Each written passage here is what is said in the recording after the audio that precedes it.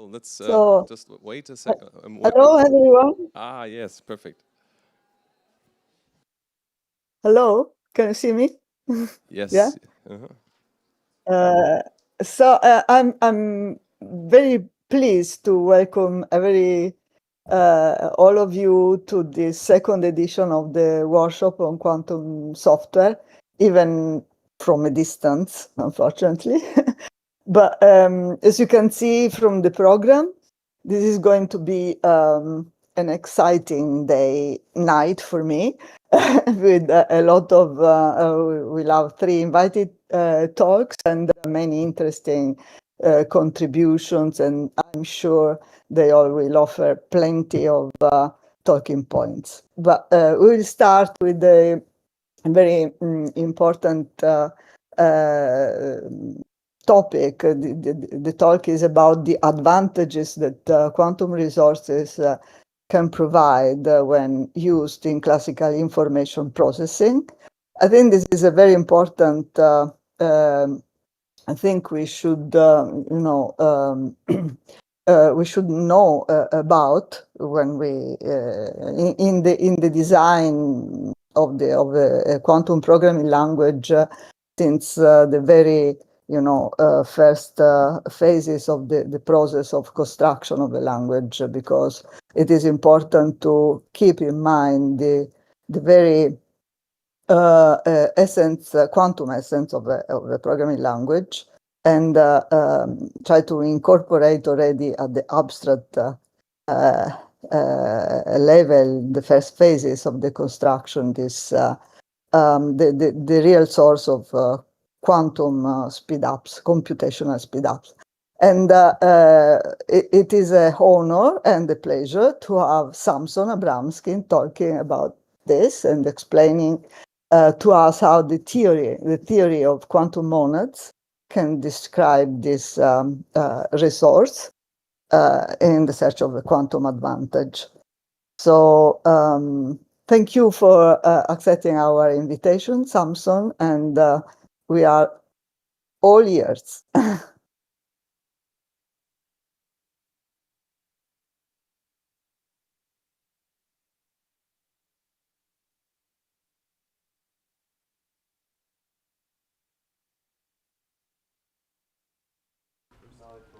it working?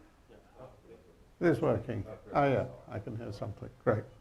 Okay, well, thanks very much, Alessandra, and thanks to all the organizers for this invitation. As I pointed out when I was very happy to receive the invitation, and it's a pleasure to participate.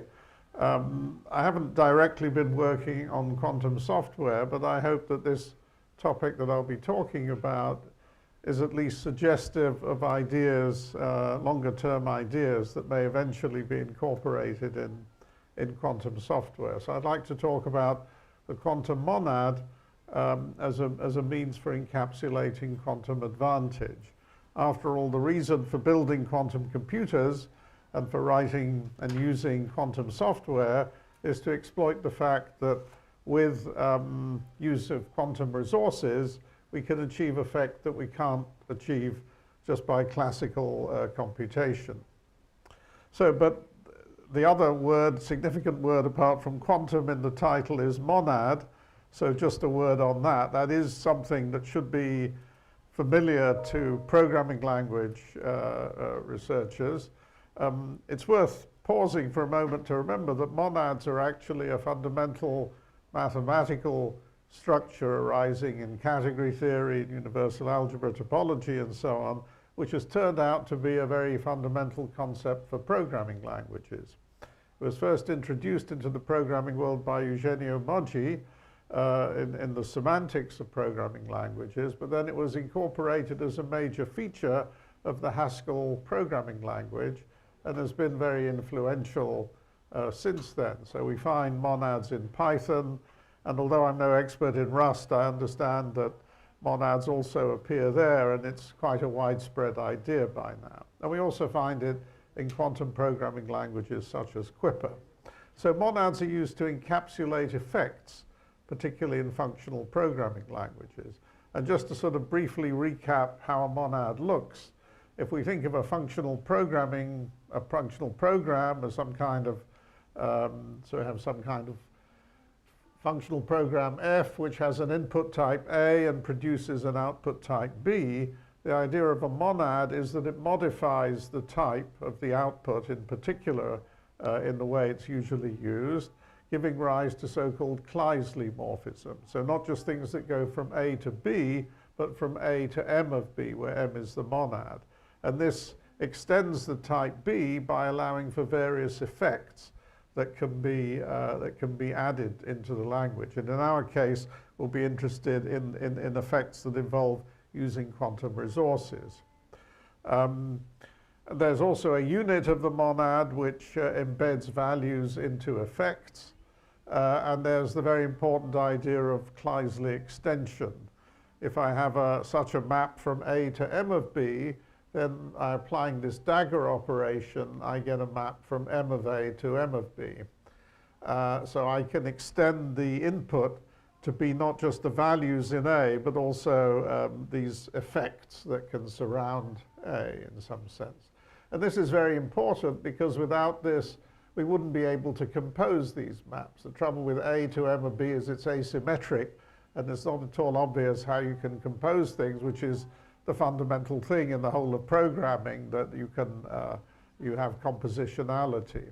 So with this Kleisli extension, if I have Kleisli maps from A to M of B and from B to M of C, by applying this Kleisli extension, I can reconcile the type of G with the type of F by applying the dagger to G, and then simply compose them to get another Kleisli map from A to M of C. So this is the Kleisli composition. So if you've used Haskell or any of the other languages I mentioned, this should be familiar to you. Of course, there's more mathematical structure underlying this, but this is what one sees at the programming language level. And to take one of the most basic examples, the maybe monad, which simply adjoins to a set or a type one extra element. So plus is meant to be disjoint union here, and this encodes a notion of partiality. So a Kleisli map from X to maybe of Y will take an input in X and either produce an output in Y, or maybe it doesn't, and that's captured by it going into this additional value that we've adjoined. And then it becomes a sort of exercise you can do while you read to work out what the unit map is and what the Kleisli extension is. So the Kleisli extension, if it gets a sort of undefined value in its input, will simply pass this over to the output. Okay, so that's monads. Now, what we want to do now is to show how some of the fundamental ideas that enter in discussions of quantum advantage, the foundational level, can be packaged as a quantum monad in quite a general setting of relational structures. Graphs you can think of as a specific, particularly important example, which gives a high-level structured approach to encapsulating quantum resources. And I'm going to present this as a mathematical construction, but the idea is, or the hope is, that it can, or one hope is that it can provide the basis for developing high-level quantum programming features. And I'll come back to this at the end. Okay, so let's begin with the classical information processing paradigm we're talking about, which is homomorphisms of relational structures. So, I mean, a relational structure is just a sort of generalization of the idea of a graph. It's a set with a bunch of relations given from a particular signature. Each relation has an arity. So the most basic case of a graph would be a set with a single binary relation. That would be a directed graph. If we make a couple of assumptions, like the relation is symmetric and irreflexive, then it becomes a simple graph. And then a homomorphism is just what you'd think it would be. It's a function on the underlying sets which takes tuples in each input relation to tuples in the relation on the output structure. So it preserves the relations which are part of the structure. So again, the canonical example would be graph homomorphisms. Now, these notions are absolutely pervasive, firstly in logic, also in logic in computer science, but in computer science itself. Relational databases are all about these kind of structures. Constraint satisfaction is exactly expressed in terms of, can be expressed in terms of homomorphisms of relational structures. Finite model theory and descriptive complexity are all about these things. It is also important in combinatorics as well. So these are very pervasive notions, and what we can ask is the question, what would it mean to quantize these fundamental structures? So here's the sort of paradigm I want to discuss of non-local games. So I guess everyone has, probably everyone has seen some version of this, but just it's a game or computer science flavored way of looking at Bell experiments is one way of looking at it. But we can just thinking of it as a game, the idea is Alice and Bob are playing, and they're meant to cooperate, but we don't allow them to have any classical communication between themselves while the game is being played. And there's a verifier who sends inputs to Alice and Bob, and they have to produce suitable outputs which meet some condition that we've imposed, some winning condition. So in particular, we can consider a homomorphism game, which is played on these finite structures, and the idea is that Alice and Bob have to cooperate to convince a verifier that there is a homomorphism from A to B. By the way, I mean, again, if you want to think of a concrete example, think of graphs. A graph coloring, let's say a 3 coloring of a graph, is exactly a homomorphism from the graph into the 3-element clique, the 3-element complete graph. So convincing the verifier that such a homomorphism exists means convincing him that there is a 3 coloring of the graph, so a very standard computational problem, just as an example to keep hold of. Okay, well, in the way we play this game, Alice and Bob are separated and not allowed to communicate. We sort of put them in separate rooms, take away their mobile phones, put Faraday cages on. Of course, if we want to go to the extreme, they're space-like separated in different kind of spaceships. There isn't enough time for them to communicate because of the boundedness of the speed of light and so on and so forth. Anyway, they can't communicate. And in a play of the game, the verifier sends Alice an index and a tuple. It says, I'm giving you a tuple from this relation, and it gives Bob an element of the set. Alice returns an output tuple corresponding to her input tuple, and Bob returns an output element corresponding to his input element. And the winning condition is that Alice and Bob win that play. Firstly, the output tuple that Alice sends has to be indeed in the output relation.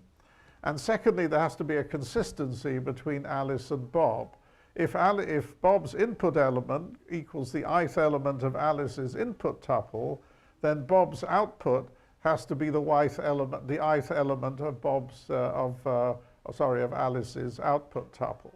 So they have to be consistent, but that's the sense in which they have to coordinate or to have correlated behaviors in order to win the game. Now, they can, use probabilistic means, throw dice or whatever, but what we're interested in here are perfect strategies, which is one in which they win with probability 1. Now, in the classical setting, with these constraints that Alice and Bob can't communicate during the game, then it's easy to see that the only way they can always win is if there really is a homomorphism from A to B, which they've agreed on in advance, and they simply play according to what the homomorphism tells us. But if we allow quantum resources, the situation changes rather radically. So how would we play the homomorphism game with quantum resources? So now we consider there are Hilbert spaces, which we're going to think of as in a tensor product. So Alice can access H and Bob can access K. Alice can only perform operations on H and Bob only on K. So they're localized in that sense. And then corresponding to each question that the verifier might ask Alice, she has a quantum measurement. a POVM, whose outputs lie in the possible output tuples of the output structure. And similarly, for each input that Bob can get, he has a quantum measurement, a POVM, with the outcomes lying in the possible values of the output structure. And how do they use these resources? When Alice gets her input, she measures, she performs the corresponding measurement on her part of the state. And similarly, if he's given his input, Bob performs his corresponding measurement on his part of the state. These parts are separate, but of course the state may be entangled, and in cases of interest will be entangled. And anyway, they obtain this joint outcome with the probability given in the usual way by what you will recognize as the Born rule. I haven't used Dirac notation here, but it's just the usual formula for computing the probability of performing a quantum measurement in a given state. So now we say that if with probability 1 the outcome satisfies the winning condition, then this is a quantum perfect strategy. And we can write the winning conditions explicitly in terms of the quantum operations. So remember what the winning conditions were. We have to get an output tuple correctly in the corresponding relation of the output structure, and there has to be this agreement between Alice and Bob. And that translates into, so what we're saying is we never get the wrong outcome. We never get something that violates those conditions. And we can express that in terms of these two conditions, that we get a probability of 0 of ever doing something that violates the conditions. So we always get a positive, so whenever we get a positive probability, we've satisfied the conditions. So this strategy always wins. Okay, so what would be an example of this? Well, we can use a familiar example, well, familiar to many, of the Mermin or Perez-Mermin magic square. Now, how does this look? We have a bunch of variables which we arrange like this, 9 variables, and the values we can observe from these variables are 0 or 1. And we require that each row and the first 2 columns have even parity, and the final column has odd parity. And if we write that down as some equations over Z2, we're saying, so we think of it as Boolean variables, and we just use exclusive OR. We're saying if we take the exclusive OR in the rows and the first 2 columns, we get 0. That's a way of saying we get even parity.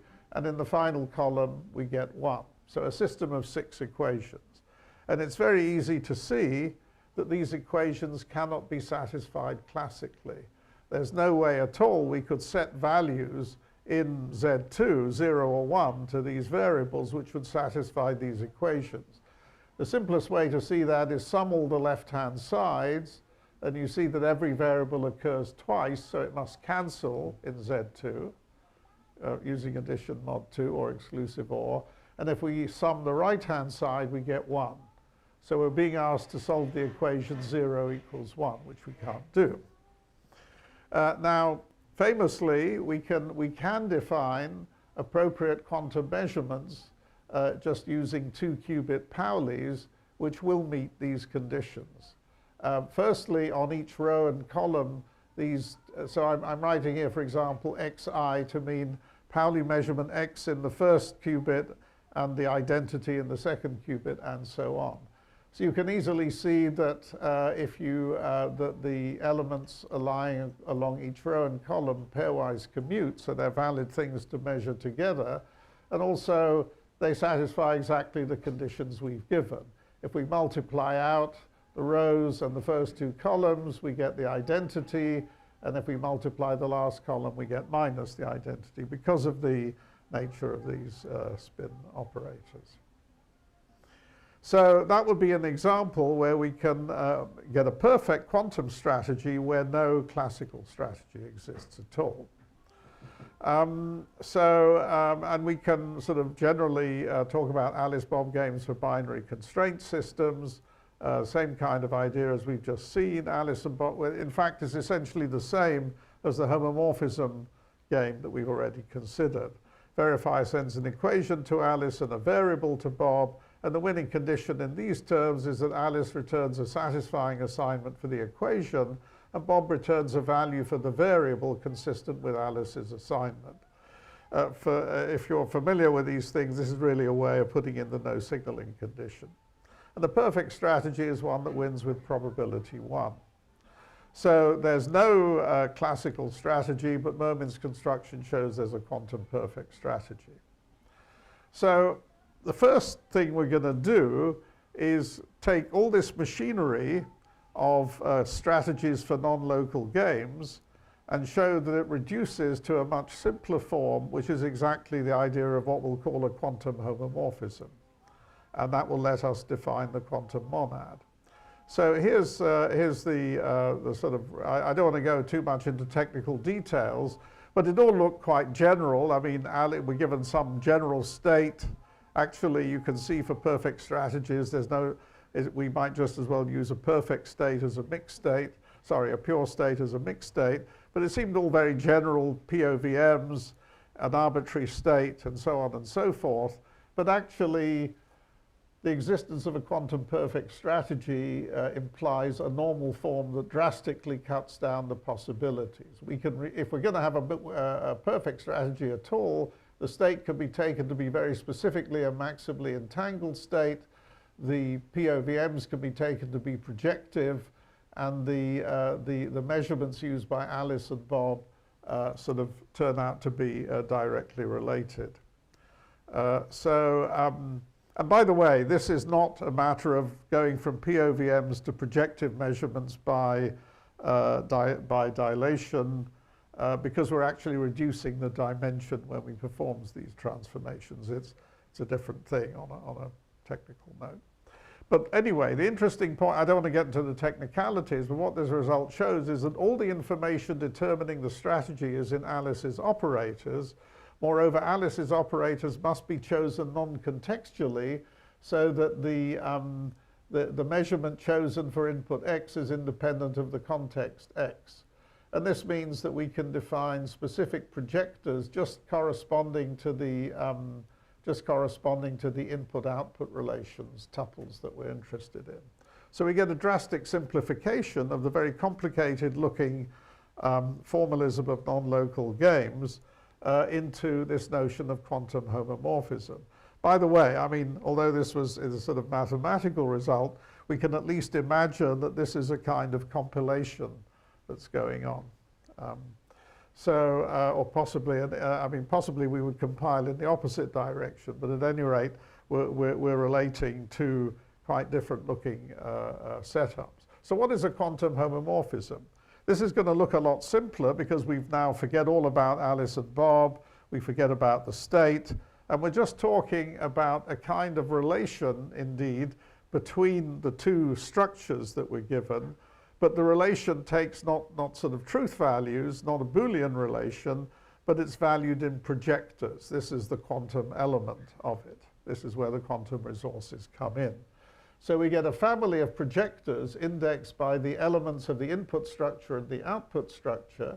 And the first condition says, for fixing each input, this is going to give us a resolution of the identity. So it's going to be a well-defined quantum measurement on the outcomes. So the outcomes will correspond to the possible outputs that we might give given a certain input from the input structure.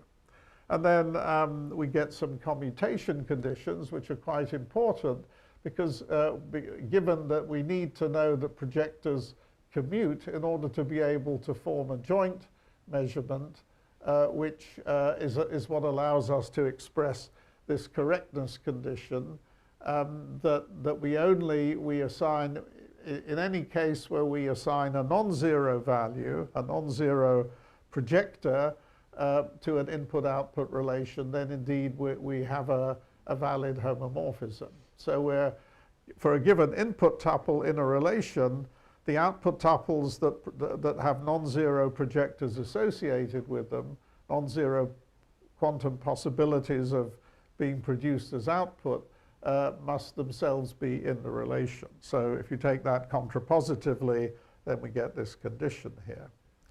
And so we can write the existence of a quantum homomorphism in this way with this arrow Q. And then what we have, by virtue of the sort of this reduction of structure that we just saw in the previous slide, is that to have a quantum homomorphism is exactly equivalent to having a quantum perfect strategy for the homomorphism game from A to B. So we started off with this complicated operational scenario of a non-local game where we try and convince the verifier that we have a homomorphism, and we end up with this more structural idea where most of that structure is gone, and we just get these projector-valued relations. And now we can take one further step, which is what gives us the quantum monad. And the beauty of this is that this will be, we will modify the structure, but the morphisms will now be ordinary classical morphisms of relational structures. So to be a quantum homomorphism from A to B, which as we've just seen corresponds to having this winning strategy for the quantum strategy for the homomorphism game, is going to be exactly the same as having a classical homomorphism from the input structure A to this modified type, not B, but this quantum monad of B. So this is the idea of the quantum monad. So it modifies the type in the same way that any monad modifies the type, as we were recalling earlier, like the maybe monad and so on. So quantum homomorphisms from A to B correspond bijectively to classical homomorphisms from A to Q of B.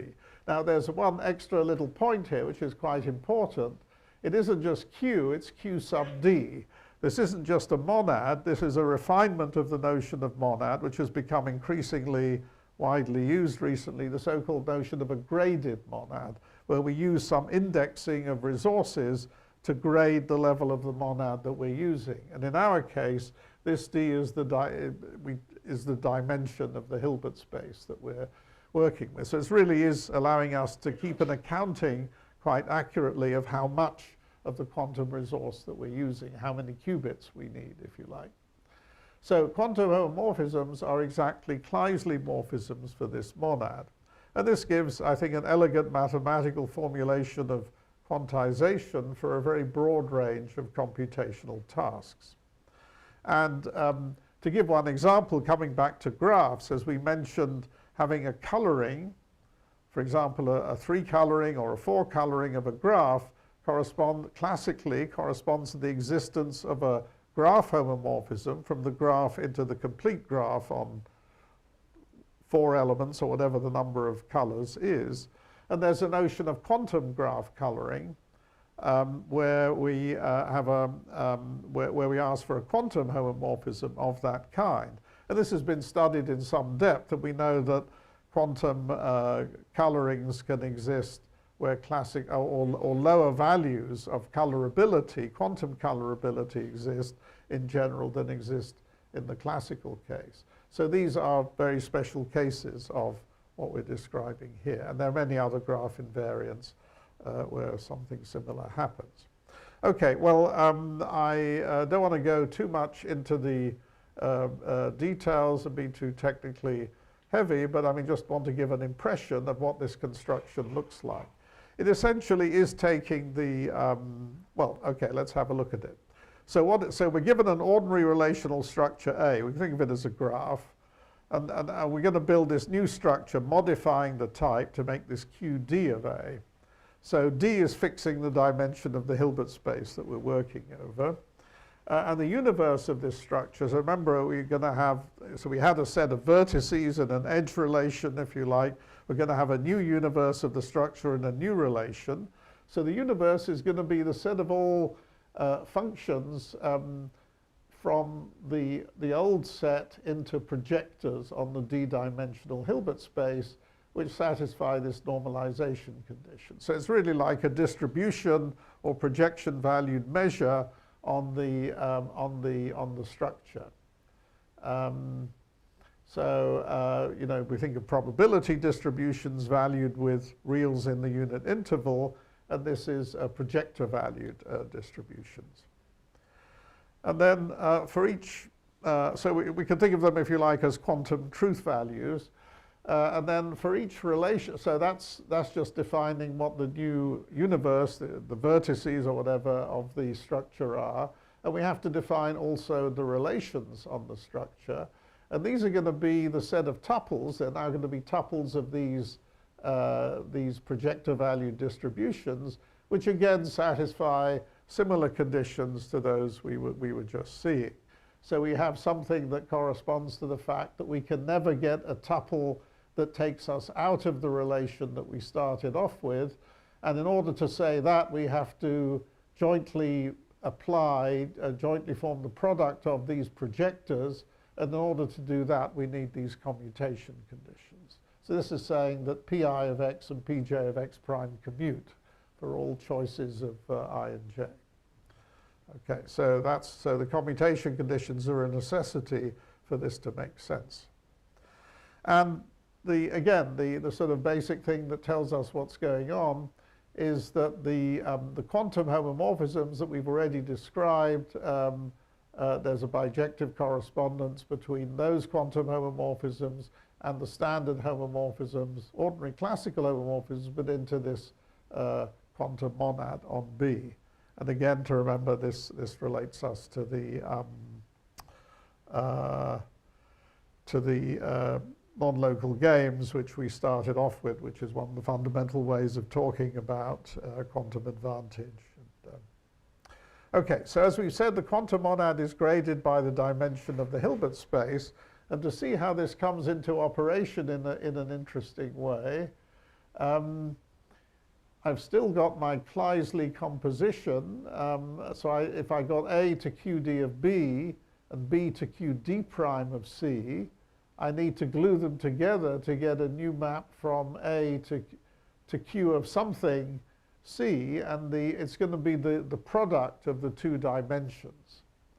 And this is not so surprising, because if you think about, if we go back for a moment to the non-local games where we had Alice and Bob living on the tensor product and applying their local measurements, that underlying idea is still here, because of course if you have a d-dimensional Hilbert space and a d-prime dimensional Hilbert space, the dimension of their tensor product is d times d prime.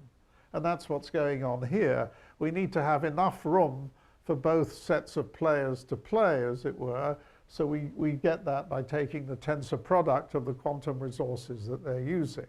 So we can sort of operationalize this again in terms of how we would actually perform the non-local games that would underpin these quantum homomorphisms.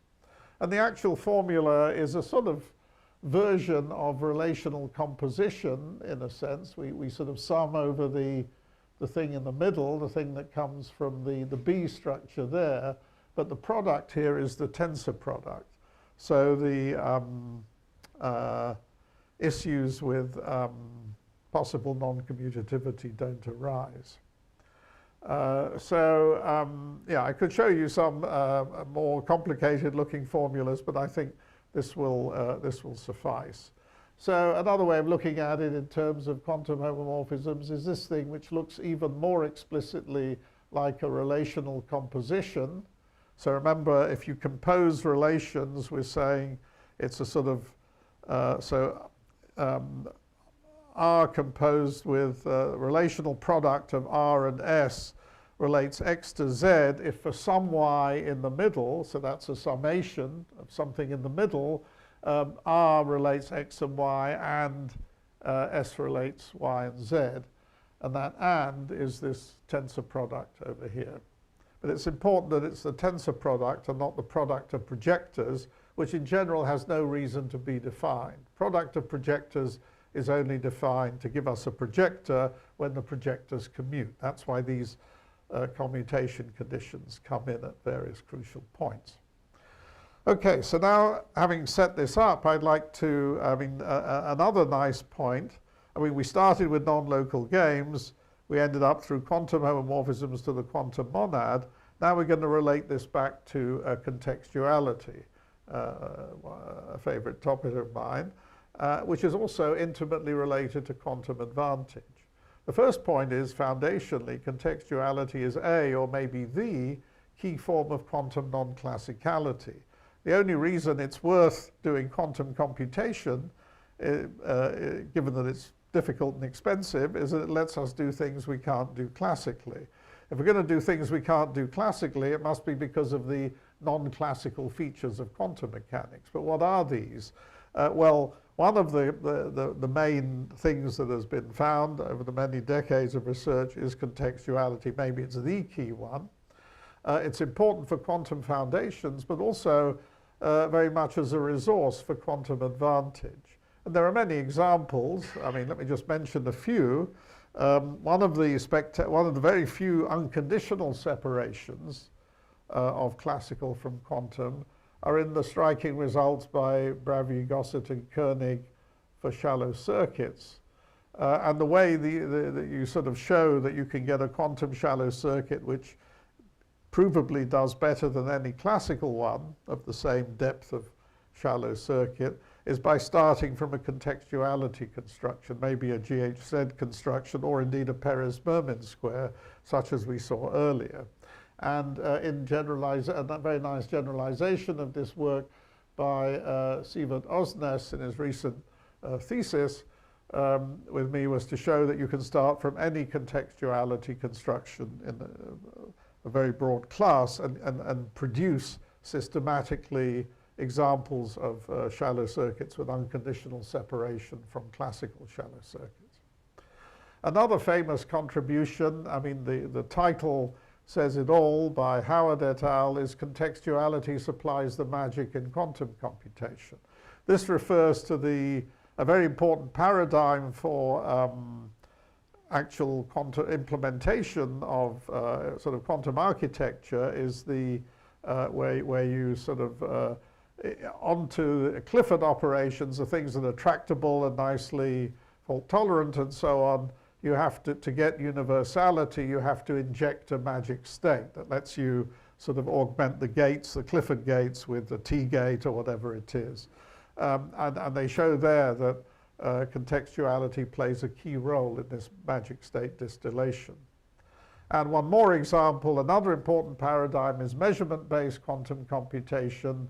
And again, provably, contextuality is a key resource for quantum advantage in measurement-based quantum computing, with work by Robert Rausendorf and then by myself and some colleagues on that topic. And there are many more examples. But anyway, the main point is contextuality is very strongly related to quantum advantage.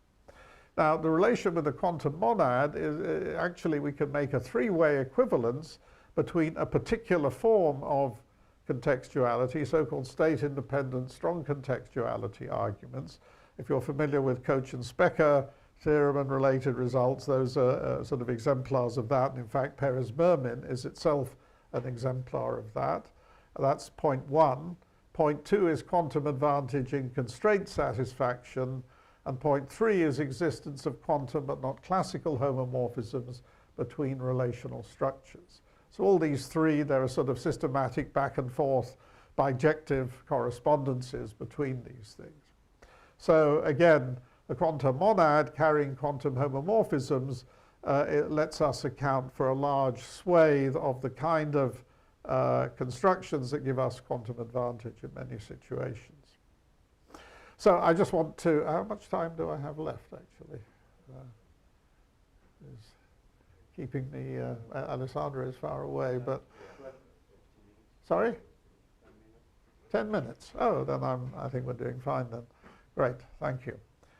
So just, I don't want to sort of, again, go into too much detail, but just to say a little bit about contextuality in case it's not familiar. The essence of contextuality is that not all properties can be observed simultaneously. This is to do with the fact that, you know, projectors, or more generally quantum, observables don't commute, and they can't be formed into joint observables. Those things that can be formed into are jointly observable can provide a family of partial classical snapshots which overlap, and and this brings us back to the non-classicality. Contextuality arises where there's a family of data which is locally consistent but globally inconsistent. You have this family of these snapshots They agree locally on overlaps, but there's no one thing out there which sort of results from gluing them all together. And you can think of this as why there's no classical solution, and yet there can be a quantum one. So there's sort of this, as a nice way of sort of visualizing this idea of local consistency and global inconsistency. Suppose we saw some structure in the distance and we took some snapshots of parts of it, and then we looked at these individually. Each of them looks okay. We can even see they're locally consistent because where they adjoin, they match up in a reasonable way. So a locally consistent family of data. So surely there must be something out there that accounts for all these snapshots that we see. If we put it all together, we get what you may recognize as the famous Escher ascending and descending staircase, a sort of visual paradox. It seems to be either always going up or always going down. Actually, this was suggested to Escher by Roger Penrose and his father, I believe, a long time ago. And it's actually even mathematically quite related to contextuality as it arises in quantum mechanics. Anyway, if we start formalizing this, then we find we're not so far away from constraint satisfaction and homomorphisms. Again, I don't want to belabor the details, but this is a general approach to formalizing these things, which covers a very wide range of things and has proved to be robust and can be developed in various ways in this form introduced with Adam Brandenburger quite some time ago. So we have a family of variables, if you like. We abstract the idea of which variables can be measured together into this set of contexts, so simply sets of variables that can be measured together, and then there are possible outcomes for each variable. And then what we call an empirical model, an observed table of data, which we either get from experiments or observations, or perhaps by theoretical prediction, is going to be a family of probability distributions, one for each context, which tells us the probability of getting each particular assignment of values or outcomes to each of the variables in the context. That's pretty general. And then the idea of local consistency is that if you take any pair of contexts and you marginalize to the variables that they have in common, you get the same distribution. So locally, everything looks consistent. They agree on their overlaps. This is a very important point about the quantum story. That's why you get the same projector or effect appearing in many different measurements and getting consistent outcomes according to the consistent statistics according to the predictions of quantum mechanics. So this is the local consistency. Whoops.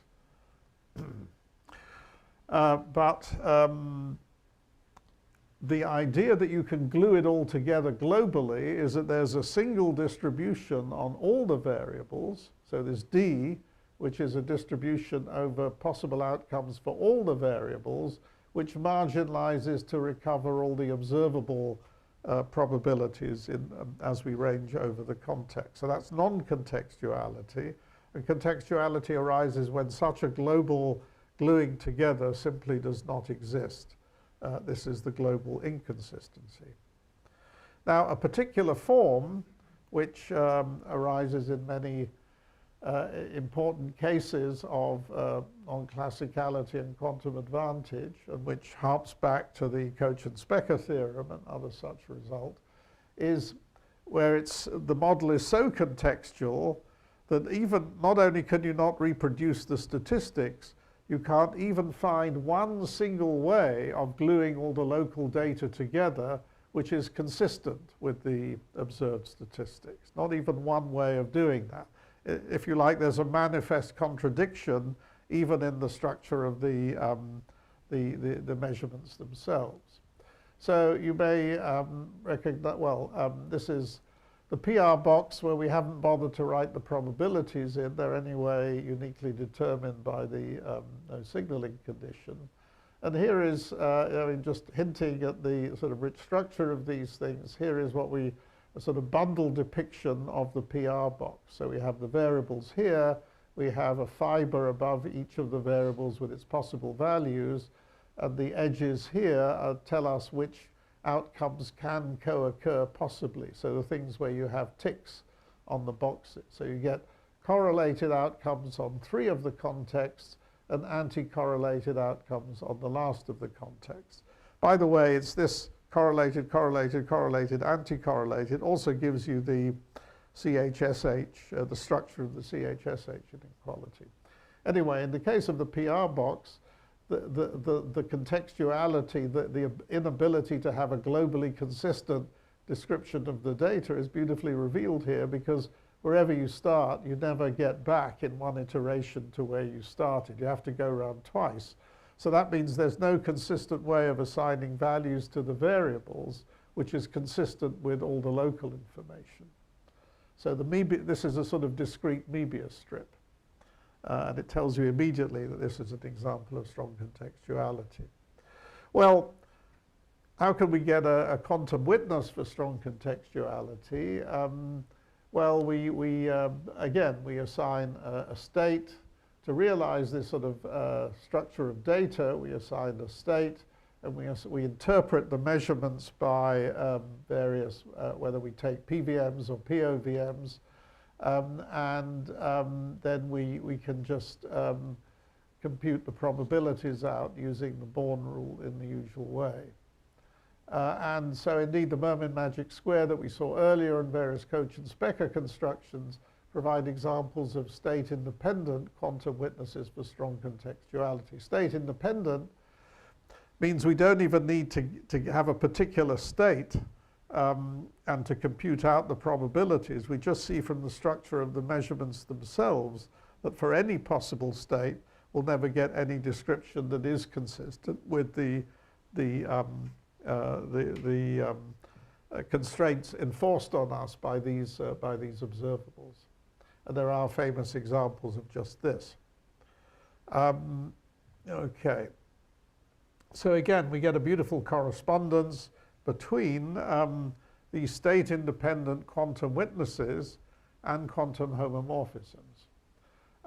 Essentially, the idea is that having this single consistent assignment that we need to avoid strong contextuality is exactly like getting a satisfying assignment for a constraint satisfaction problem.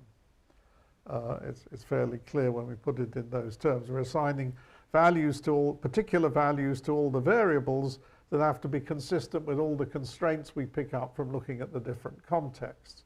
So the absence of such a thing classically means that there's no classical solution, and where nevertheless we can realize all that structure in a quantum way, then we get a quantum solution. So what we get is a one-to-one correspondence between state-independent quantum witnesses and quantum homomorphism. So again, we pick up all those examples from the literature of where we can demonstrate quantum advantage. An interesting point here, which comes back to the sort of foundational topic, is that, I mean, the reason that Bell proved his theorem on non-locality, having previously, in fact, proved his own version of the Koch and Specker theorem, is he wanted a theorem with weaker assumptions, although the conclusion is also weaker, because he didn't want to rely, because he wanted to be able to rely on space-like separation and no signaling to support the assumptions, the hypotheses of the theorem. We can actually have your cake and eat it too. You can turn a state-independent contextuality proof into a Bell-type non-locality proof, essentially by putting in a state which just serves to a maximally entangled state, which serves to correlate Alice and Bob, and then playing this contextuality witness in both Alice and Bob. And essentially that's how, in the end, we relate these state-independent contextuality witnesses to quantum homomorphisms and then ultimately to non-local games. Okay, well, let me mention, one of the things that seemed very appealing when we introduced the quantum monad was that at about the same time, in some other work with Anuj Dawar and other colleagues, we introduced a structural way of talking about, again, about relational structures, but now with a view to classical finite model theory, descriptive complexity, constraint satisfaction, those things I was mentioning earlier on as why homomorphisms of relational structure already play a big role in classical computer science. So we have this structural way of talking about that using so-called game comonads, where the kinds of games involved are things like bisimulation or Ehrenfeucht-Freysse games, games for comparing structures, where one side tries to show the structures are the same, and the other, spoiler and duplicator, the other one tries to show that they're different, and fooling the one who tries to show that they're different, it corresponds to showing that you preserve all the properties up to what you can express in a given logic. So it's a very rich paradigm that's been extensively developed in computer science. So the question that arose is, can we combine the quantum monad with game comonads to provide a basis for a quantum finite model theory and quantum descriptive complexity? So it's a very appealing prospect, but then actually doing it turned out to be difficult.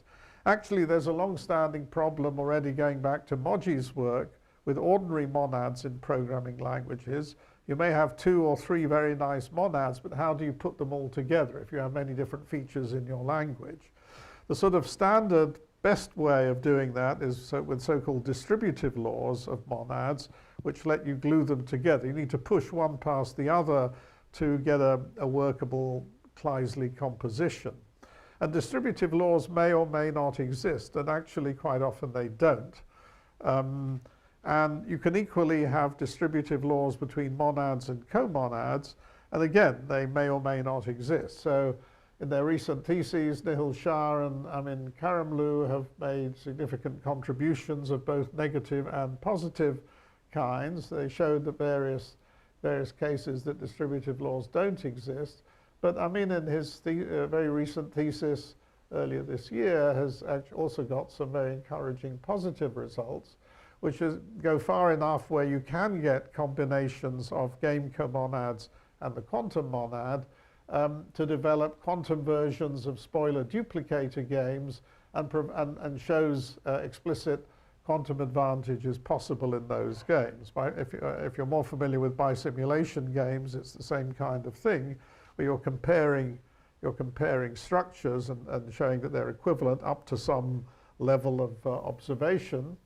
And you can find examples where you can win the game using quantum resources, using this combination of the quantum monad and game comonad that you can't do with classical resources. Okay, so just to finish up, there are, of course, various things that one would like to take further. We mainly talked about state-independent contextuality, but there's the whole world of state-dependent contextuality. We talked about perfect strategies, but it would be interesting to look at the non-perfect case and quantifying bounds on success probabilities. And since we have a well-developed theory of quantifying contextuality with measures such as the contextual fraction, that should be applicable here. But the main question I'd like to mention, and it's really a question which I find very interesting and brings us back to the actual theme of this workshop, is this is a sort of mathematical construction that which sort of comes from the sort of foundations of quantum advantage and so on. But can we bring it back and realize it in a quantum programming language? We know monads can be useful in programming languages. Can we embed the quantum monad and related structures into a quantum programming language? I think it may be possible to do that, but it's a non-trivial exercise. And the way I see it, at the moment, quantum programming languages, to a large extent, have high-level wrappers around low-level actual quantum features. So you just manipulate circuits and so the quantum level. We can see showing that something is a morphism in this quantum monad as a rather high-level statement about what that program is doing, which carries quite a lot of information with it. And I think we could imagine a sort of combination of formal verification, type theory, formal verification, and compilation, which would let us write code and eventually certify it as having this kind of type involving the quantum monad, which would then immediately prove something not just about that it's sort of faithfully representing a circuit, but that, you know, they're sort of sort of precise statements that can be made about the quantum advantage that's obtained by this program. So I think, to me, that's a sort of interesting line of possible research, and I hope may be of interest in stimulating future research in incorporating higher level features of quantum structures into future programming languages. So I'll just finish up by mentioning a sort of main reference on the quantum monad from a few years ago, a recent thesis by Amin, which I just mentioned as my co-authors. And thank you very much for your attention.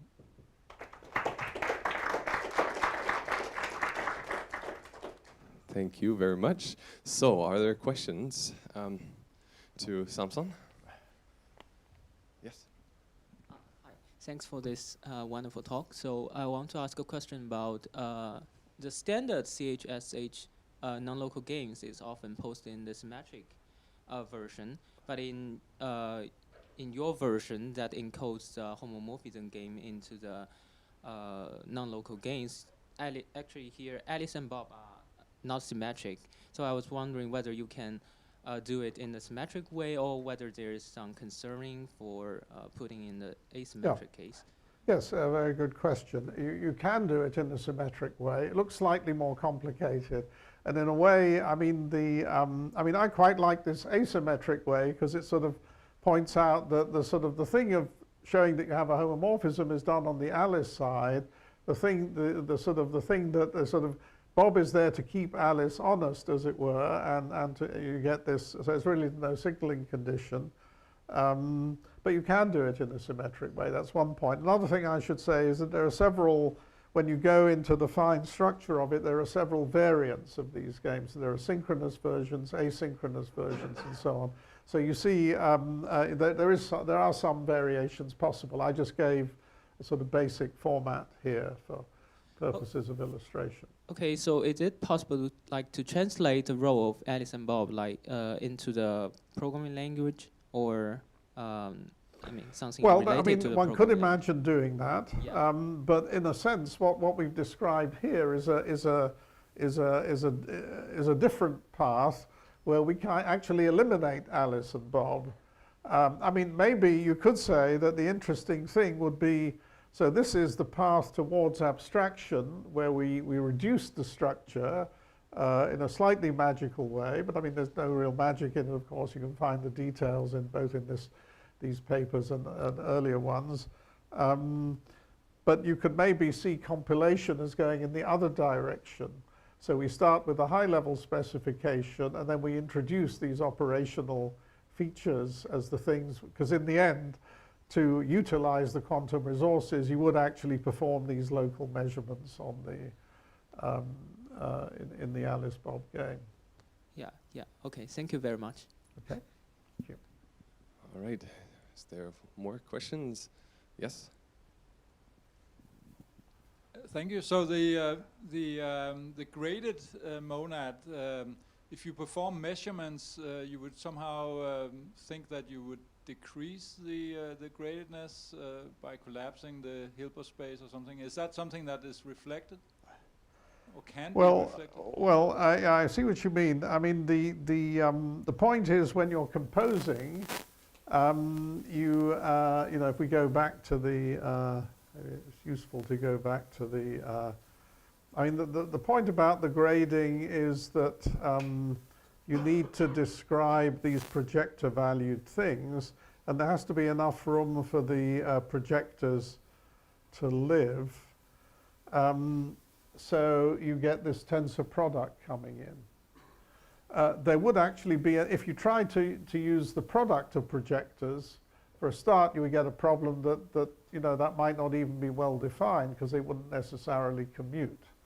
You can also think of this tensor product, again, if you think of the underlying non-local game, you've got Alice, Bob in the first corresponding to the first morphism, and another Alice 2 and Bob 2 for the second morphism, and everyone has to play, so where do they play? And you create sufficient resources that they can both play using the tensor product. So then the reason you get this d prime is just taking the dimension of the tensor product. I mean, that's how it arises. Of course, when you perform the specific measurements, you are, in some sense, destroying that part. Well, if you think of it that way, destroying that part of the system. But that's exactly why you need separate resources for both sides to operate. Okay, is there one more? Yes. Okay. So if I understood you right, earlier you mentioned that in the quantum world you can color graphs using fewer colors than in the classical world. Yes. But I'm not really familiar with this field. So, but when I do a cursory search, a web search, what comes out is quantum algorithms to speed up classical graph colorability. Well, so do you have a link that I could read more about It's this? a good, I mean, yeah, I mean, of course, you could say that, I mean, so in a sense, this is just yeah, I mean, there's a mathematical question that can you win this graph coloring game or whatever using quantum resources, and you get this different answer. So that is not the same thing as taking a classical algorithm, executing the same algorithm with the same inputs and outputs, but doing it faster. So it is a different kind of species of problem. So it's a different dimension of quantum advantage. Of course, we're interested in both, I think. All right, thank you very much. I think in the interest of time, let's leave it there. If there are more questions, more discussions, you'll stick around, right? Sure. Cool. Yeah. Awesome. Let's thank Professor Abramsky one more time.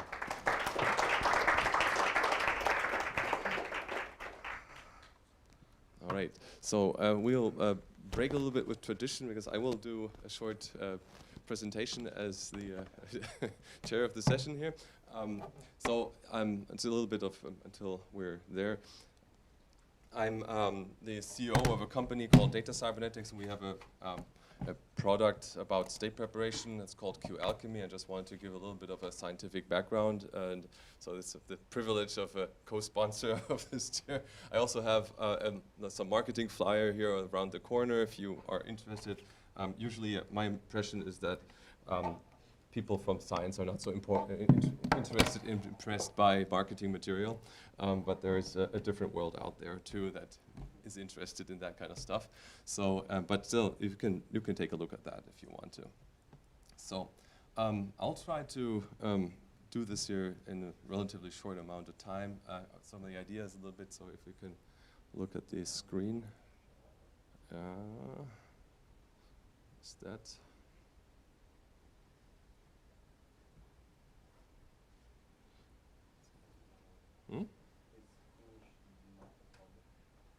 Probably, yeah. Oh, there we go. Super nice. Okay, yeah. So the thing that I want to talk about is something that's called the Tucker iterative quantum state preparation, and we'll be talking about state preparation later in the workshop here. Also a little bit about the software as a service here. I want to make a little bit of a case why it's necessary to commercialize this here.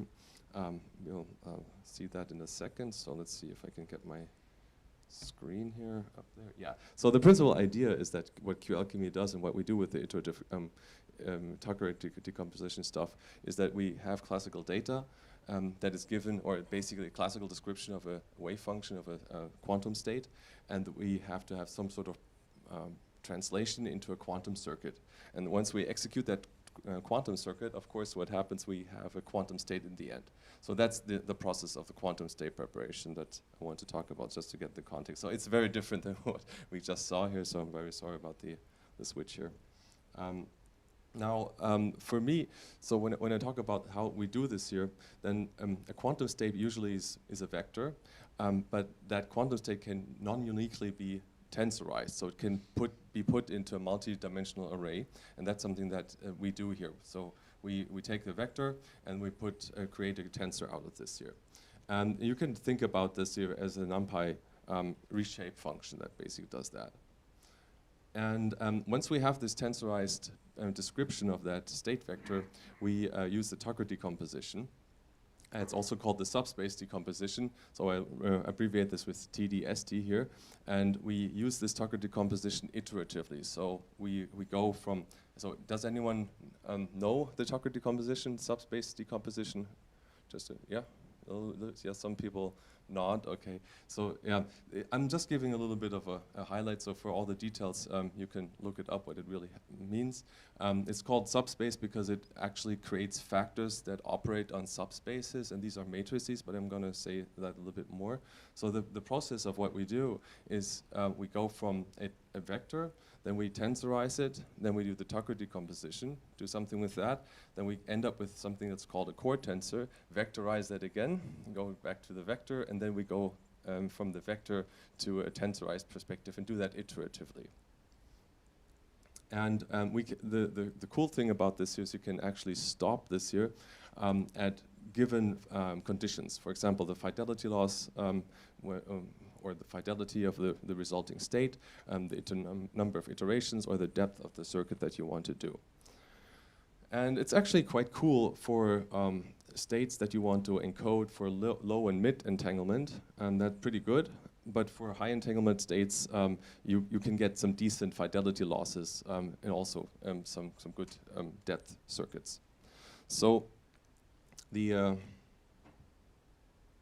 so what I mean by vectorize or tensorize from a vector, so we have a v, vector v, and then we create this tensor here. This is a multidimensional array, basically. And after that, the Tucker decomposition basically finds these factors w, 1, 2, and 3, and there's a core tensor g over there. And these crazy x's here with numbers here are mode multiplications.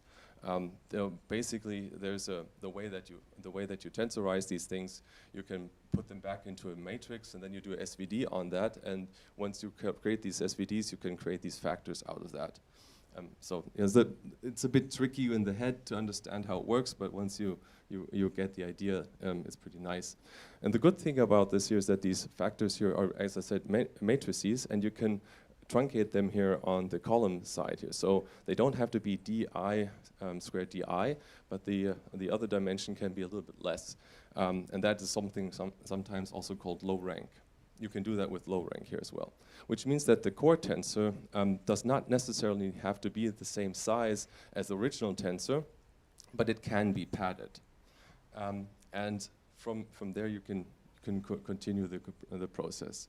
So the really nice thing about the Tucker decomposition that really struck me at the beginning was that these mode multiplications here basically really can be interpreted as a tensor product of different operators, unitary operators.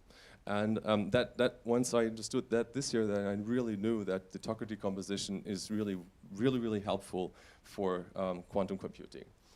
What you can see here is that each of these, because it is a tensor product of different unitary operators, you can apply them here on different subspaces of your Hilbert space. Yeah, this notation here means that there could be multiple qubits, and so you now have these factors here independently and parallelly applied to several qubits, and then you still have a core tensor. Now, the core tensor G, I say ket G, which is a bit of an abuse of notation here, because it's a tensor, but you have to vectorize it back. Vectorize is just, again, a call reshape, and you put it up to the ordering back into a vector form. And this is what this core tensor really is. And so again, abusing a little bit of the notation here, these are matrices and these are unitary operators. If there's anything that we have to do, then we have to pad them, with orthogonal basis vectors, so we end up with unitaries in the end. And the core tensor, as I said, has to be vectorized as well, so we have an interpretation, again, as a quantum state. Now, as I said, the core idea is to really do this iteratively. So we choose a tensorization, and this is like kind of the tricky part and the magic sauce also. So finding the right tensorization such that the entanglement of your core tensor G is less than T. That's the goal here. Otherwise, it wouldn't finish, right? So you repeat until a G is either a product state or the fidelity is lost. And you can see this here in this picture here. You start here with the first Tucker decomposition. You get the first core. Then you apply the same method with a different tensorization on the core, and you get a second core. And you continue this here all the way through until you have the conditions met. And in between here, we have these pies in here that are basically looking at the sort of a permutation of the qubits. So I said that we need to find the right tensorization that this method actually works, and that's a bit tricky to find. But you can find these things, and then it works. And what is interesting here is that the more layers you add, the closer you get to the state that you actually want to do. And what you see here looks like a really bad story. It takes a couple of layers, increase the fidelity quite good, but then it really takes a long time to reach one. It really never reaches one in this graph here. But this is also one of those examples of quite high entanglement state. So this is a 0.83 with a geometric entanglement measure. So it's actually pretty tough to do that here. So then, of course, there are some core questions here. That's an iterative scheme. It has to stop. How do we know it really does? What is a good tensorization? So you have to find the right reshape and do some shifting around and swapping of gates and qubits. And then, of course, why is the choice of geometric entanglement here a good one? And then there are a lot of other ways how to do quantum state preparation, actually, not only with this entanglement-related topic. And what about those? So, I mean, let me see what the time is. Yeah, we should wrap up here. We can maybe skip the questions, and I just wanted to then go to the quick overview of this software as a service. So my point here for this kind of service to have it commercially available is that if you want to really encode this here in a really big quantum state, like 34 qubits doesn't sound much, but it's already 256 gigabytes of data if you take a 32-bit floating point precision. And it goes even worse if you go to 40 qubits, you end up with 16 terabytes. So these are sizes that you can no longer do readily on your laptop. So you already see that you have to have some sort of HPC calculation. And then 300 qubits shouldn't be a rare occasion either in quantum chemistry calculations. Granted, 300 qubits is very sparse, but we have to have systems doing that as well. And if you compress everything to a dense vector, the pure data is probably going to be in this area here as well. So at some point, if we really want to do any meaningful stuff, we'll probably have to do a lot of computations here. And that's why I say that there is some need for professional software engineering here, and this is what we designed to do. Yeah, our primary customers are hardware vendors, like IBM, IQM, Rigetti, IonQ, and so on, or integrators, AWS, Google, and Microsoft, or really enterprise power users. We really want to provide a native initialized gate for each platform, and we're really not going for education or really science per se. As a target group here. One thing that we want to do is to give out a free-to-use binary next year, so you can use this because right now it's a software as a service with an API. The latency is really bad, and we don't like it very much. If you want to go and hook it up and try it out, you go please to portal.qalchemy.com. This is the QR code, and you can sign up. Once you sign up, there is up here in the lower left here, API keys. You can create an API key and then download the SDK.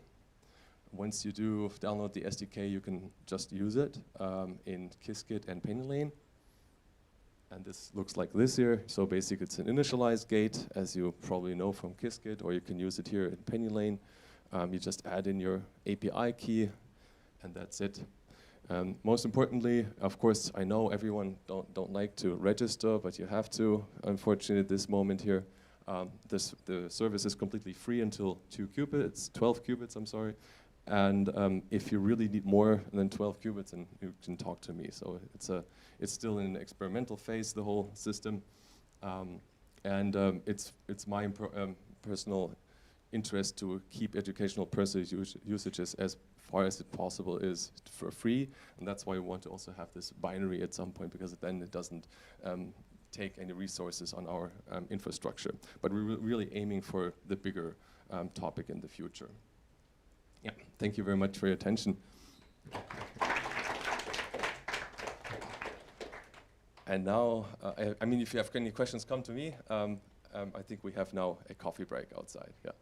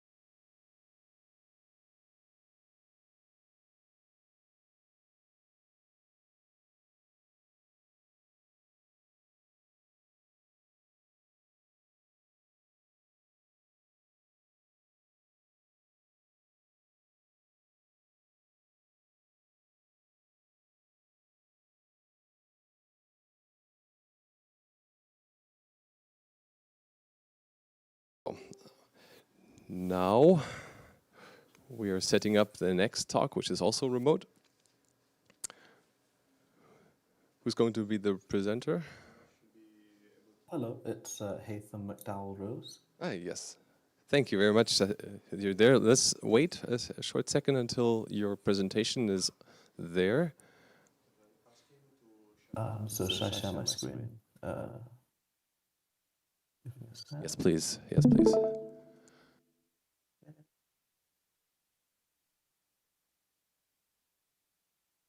Should I turn on my video as well, or? Yes, perfect. We can see the video, maybe full screen, something like that. Oh yeah, sure. Give me a sec. If I do this, is it in presenter mode now? It's fine. It's not presenter mode, but it's fine. That's interesting. It should be. Maybe that's the wrong If I screen. go in F5, have I shared the wrong screen?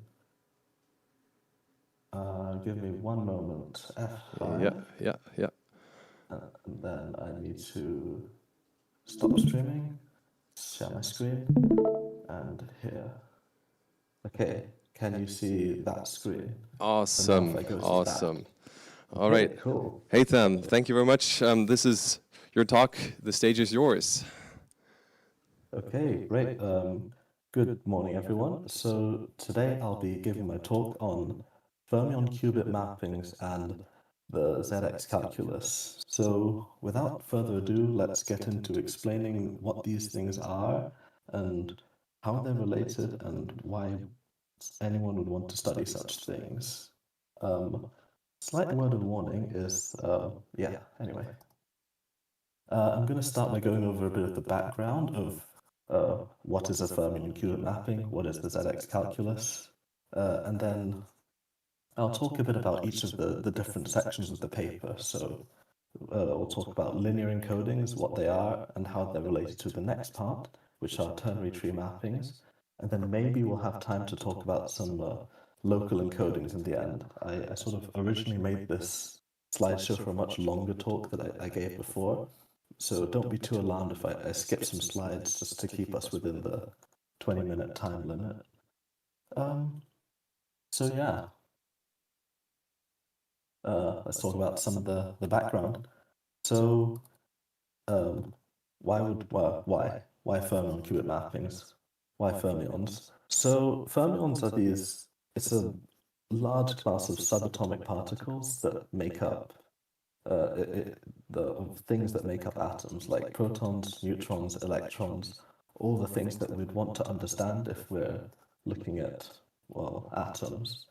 And historically, these atomic systems have been quite expensive to simulate on classical computers, and we hope to use the quantumness of quantum computers to help us in simulating these systems and understanding problems in chemistry and condensed matter physics a bit better. That's the ultimate goal of this, is to simulate these systems on a quantum computer. So mathematically, a fermionic system is described by the fermionic operators, those being the creation and annihilation operators.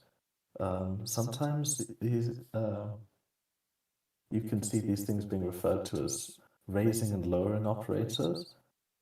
Sort of, you can imagine that a creation operator creates a fermion where there isn't one, and an annihilation operator takes a place where there is a fermion and makes there not a fermion.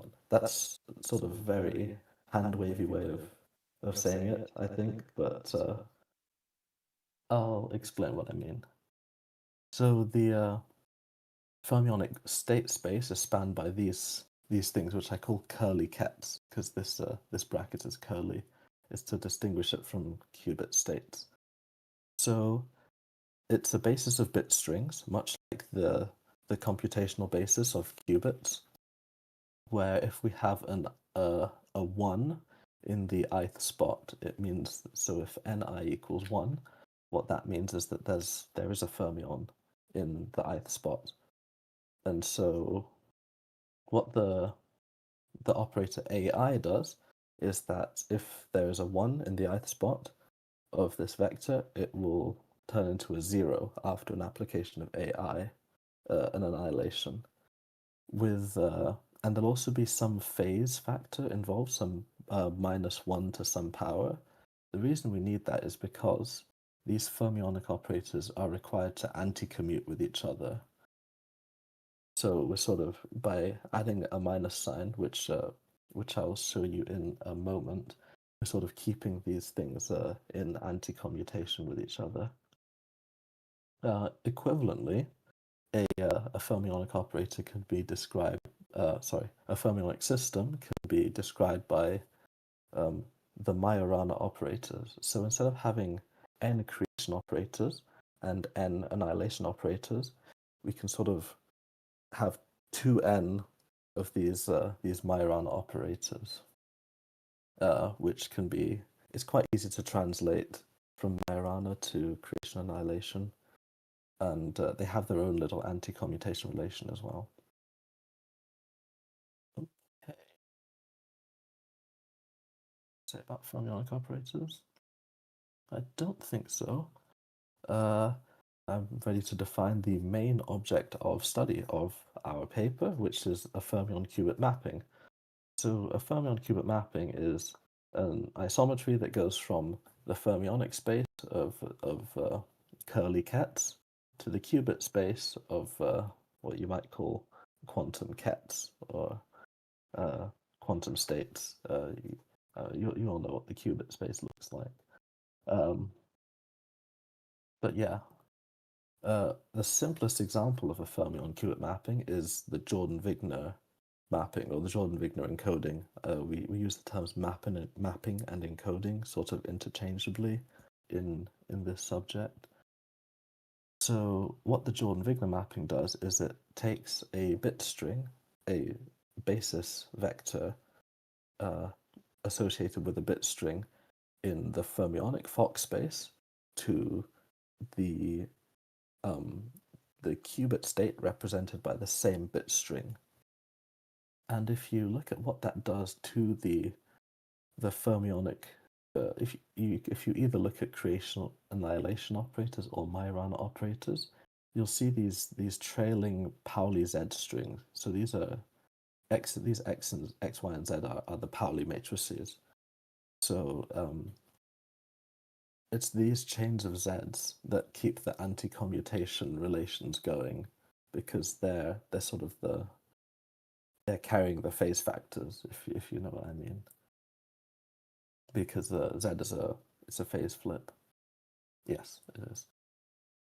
Okay, how are we doing for time? Okay.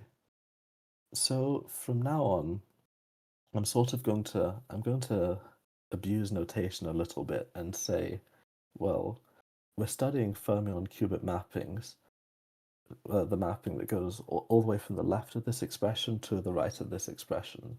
But we're sort of going to factor through Jordan-Wigner, and we're going to just study the qubit isometry part of it and not think too hard about Jordan-Wigner happening under the hood. We're just going to sort of take Jordan-Wigner for granted now that we've introduced it, and we're going to deal with the part of it that's a qubit isometry. But don't worry too much. It's not that big of a change. Okay, now the ZX calculus. Some of you may have seen this before. If you have, great. If you haven't, don't worry too much. The main takeaway is that it's a graphical language for representing linear maps on qubits. It's found uses in all sorts of areas of quantum computing. I couldn't name all of them off the top of my head, but it's been used in quantum error correction, quantum chemistry, circuit synthesis, really all sorts of things. But I shall digress a little bit. It is generated by, so these things here are called spiders. You can sort of see why if you look at them. got a lot of legs and a circle in the middle, kind of like a spider.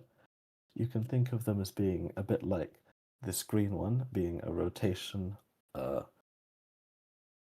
around the z-axis on the block sphere, or the red one around the x-axis. These are sort of the z-gates and x-gates, or z-spiders, x-spiders, hand-waving a little bit to save time.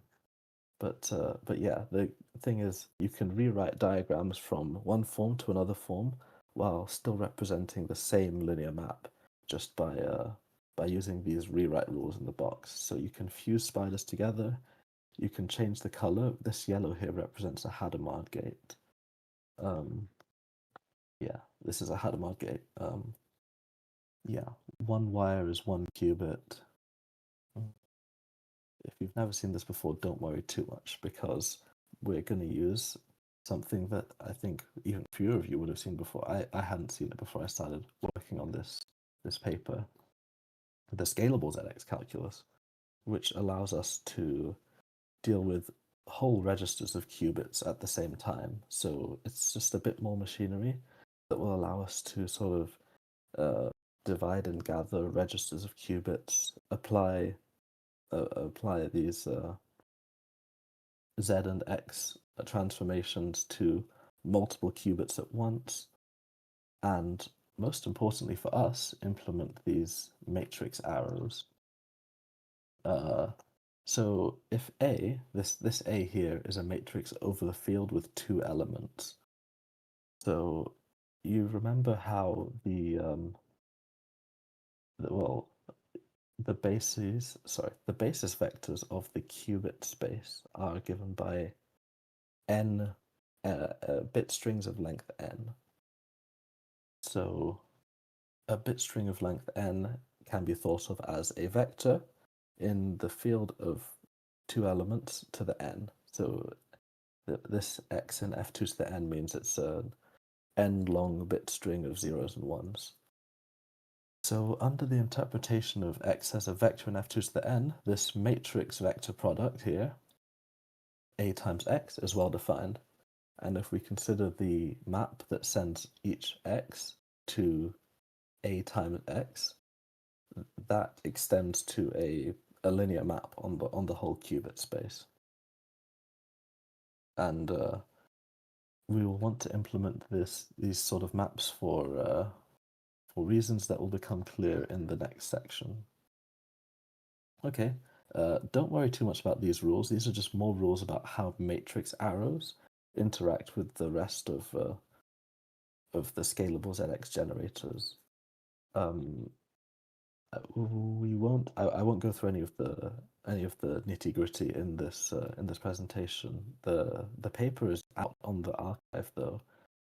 It has the same name as the title of this talk. Yeah, something I should say. Okay, that's enough on the background. Let's talk a bit about linear encodings and ternary tree mappings. Well, I'm hoping I can get to the end of ternary tree mappings, and I'll be satisfied. So what is a linear encoding? So a linear encoding, or a linear fermion qubit encoding, is one where we start with a fermionic state, and we map it to the qubit state through a binary matrix, an invertible binary matrix. Yes, it has to be invertible and n by n for now. So we have to have as many qubits as we have places where a fermion could be, or fermionic sites. So yes, this diagram here means that we can represent this as sort of having a bunch of Z spiders on one side and X spiders on the other side, and sort of the ith Z spider is connected to the jth X spider if aij equals 1. It's convenient for working with. Give me one moment. So what we want to do is to figure out what an operator looks like under this this is a mapping of vectors or a mapping of states on a state space. But it would be nice if we could see what the fermionic operators looked like after undergoing this transformation. So we're going to do a bit of sort of change of basis, if you want. So imagine, okay, I'm going to take for granted that if you put a matrix arrow that's invertible and another matrix arrow with the same matrix going the other way, they cancel out. That's a fact that if you're good with matrix arrows, you might be able to see how to prove it, but don't worry too much. This is sort of what this operator here is. It's sort of like when you do change of basis. You have the change of basis matrix on one side and its inverse on the other side. So if you just look at the left and right hand sides of this equation, you can sort of imagine taking this OJW, this Jordan-Wigner operator. If you can somehow get it through E and get it to come out the other side without damaging E, you'll get the operator you want. And that's why we call this technique pushing through the encoder. Okay, I'm going to show a couple examples of linear encodings. So we saw the Jordan-Wigner encoding already. That's just if we take A to be the identity matrix. There's also the parity encoding, which is interesting. It eliminates the trail of Z's that Jordan-Wigner was giving us. Yes, Hey, can yes. you still hear Just me? a quick question. How long will you sorry. continue your talk? Probably 5 more minutes. I think Is that I okay? can get to the end of. Okay. Yeah. Yeah, I can wrap this up in 5 odd minutes. Okay. Great. Thank you. Yeah, I'm gonna get to the end of linear encodings quite quickly and then just talk about ternary trees, and that's fine. So yeah, I won't talk about parity then. I think the Bravi-Kitaev encoding is a lot more interesting because what it does is it sort of, as you go up in each layer, so it's defined recursively on matrices as follows, where this A is this. It's a matrix that's all zeros except ones on the bottom. The takeaway of the Bravi-Kitaev mapping, though, is that you can prove that the fermionic operators it produces have log weight. So the number of qubits on which these operators act is logarithmic in n, which is the size of the circuit here. So it's a cool fact, which I believe is in the paper, but unfortunately I don't have time to go over it because I have to move on to, I'm going to gloss over that and talk about ternary tree mappings. So yeah, what is a ternary tree and how is it related to linear encodings or any of this stuff about Fermionic qubit mappings? So a ternary tree is simply any tree where each node has at most 3 children. How does one make a mapping out of a ternary tree? Well, you sort of look at the paths that go from the root of the tree down to its leaves, and you label the top, middle, and bottom branches by X, Y, and Z respectively. And if you trace all these paths out, so X, X, X, X, Y, X, it gives you Pauli strings. And a collection of Pauli strings, the particular collection of Pauli strings that come from any particular ternary tree can be put together somehow in details which I will gloss over now, but are available in the paper, to turn this into a fermion qubit mapping. You basically make the Majorana operators these things. Okay, the main result of the paper that me, Razine, and Leah have written is that we can translate ternary trees to ZX diagrams. In other words, every encoder that comes out of a ternary tree is a linear encoding with a ZX diagram. We can extract the matrix arrow from it, like so. So at every, I'll do an example.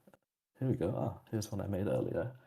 So if you look at this ternary tree example, and you, at each step, replace the nodes of the tree with this sort of piece of scalable ZX technology, it will reach, and then you apply simplification rules, so you do some things, you'll eventually reach a diagram that looks like this with Z's on the left and X's on the right.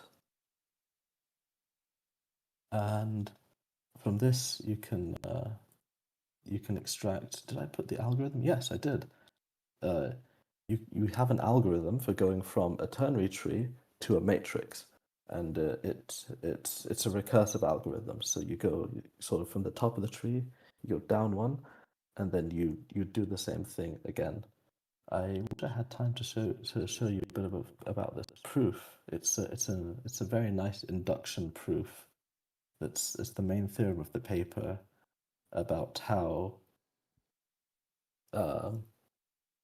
essentially, if you start at the top of the tree, you consider the subtrees about down the X, Y, and Z branches, and down each of these subtrees, you can sort of you can massage this diagram to get it to look like it's in matrix arrow form already, and then read off the matrix, and then you would apply this this result inside the subtrees as well, and this is the pseudocode for the algorithm.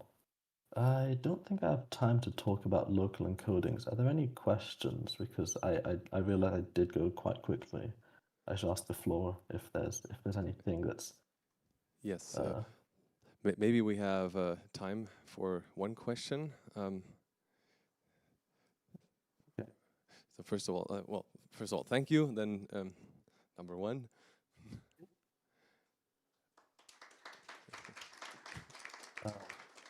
And then the second question is like, is there a question from the audience? Wait, right now? I actually didn't hear. Did someone ask a question? No. There was an applause. Okay, phew. Yeah. I didn't hear it, but thank you. I have a question. Thank you for your talk, and it's more a curiosity. But because in this talk you have used ZX calculus to encoding to model the encoding from fermion to qubit, and my question is, can you use like all the rewriting techniques and optimization techniques for ZX calculus in this scenario? I mean, first of all, this technique makes sense, Yes. and if yes, can you? So the rewriting techniques, that's sort of what we do to simplify our diagrams from say something a bit ugly. When you say the ternary tree to ZX translation that we have, it starts looking a bit like this, and then we sort of use the rules of the calculus to massage these diagrams into looking a bit nicer. I guess that's sort of taking advantage of ZX normal forms. Optimization techniques. Let me think. Are there any in here in particular? I use quite one thing I glossed over is the representing Hamiltonians in full using the ZX calculus. But yes, in this process of simplifying these diagrams down, we used quite a lot of different rules, sort of more general versions of rules to simplify these. Yes. So yeah. All right. Thank you. Okay. Thank you very much. Thank you very much. Thank you, guys. Yeah, you can't hear Sure. the audience here. Just we have one mic that I can talk to you. Let's thank the speaker one more time. Guys. Okay, take care. Bye. Bye. Okay, bye. The next speaker now is Nicolas, talking about semantics of quantum loops. As soon as you have set it up, you're absolutely free to go.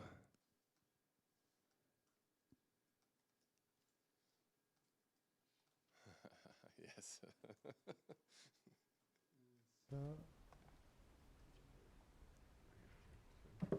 It's on. Try. It's working? Yes, okay. Thanks everybody. I'm Nicola Solini. I will present you joint work with my supervisor in modeling the notational semantic of quantum loop. So in this work we are considering quantum loops, so we are basically modeling something that has to deal with the control flow in quantum program languages. So like in quantum program languages, we can use different kind of control flow. There is the most basic one that is a classical control flow, like for example in Qiskit, in which you have a classical program that builds a circuit basically. You can do it the control flow more quantum, including like the measurement in the control flow. In this way you are more expressive, but your control flow is still probabilistic, but it's related to the quantum state. Then you can go further in this, introducing some quantum if statement that can help you in writing some algorithm in a more high-level way. And starting from this kind of if statement, you can have like some more exotic stuff, like a while loop or a recursion that is based on this quantum if statement. And here is where we want to work. In particular, we are considering a loop in which the guard variable is quantum. That is the equivalent of a recursion. Of course, like, I mean, a while loop is a pretty basic statement in classical computing. In quantum, it's bringing some problems. First of all, when we have a quantum loop, usually we expect to change the value of the guard inside the body of the loop. Because if not, we are simply doing a for loop or a loop that will not terminate. And this, of course, is a problem in quantum because, as you know, you cannot build something like this one with quantum computing because it will be not reversible, not unitary, it will be against the cloning theorem. So the first things to solve is find a way to represent in a unitary wave a self-control operation. You can do it in different way. What we have used is using a temporary variable, that is the first wires, and then if you want to implement something like this, we perform a quantum copy and then perform the body of the self-controlled operation using this temporary variable. Of course, this is not exactly the same of a self-controlled operation, but since the operation itself is not reversible, we need to do some change if we want to implement it. Then, starting with this, we can try to build a circuit that represents this quantum loop. So, this circuit will need a list of temporary variables, a lot of temporary variables, and then we can start building these two gates that correspond to the first iteration, then the second one, and then go on till some k that will fix according to how much temporary variable we have in our circuit. So now that we have a circuit description, we can try to model it mathematically. So here we have our instruction. We can compile with this kind of circuit, going deep in this recursion as much as we want, or we can.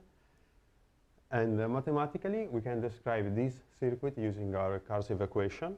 So we can start with the base case, that is like a W0, that means no loop, so the identity, we are not doing anything. And then we can have this other case in which we are describing the quantum loop. In particular, we have the first piece, that is the C0, that corresponds to the first instruction. So we are doing the quantum copy to the temporary variable. And then we have the second part that corresponds to these two operations. So we are saying this is just another way using projector to write the control operation. So if the temporary variable is 1, perform this operation, so the body of the loop, and the rest of the iteration. If not, do nothing. Here I'm considering a simple loop with only one variable, but of course we can have more variable here, simply the U operation will be bigger. We can see how this work with a simple example. This is again a while loop with only one variable that basically only do Hadamard. So it does not compute anything, but it's a nice example. We can see how this works starting from this state in which we have all the temporary variable to 0, and then Q that is in uniform superposition. So this is the equation. It's as before. Here we have put Hadamard because it's the body of the loop. And then we will have the first case is the identity, so we do nothing. We simply return the initial state. Then there is the operator that model only one iteration that corresponds to doing this circuit. So When Q is 0, we do nothing. When Q is 1, we negate the temporary variable and we apply Hadamard. Then we can go on, for example, with W2, that model up to 2 iterations. So it's like applying W to this one. So here we see that we may have done 0, 1, or 2 iteration, because in this case it was already out of the loop, so we do nothing. In this case, it depends. If Q is 0, we exit on the loop. If Q is 1, we apply Hadamard again. Like in general, this will be like the general equation, so we are like collecting all the termination part, and then we like a second part, and they say that it becomes smaller, smaller, and smaller. And okay, so here we have described with that equation basically this circuit bounded to some k, because of course if we want to implement this in a circuit, since the circuit is finite, we need to fix some maximum possible iteration, do all the rolling, and we will have a circuit that model the loop up to some k, some maximum iteration. But like in general, since we want to describe the semantic of this operation, we are interested to model this operation for every n. So we're interested like to see what happens if we take this one and we go basically to the limit of a that go to infinity, like to see what happens to a while loop, like for any possible iteration. With the unitary operator, we cannot actually do that because there is this theorem that basically creates a sufficient and necessary condition for a sequence of linear bounded operator to have a limit. Of course, we are unitary now, so we are a special case of bounded linear operator. In particular, to have a limit, this sequence requires to be if we consider the sequence of the norm, this sequence must be bounded. In this case, we are fine. We are all unitary, so the norm is always 1. But there is also this second condition that say that it must exist a subspace of our Hilbert space, such that every element in this space, for every element in this space, the sequence of our operator applied to that x must be a Cauchy sequence. And in our case, we violated this equation. I can give you an idea why this happened. We can consider again our example. As before, we can visualize it how we can see how it acts on the state using a visual example. Here I have represented the evolution of the state of Q, forgetting about all the t for being shorter. So if you have like this semantic, we will have like the base case that does nothing, so return the original state. We will have the first iteration that apply only one CNOT and one control Hadamard that basically return this state. We will have the second iteration that return this state because we did only one iteration, and then we may have done 2 iterations, so superposition between this one and this one. The third iteration will be there, and so on. Now, if you see, this is pretty odd when you usually define a denotational semantics. In fact, like if we look to the standard classical denotational semantic of our loop like this one, usually you start from the void state or the bottom state. So usually your base case is like the program that does nothing. And then you collect all the possible termination for this program for n, and then you take the union for possible n, and you get the semantic of the loop that basically contain everything that can terminate. Here is not the same things because the base case is already, okay, it's the identity that means do nothing, but it's not like a function that does not compute nothing. It's the identity. And then at every step, we are actually collecting something because, of course, we are in quantum, so we may have superposition between execution.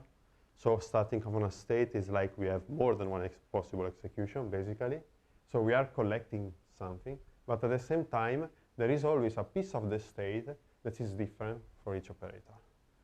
And this happens because we are unitary. So if we take a state that is normalized, we must return a state that is normalized. So we cannot just return this.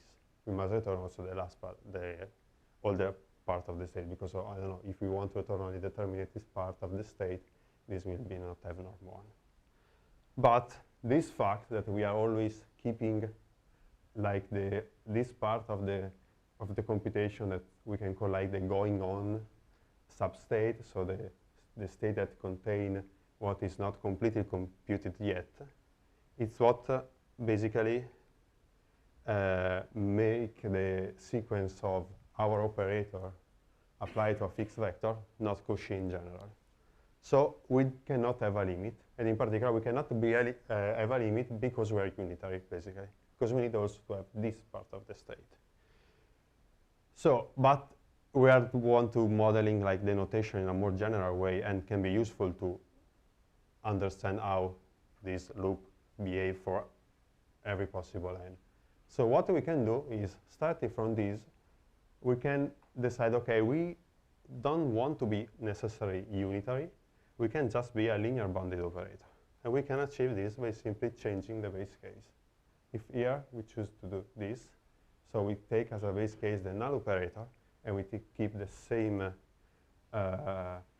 recursive equation, what happens is this one, that if you consider again our example, but this time we consider the linear semantics, we will have like the base case that is the null vector. So it's basically it's like an empty set. Then the first case, we return only what is terminated, because if we briefly come back here, if this is 0, after the first iteration, this is 0. So what return L1 is apply the C0, project on 0. So like apply the C0 and return only when the state, the guard is false. So here we will have only when the guard is false. Then we will have L2. Again, we start from this one, the guard is false, this is remain, and we add the second part of the state when the guard is false. And so on. So what we are doing here is like collecting the top part of the execution, but not the bottom. So we are collecting only the terminated part of the state, not the going on part of the state. And with this change, we're able to, again, according to this theorem, we are fulfilled, of course, this condition because we are linear bounded, but also this other condition, because this time, if we are considering that equation, this sequence, it will be a Cauchy sequence for every starting vector. Thus, we have a limit. So we can say that like the denotational semantic of our quantum loop is the limit of this sequence. And moreover, you can also like give a more characterization of this limit. In fact, since we know that this sequence is only Cauchy, we always have a limit, so we can like say this limit will be the linear operator that map every standard base, or in general every vector, in this limit, because we know that this limit exists. So, what we have introduced here, we are starting from a quantum while loop, and we have defined two semantics with two different meanings. We have the unitary semantics that can be seen like a circuit representation of the while loop. So sort of can be seen as sort of like very naive and unoptimized compilation that allows us to represent exactly the behavior of the while loop, or one of the possible behavior, because you can always choose a different way to make the self-control operation unitary. Like after you have fixed that way, you can build the unitary semantics, and you will have like a unitary semantics that describe you how a possible quantum loop behave on a quantum computer. Of course, up to some k, because like there are a lot of work about this, but basically we cannot like leave this while loop run, because like there's no way to understand when a quantum Turing machine alt from outside, so we always have to fix some k, and then like I don't know, we want to do 1,000 iteration, we will have the unitary description, this 1,000 iteration. But at the same time, if you are interested to modeling this quantum loop more generally, we have the linear semantics that allow us to define a limit of this loop. So we're able to describe the behavior of the loop for every n. And in particular, the way in which two semantics are related is the following, again on the same example, because what we have here, we have like the linear semantic that collect everything that is alted, basically, every part of the superposition of execution that is alting. And then we have the unitary semantic that has something more. So from here, from this slide, we can see that like we can consider the linear semantics like a sort of under approximation of the unitary semantics that does not have a limit. It has a lot of problem of being unitary. So we can like under approximate the linear semantics, discarding a piece of information. These allow us to have a general description for every n. And moreover, if there is a loop that alt for some input, basically at some point this part will be empty because also the unitary semantic, the loop alt at some point will contain only a determinative state. So like when a loop is alting is a loop that alt, we are sure that the linear and the unitary will be the same. If the loop may not alt for a certain input, or may alt and not alt in superposition like this one, here we have a very small state that does not alt, but there is always a piece of one possible one of the superposition execution that can go infinity. We have the linear that basically model everything that everything that is computed by the loop that compare the unitary. So like with the linear, we are able to study what actually the loop is computing, even if the loop is not completely alting in the quantum domain. I think that I conclude since it's almost lunch break. So thank you for the attention. That was the work. If you are more interested here, like on the website, there is a draft of the paper that we will upload on archive soon, I hope. And one more thing, I'm almost finishing my PhD, so I will be on the job market soon. So if you are, okay, this is part of my research, of course. I also work on static analysis and data interpretation for quantum computing in general. So if you think that if you are hiring or your company or your university is hiring and you think that my competence can be useful, I will be there for the whole week, so please talk to me. Thank you.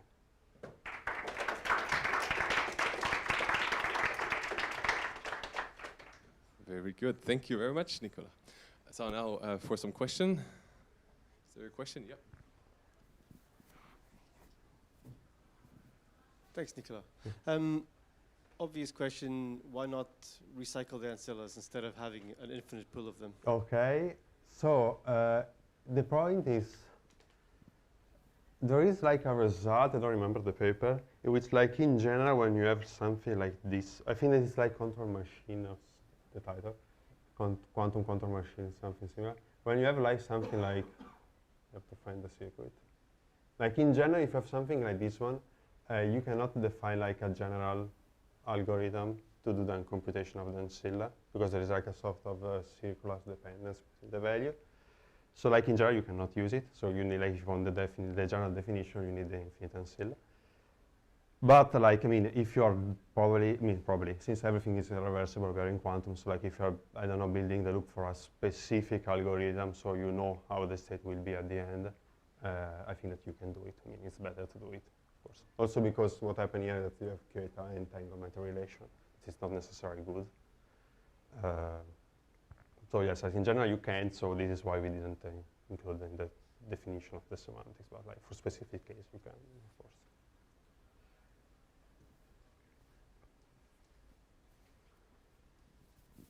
Yeah, thanks for the talk also from my side. Mine is not that much a question, but rather a comment. Okay. There's also another type of quantum loop that could be considered. It is coming out of this paper called the quantum control machine. Yes, okay. And within this model of a quantum computer is like actually like maybe like one level above the circuit level, because the quantum control machine, it kind of loads its program in superposition, and it also has like a pointer that like moves through the program, yes, and the pointer can also be in superposition. And within this model, you can also have loops like that.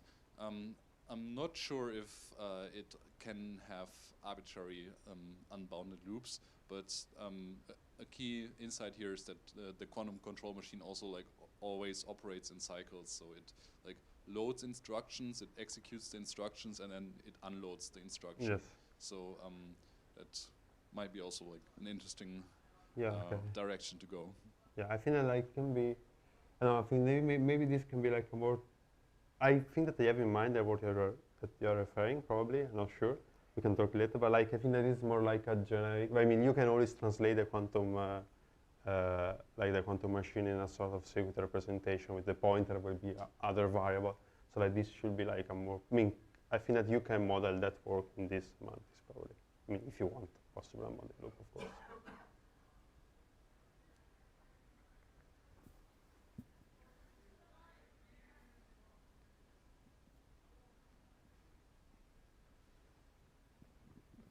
Okay, no more questions? Oh, yeah. Just a high-level question. So, Yes. Do you know where you can use Okay, quantum loops? this is a good question. I mean, there is not like a known, I think, like known or used algorithm that exploit these kind of things. I mean, I don't know. I mean, okay, I can imagine why, because it's not easy to like actually have this kind of feature. I don't know if there is like this sort of quantum recursion of quantum are not used because there are not like simple way to implement it. So like basically nobody think to use it, or because it's difficult to also like to think in this way, maybe because with superposition between execution, or it's not useful in general. So I don't know. I mean, I was like an example, I think, in my extra slide. Give me 1 second. No. What is this one? Okay, I was thinking like an example here, for example. The only thing that I may think that this can be useful, like for what is now, is like for like implementing like quantum walks with some condition. This is like what I like to call like the gambling quantum walk, because basically it's like a quantum walk, you have the coin, the value, but you can go on till the value is positive. So like a gambling, if you finish the money, you're out of the game. So like if you want to implement some like they want to model that you can go only in basically one direction or with some boundary, you will need something like that, or like probably visit graph or some kind of stuff. But like yes, in general there is not like some like famous algorithm. Okay. Thank you very much. One more time, Nicola. And now it's lunch break.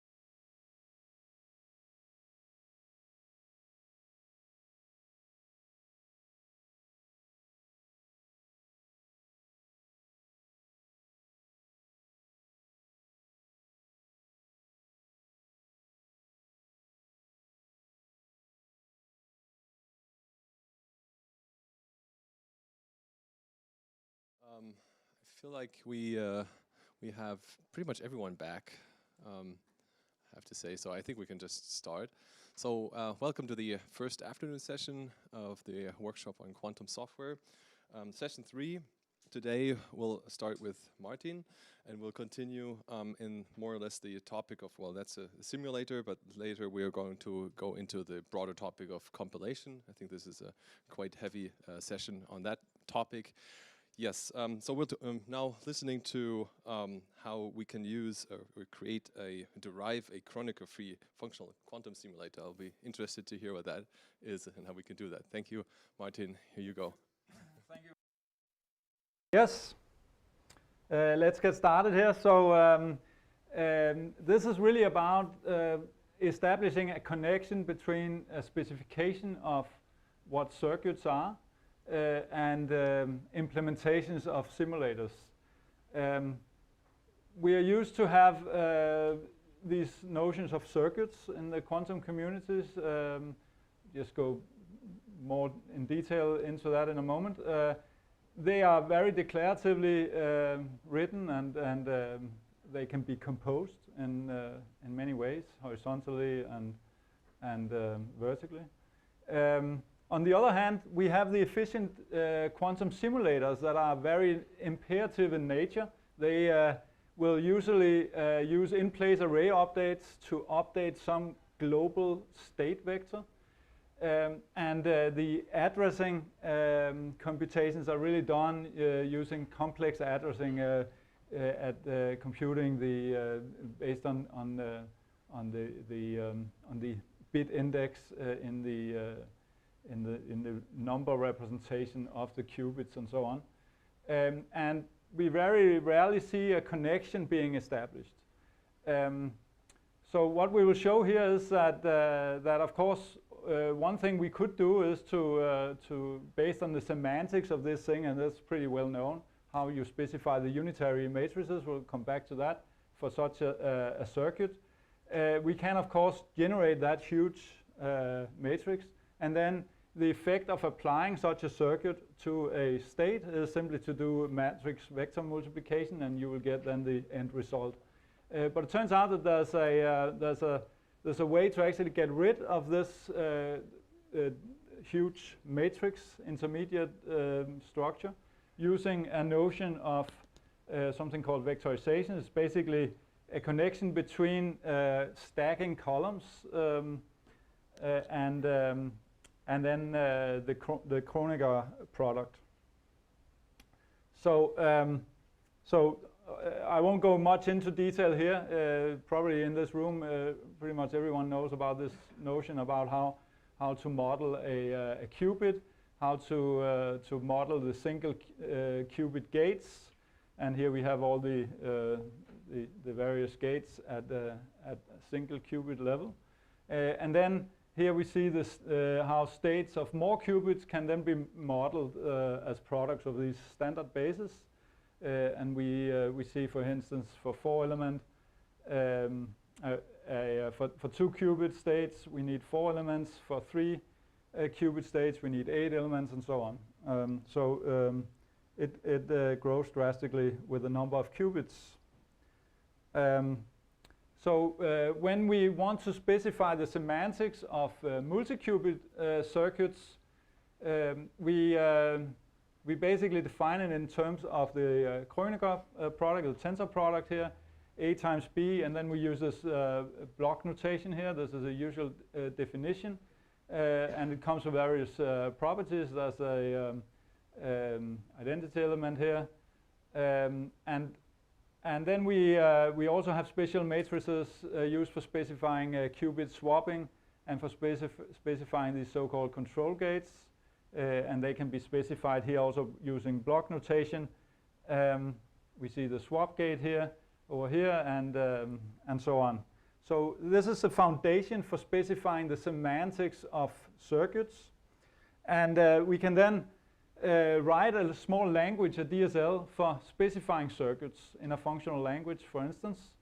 Here we see how different should probably use the mouse here. We see here how different Circuits can be written using the base gates, syntax for those, the swap gate, which works on 2 qubits, and then we can compose circuits in sequence. That means that they're composed in this direction here. And then we can also compose them vertically by adding multiple circuits. And then we have this thing, the control gates, that will allow to create entanglement between qubits. And this is then specified with this C constructor here, and takes also a circuit as argument. It can be a control of any arbitrary circuit. So, and here's an example of how to write up in a functional language a specification of this circuit here. So we use the tensor product here, and we are explicit about where the identity is. So the first layer here, I tensor H, is I here and H here, and so on. So this is a way, and then swap is specified using these 2 crosses, and control gates are kind of anchored, and so on. So this is pretty useful, pretty usual. And here we see that we can then start writing some function in a functional language, maybe a host language. If it's an embedded DSL, we can start writing, for instance, a partial function here that will give the height of any circuit. And there's kind of a well-formedness condition here that when you put 2 circuits in sequence, the heights needs to be similar for the 2 circuits that you compose. But other than that, there are no side conditions. Then the semantics of a circuit can then be written up compositionally using standard matrices, unitary matrices. So we see here that the semantics of some circuit here, C, with a height K, will then be specified by this unitary matrix, which is of size 2 to the K times 2 to the K.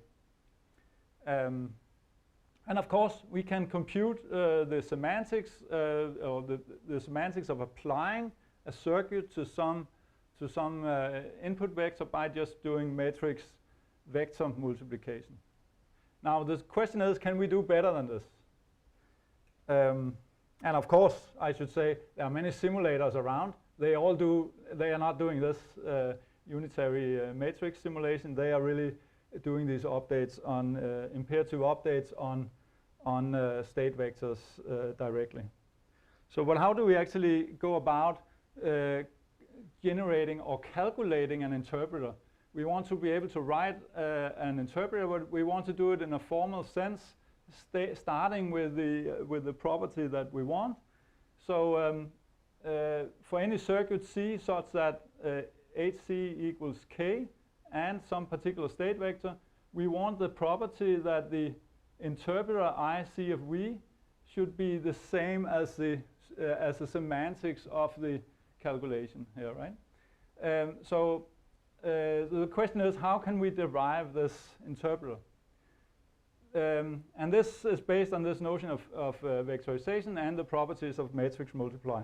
Vectorization is this particular thing. One can look up in Wikipedia how that is defined and so on. There's also some a preprint which specifies some direction for where to find this mentioned in the literature.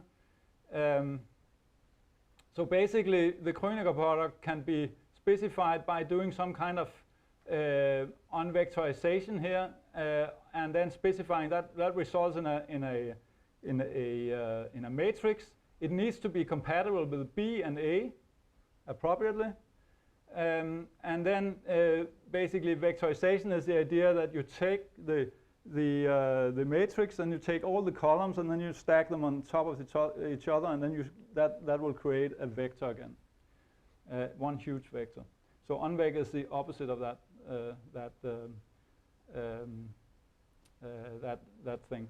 So then we have some other properties here. We basically flatten, and vectorization and vector here are just the transpose of A, and then we flatten that. That's the definition of vec and unvec and so on.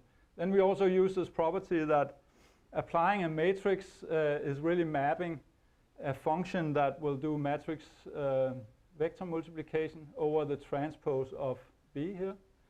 And then we use also the standard transposition properties. Now, based on this, we can start calculating the interpreter, starting from the base cases here. Here we have those directly with when C is the identity, we can just return the vector unmodified. And for small gates, we'll just apply it immediately, the semantics of the gate here. For composition, we can, based on the properties and from the denotation and matrix vector multiply properties, we can simply calculate using induction how the interpreter should work on such circuits. Okay. For the tensor product, this is where we are going to use vectorization trick. It turns out that we can, based on the semantics, we can use the vectorization trick here to get this equation. Then we use properties of matrix multiply and the on transposition. And I understand here, of course, it might be difficult to track the number of transpositions you're doing and so on. But if you're steady on paper, you will get the right number of transpositions. They cancel out, of course, in some cases. And then we get these, then we can use matrix multiplication, the functionalization trick twice here to get these lead bindings. And then we can apply induction to actually call the interpreter recursively instead of generating the Kronecker product. Okay, so there's no full matrix here. This is how it looks in an interpreter. This is written up in standard ML. It could just as well be Haskell or any other functional language. So you can basically write a small interpreter here, and it will run much better than if you basically create the unitary matrix to start with. So here are some small benchmark. We are not claiming here to state that this is state-of-the-art simulator. We're just saying that this might actually give some possibilities for various kind of optimizations, and at least it's an elegant way of presenting how an interpreter. We have some students who could actually implement these things at the bachelor level, writing these kind of interpreter, and suddenly they can work on quantum algorithms that use their own interpreter, and they can actually their own simulator, and they can get sizes that are now using maybe 15 qubits instead of 7, right? So it's a little bit more interesting for the students to actually work with this, using these tricks that are quite simple to implement. So here we see different versions. So this is the red one is a standard unitary simulator, and then we can see the blue one is the one I showed on the slides. And then we can get a little bit more performance out of it if we start using these array updated mutable array views, where you can actually store into, but there are still index calculations going on with all these transpositions and so on. That comes as an overhead, and we implemented some imperative version here, and then you could see that there's still something to fill the gap for kind of starting from the very functional interpreter here down to a more imperative one. But maybe in the future we can fill that gap. And to end the talk, there's a lot of related work, of course. There are many simulators out there, QSim, Quest, and so on. We had and I was giving a presentation at the Array workshop where we were actually targeting a data parallel language with this approach, but where you have gate operations instead of this compositional algebraic constructs. And there we could then generate a gate library in a data parallel language, and show that we could actually get gate fusion just from the language, the host language implementation of map fusion in the language, because it's really as a map over index transformed vectors. So that was one result. There are a lot of opportunities for future work. Of course, we should do more comparisons with state-of-the-art simulators. That was not included here. We have done some work on monadic generation of circuit specialized simulators where we basically could generate specific data parallel code for a particular circuit using a monadic approach to code generation. We could also, using this thing, it is quite easy to identify certain things. For instance, that a tensor of many things is really the identity. But we could also see something else, that maybe a tensor of multiple gates are really symmetric. Based on that, we can do a much more efficient simulation of those things, and also antisymmetric circuits. So this is some future work we can go into. And it's a little bit different from what you would see in traditional simulators. They are not kind of doing this thing.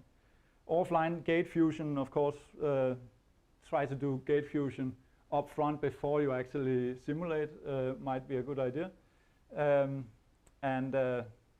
Lots of stuff with measurements. There are a lot of students' projects here doing measurements and implement algorithm. And we also have some work on swapping qubits that are distant, far apart, and how that can be done efficiently from a calculation point of view. And with that, thank you.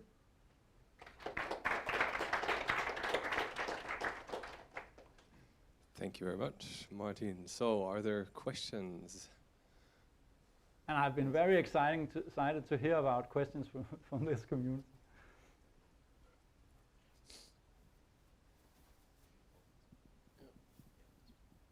Hi, nice. Thanks for the talk. One question I was having was, as I was listening to the talk, was like, how are the interpreted programs? Do they look like basically like something similar to what a tensor network representation of that circuit would look like, or the operation would look like, or are they fundamentally different from what would be happening? Because it seems like the outer product formulation into those two unvec operations and the multiplication on those two axes kind of looks similar to what a tensor network would do. So. Yeah, yes, so I think there's some relation to some work in CX calculus, for instance, these kind of tensor algebras. I've not been able to digest something simple that I could kind of easily understand, I should say.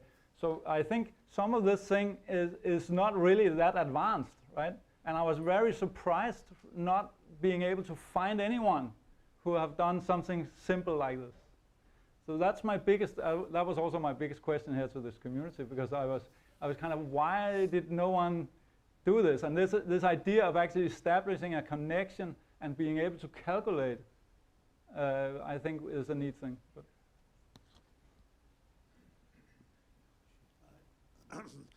thanks for the talk, very nice.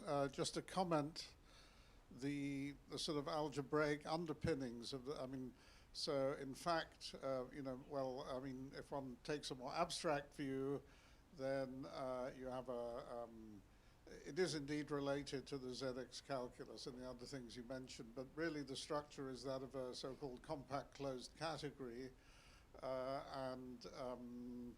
so you're taking what would be, because you have a closed category, you could regard morphisms as, it's this map state duality essentially.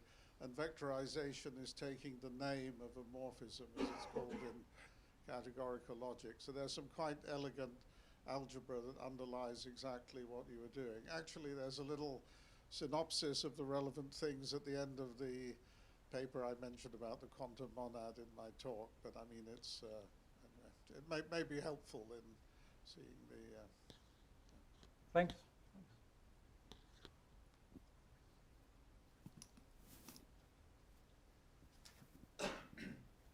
Yeah, thanks for the talk also from my side.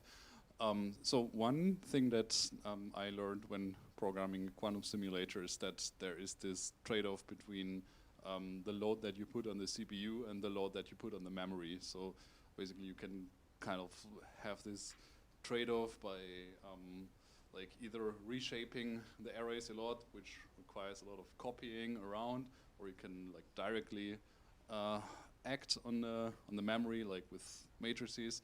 Maybe could you comment a bit on that? what are your views on that? Is it like more a memory-heavy simulator, or is it more a computation-heavy simulator? Or? So thank you. So I think from the it's definitely a more computational heavy. You could see some things are being recomputed multiple times instead of having it stored in memory. You see you map over something many times with the same circuit. So depending on also how you specify your circuit, you might have different things, different code paths being executed multiple times instead of having things being cached in memory as kind of just the unitary matrix which will then instead fill up. All right, so you have in that respect.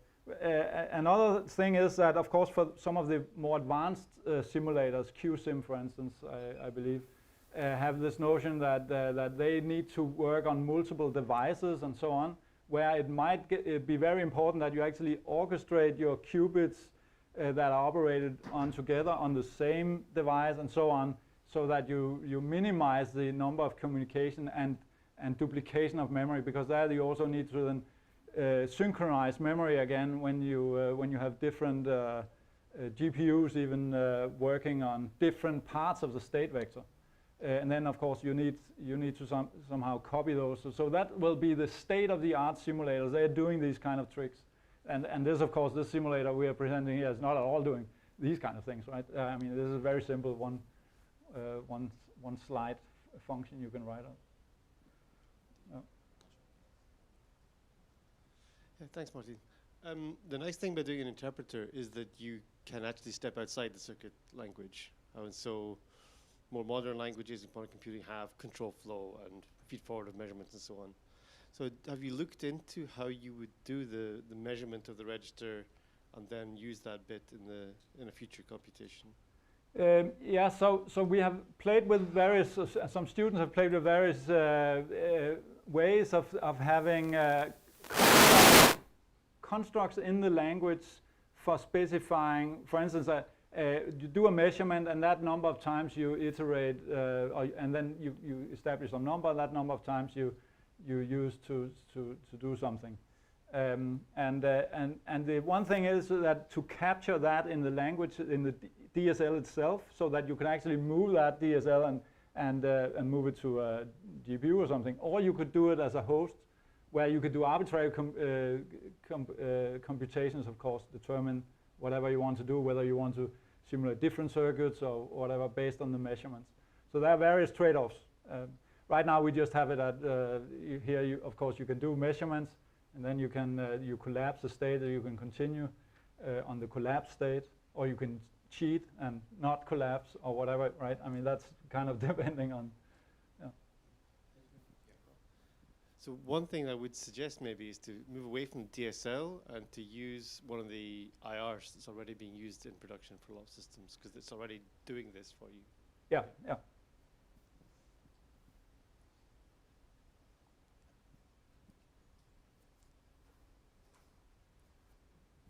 Okay, thank you for the talk. I'm wondering, is your approach compatible with a different architecture of simulators, like BDD-based or something like that? I think from the DSL, I mean, it's quite easy to generate QSIM code or Quest code or whatever. The small DSL, we can, you basically just, there up front, you just need to kind of be determined on the number of qubits you're doing. And then it's just by the interpreter or the compilation will then just keep track of what qubit are you operating on, and then you can, with that information, you can generate the gate commands for particular backends. Okay, thank you.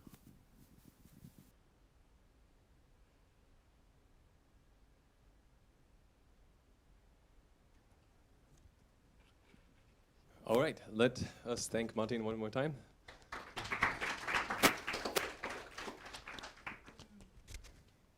Yeah, so while we wait for the next speaker, yes?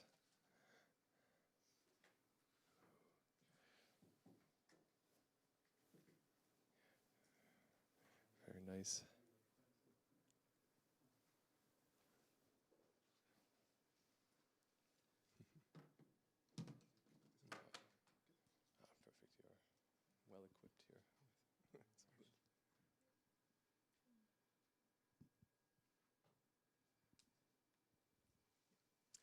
All right, my pleasure to announce here Yingyi Mei from Leiden University. Welcome here. And it's about quantum circuit compilation with sharpSAT, right? Yeah. All right, so then this stage is also yours. Thank you for the introduction.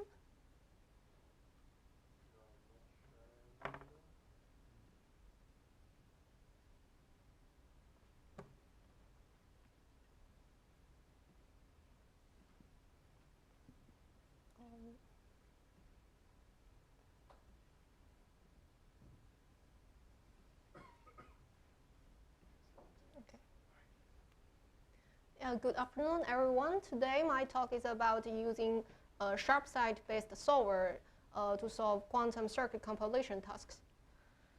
So, by quantum compilation, it involves several questions. So, the first question we have would be quantum circuit synthesis.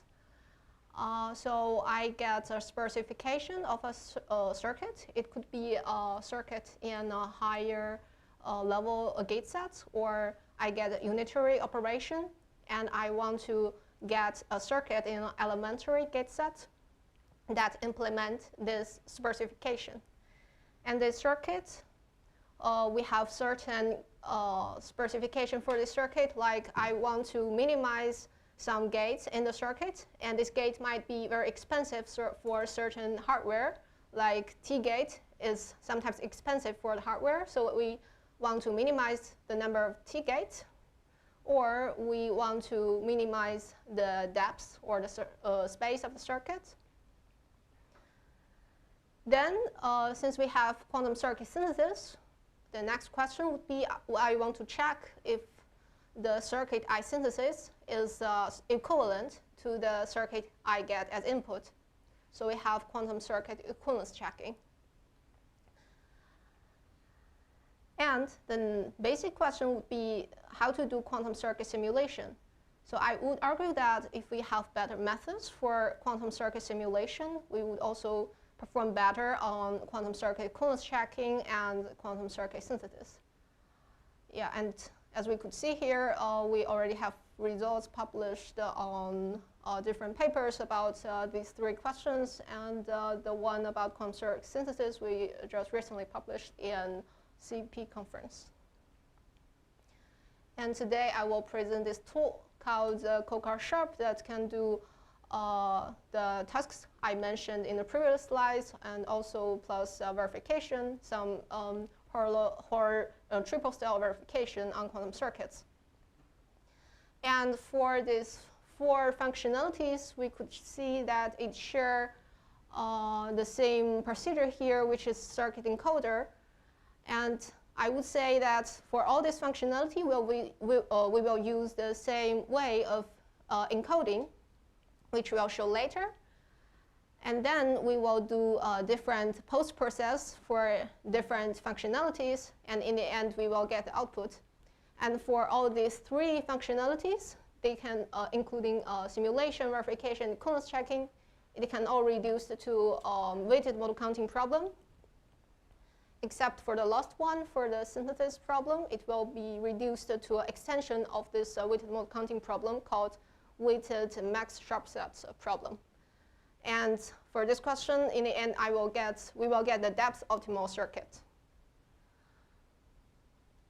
Okay, so to compare our tool with other tool, we could see that CoCar-Sharp can do very broad applications, as we showed before, and then maybe other tools are focused on specific tasks. So let's first recall what is weighted model counting to keep us on the same page. So we are familiar with satisfiability problem, which is finding to check if there exists satisfying assignment for a Boolean formula.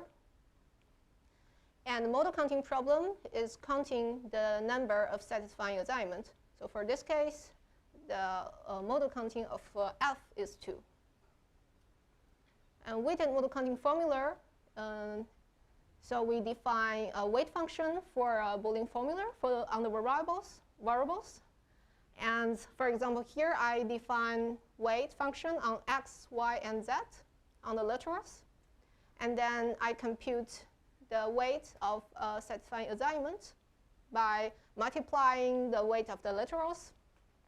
And then the weight of the formula I compute by add the weight of the satisfying assignment. And in this case, it's 1/8. So as we mentioned in the previous slides, the synthesis problem is reduced to an extension of weighted mode counting problem, which is called weighted max sharpSAT. And this problem, for example, here's the definition of this problem. So if we set this red X, this set of variables, to be empty set, we will get exactly the weighted model counting problem. But with this set X, I aim to find an assignment to X such that it can maximize this weighted model counting of formula F. So we define the output of this max sharpSAT, weighted max sharpSAT problem as a tuple, including assignment to X that maximize this formula, the weight of this formula, and the maximal value. Okay, so as we mentioned in the structure picture for this figure, we said all these four functionalities share the same idea, same encoding of the quantum circuits. And now we will see how we encode quantum computing in the weighted CNF formula. We start with a simple example. So for these three states, the first type I want to encode it is I encode each term as an assignment of a set of variables. And then I will find a formula such that the satisfying assignment of this formula is the set here. So we could see that for these three cases, I can find a Boolean formula that encode the states. And let's consider a bit more complicated case. We know that superposition is an important phenomenon in quantum computing. So let's consider superposition here. And right now, we just ignore the amplitude. And later, we'll see how to encode amplitude. So for superposition, I will use two satisfying assignments for each basis state. And so in this case, there are two satisfying assignments. And to make it a valid state, I add amplitude here, 1/√2. So I need to keep information of this weight on each basis state. And to encode this weight, we need this weighted model counting. We need to define a weight function on an additional variable h, and we define a weight of h in this way.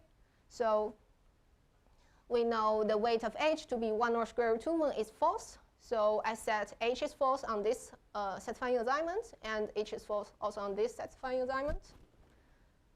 So I can get a formula, not h, for representing this state. Okay, so this is the basic idea of how to encode a quantum states. And here I show everything in computational basis. But actually, in our tool, we can also do a density matrix and the Pauli basis. But for this talk, we will focus on the simple case. And we move to quantum gate. So to update the quantum state, we need a quantum gate. And to encode this quantum gate, I want to find a formula, takes variables to encode the input state, x before, and I take the variables for encode the output state, x after, such that I have this formula f x before represents ket psi, and this formula x before a conjunction between these two formula represents the output state. And let's write it out. We have the Hadamard gate, and then I can compute how Hadamard gate perform on each basis state. I can write out the Boolean formula of each case, and then by combining these two formula, I can get how this H gate will perform on a on one qubit. So we can do the same procedure for other quantum gates, for even for a general unitary operation, and encode it this way. But actually, we can just encode a universal gate set to do universal quantum computing. And now we know how to encode quantum states. We know how to encode quantum gates. So for to encode a quantum circuit, here in this example, we just have to copy the the variables for input for encode quantum states each time step, and then so we only show FH in the last slide, but we can also do FC0 and FT using the same method. And here we just do a conjunction of all the formulas, and then we get this big formula, and then the satisfying assignment of this formula can be interpreted as the output state here. So until now, we didn't do counting yet, and so now we move to the applications of this encoding. So with the current encoding, we can do simulation, verification, equivalence checking, synthesis. And for simulation, I define the question as this. So we have the input circuit, input state circuit, and then we get amplitude of a certain basis state. So we get a Mermin. We do a Mermin in the end, and in the formula, it would be based on the encoding we showed in the previous slides, and then we would add the encoding of the output state in the end on the output variables. And by computing the model counting of this formula, we'll get the amplitude of this basis state. And we consider a Hoare triple style verification, and the problem would be if we start with a certain projector, we can encode a general projector using our encoding. And after the circuit, we want the output state to be in a certain projector, and we can also encode a projector in the output state. And the use case for this verification problem would be like quantum circuits include some ancillar qubits, and we want this ancillar qubit start with 0 and end with 0. So in this case, for example, we want to ensure that the first qubit start with 0 and end with 0. So the encoding formula would just be I force the variables for encoding the input state to be not x0, and in the output state variable for x3 to be not x3.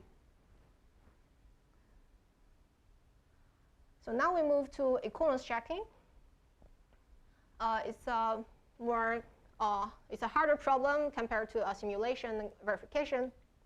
And now we are here. We will not go into the details, but our results show that if given two circuits, U and V, we can encode it. We can encode FU, use the method we showed before, and we can encode V dagger. So we get so to check the equivalence between U and V, instead we check the equivalence between UV dagger and identity circuit. And after computing this encoding, the weighted model counting of this Boolean formula, we will get the Yamelkowski fidelity. So since we can get this fidelity out of this formula, we can determine the approximate equivalence checking of these two circuits. And if we set this epsilon to be 0, then we can decide the exact equivalence of these two circuits. Okay, so the synthesis problem is, as we said before, we need to get a circuit that's equivalent to the specification. So here we solve this question by so by encoding all the possible gate layers, and after encoding all the possible gate layers, we will choose between these possible gate layers, and which is using these variables in this red variable set P. So we find assignment to this variable P, and then we can decide which gate layer here in S. And if we cannot find this kind of gate that's equivalent to this input U, I will add another layer until I found a solution that's equivalent to the input. So as soon as we find the solution, we can get a depth optimal circuit. So to wrap it up, so we present this tool called sharp that can encode quantum circuits into Boolean formulas.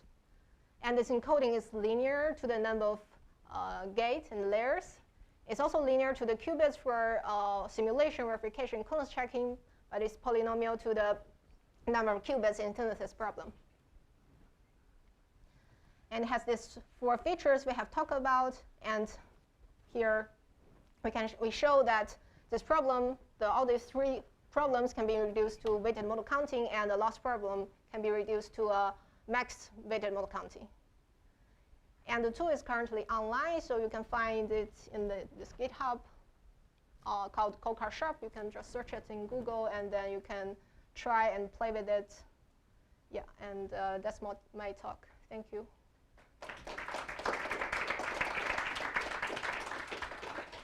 Yes, thank you very much. Are there questions?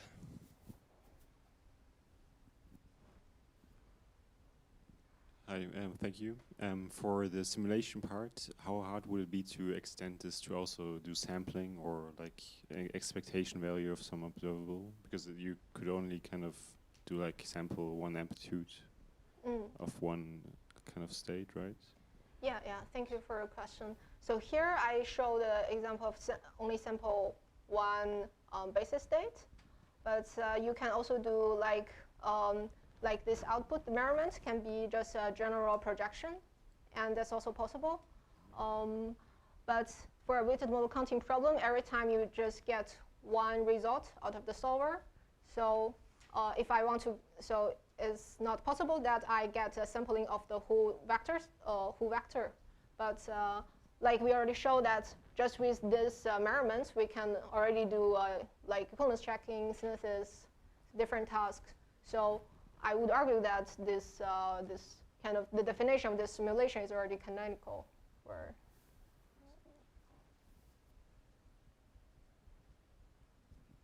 Hi, and thanks for talk.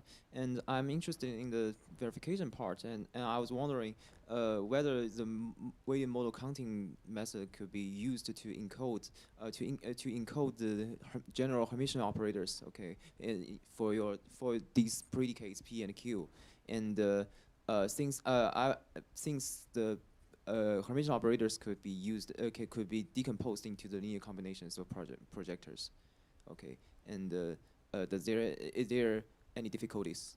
Yeah. So let me maybe rephrase the question a bit. So are you asking that I can make this P and Q to be a general Hermitian operator? Yes. Yeah, I would say it's possible to do that because we showed that we can encode this Hermitian Hartmark gate by encoding this matrix. So actually our encoding supports a general matrix. So you can just use this weight function to define each entries of the matrix. So in this case, you can encode, you can make this encoding very general. Thank you for your question.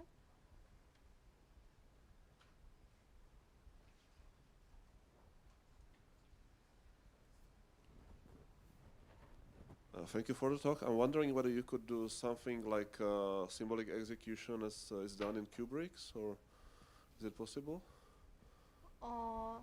Sorry? Is it possible to do something like symbolic execution as done in Kubrick's? Like you would have some symbolic variables and you would reason over them?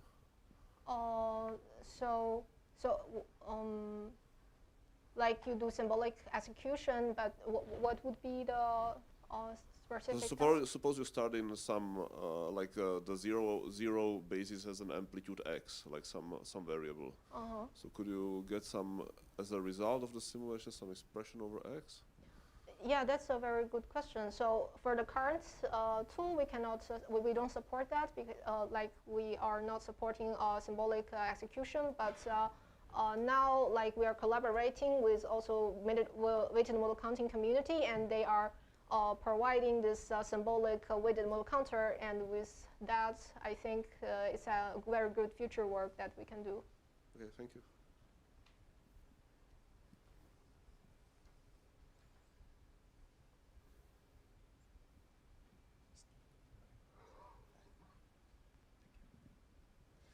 So thank you. Let's thank the speaker one more time.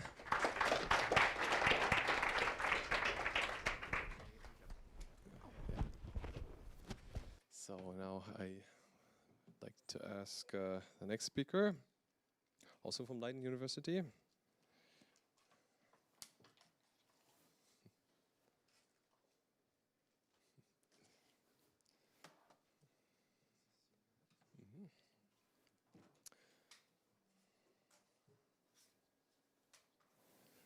So this is Alejandro Villoria from Leiden University, and he's going to talk also about optimization and synthesis of quantum circuits with global states. So I'm interested to hear about that. Yes. And I'll you set up your system, please. Yeah.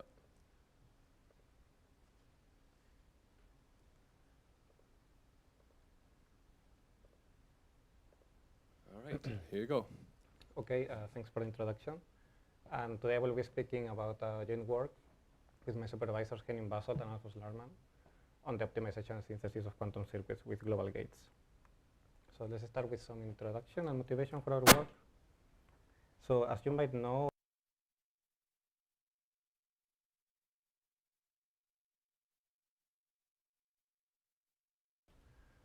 you cannot just compile it in a trivial manner. You need to take into account your hardware's capabilities in order to improve the performance of your algorithms or to be able to execute them in the first place.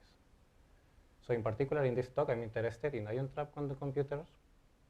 So one particular characteristic that these machines have is the ability to perform global entangling gates, which is a single native instruction that can entangle potentially the whole register with just one operation. So what we do in our work is we develop a compilation algorithm that converts an arbitrary quantum circuit into one that uses global entangling gates, while we try to minimize the number of these gates, because these gates are very powerful, but they are also quite expensive to execute. And with this, we are going to use the ZX calculus as a tool for this algorithm. Okay, so first of all, let's see what kind of gates do we have in this hardware. So as you might expect, we have single qubit rotations. We have the R gate and RC gate, with which we can recover the usual Pauli rotations. And more importantly, we have a 2-qubit entangling operation, which is the Mollmer-Sorensen gate, also referred to as XX gate or MS gate. With this, you can recover the more popular like C0 gates or control C gates if you add some single qubit operations around them. And more importantly for this talk is the global Mollmer-Sorensen gate, or GMS gate for short. And I don't want you to read the definition. I think just with the picture, it's quite clear what this does. So as long as in your circuit, if you have a sequence of XX gates, you can, and they are uninterrupted, you don't have any other gates in between, you can put them together and execute them all in parallel. So this instruction takes the same time to execute as just one of the individual XX rotations.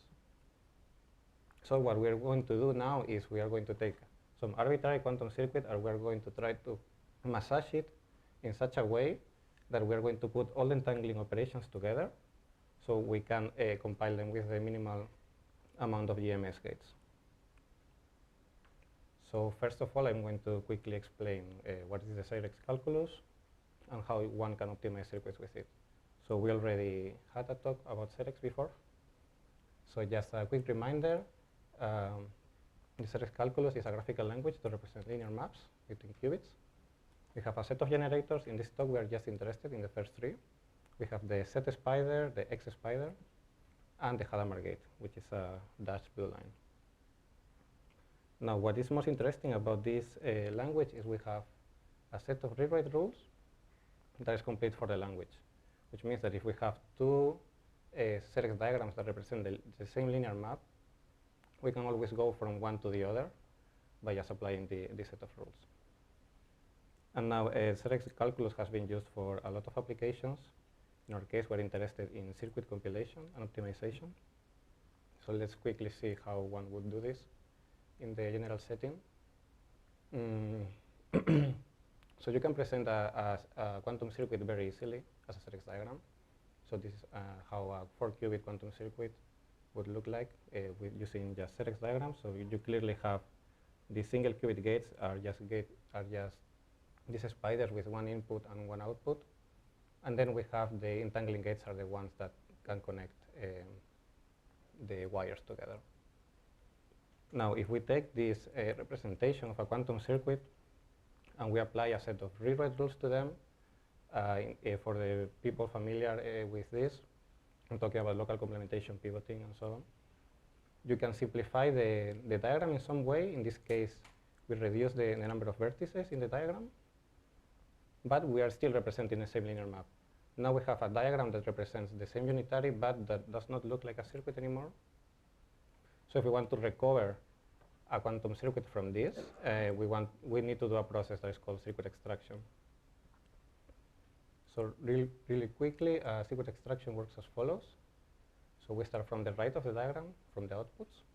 We label all the output vertices as the frontier vertices, and then we're going to do operations on this frontier in such a way that each operation extracts a quantum circuit, a quantum gate, until we have move the frontier all the way from the input, all the way until the inputs in.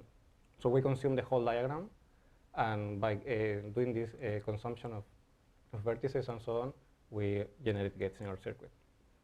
So for example, CNOT gates, what they do is simplify the connectivity of the frontier vertices with its neighbors. So you can see we applied two CNOT gates here, and we managed to make vertex V have only one neighbor. This allows us then to remove vertex V by creating a Hadamard gate. Then we can remove the phase on vertex W by extracting a C rotation. And then if we have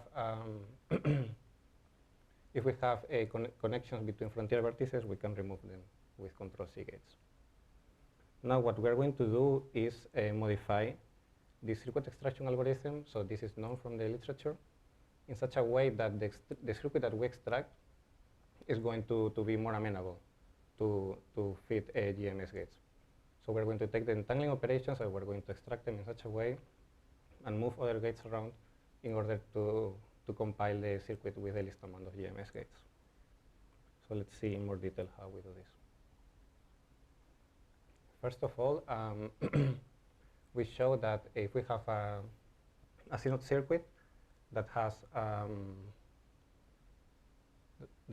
commuting CNOT gates, so all the CNOT gates in the circuit commute, we can always compile this with only one GMS gate.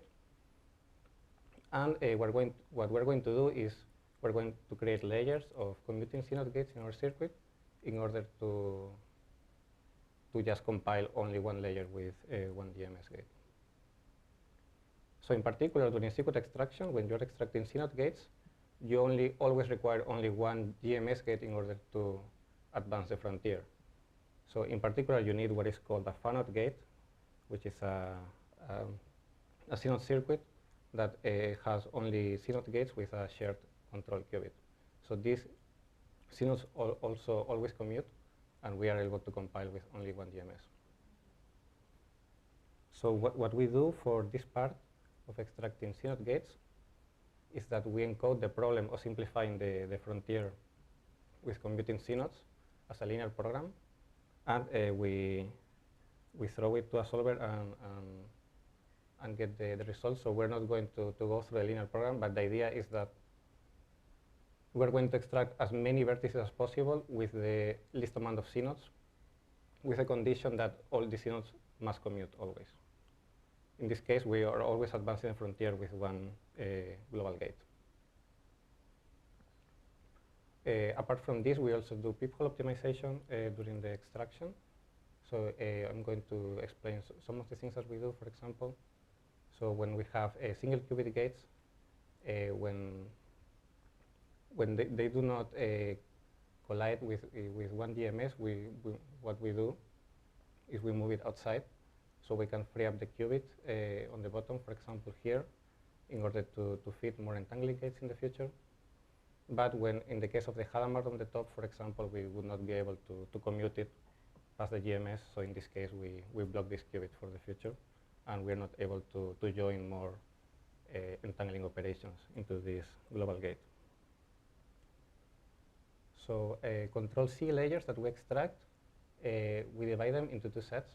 So always a control C layer can be compiled with one GMS.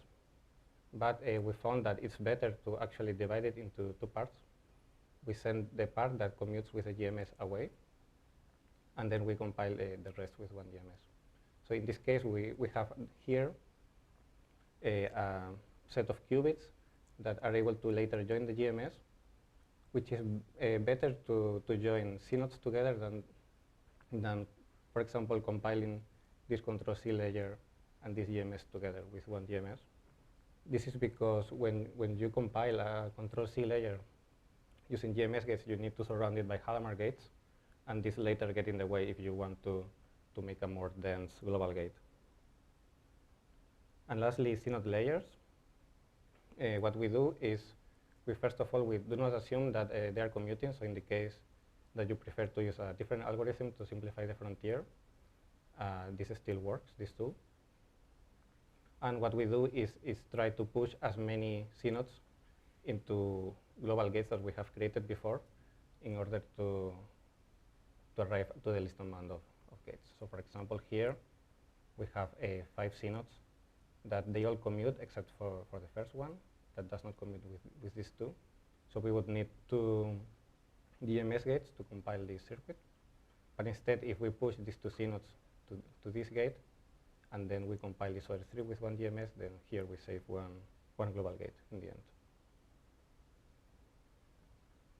So we implement and integrate this algorithm in P6, which is the Python library for ZX calculus. And we compare it with a naive algorithm and with Qiskit. So in here I'm showing some results. We check the final number of single qubit gates with the final number of GMS gates and the total time in milliseconds that it would take to execute the quantum circuit. And in general, we see that the linear program algorithm works better in most of the cases than the rest, followed by the peephole and then Qiskit. So I ran this in 3 benchmarks. It's MQT, quantum chemistry, and Quasam bench. And in most of the time, this is what we see, the linear program works much better, but there are some cases in which Qiskit works better. So when I was looking at this manually, I saw that this is in case when circuits are really constructed in such a way that the entangling gates can never be compiled with one global gate, then Qiskit, which has a better single qubit gate optimizer in the end, performs better. Because what you do is then you are not able to simplify the circuit or use these global gates to put CNOTs together, for example. But this is, from what I have seen, is quite rare. In general, our tool works much better. Okay, so I'm going to jump now to conclusions. So we have presented a quantum synthesis and optimization algorithm that uses ion trap quantum devices, in particular the global gates. For this, we use the ZX calculus, in which we take the circuit extraction algorithm and we change it in such a way that we reframe it as a synthesis algorithm. And we demonstrate improved performance compared with other methods. And I think as future work, I think it's quite interesting to look at a generalization of these global gates, which allows different interaction strengths between qubits. So in this case, you, for example, if you were working with phase gadgets, you can, if you manage to put them together, then this could also be compiled with global gates. But also in general, changes in the secret extraction algorithm for ZX calculus, I think this can be explored further to treat this as a synthesis algorithm, because you have a less restrictive way of representing a quantum circuit, which is a simplified ZX diagram. So you would be able to perform better instead of just working with peephole rewrites when doing synthesis. And here I have some references on if you want to know more about global gates or about secret extraction with ZX diagrams. And thank you for listening.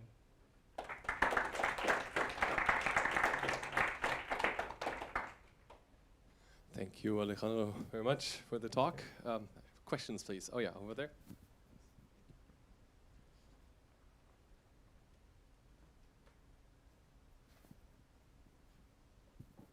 Yes, thanks for the talk.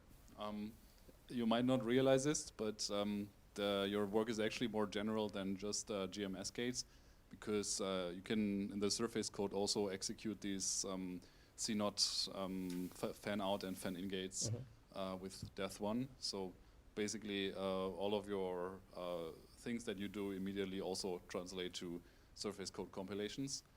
And yeah, I also did a similar work with a colleague of mine, where we also used ZX calculus for something similar.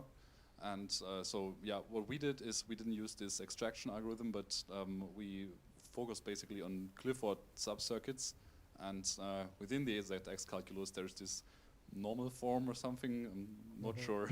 ZX experts will probably punch me now, but there's this normal form which basically brings the circuit into a form where there is a lot of CNOTs in the middle and some other stuff around. And this can be used to also apply these techniques. So yeah, thank you. Yeah, I think that actually this was a work by Sebastian, I don't remember his last name. Yeah, I met him last year and we actually discussed this. Yeah. Yeah. Thanks.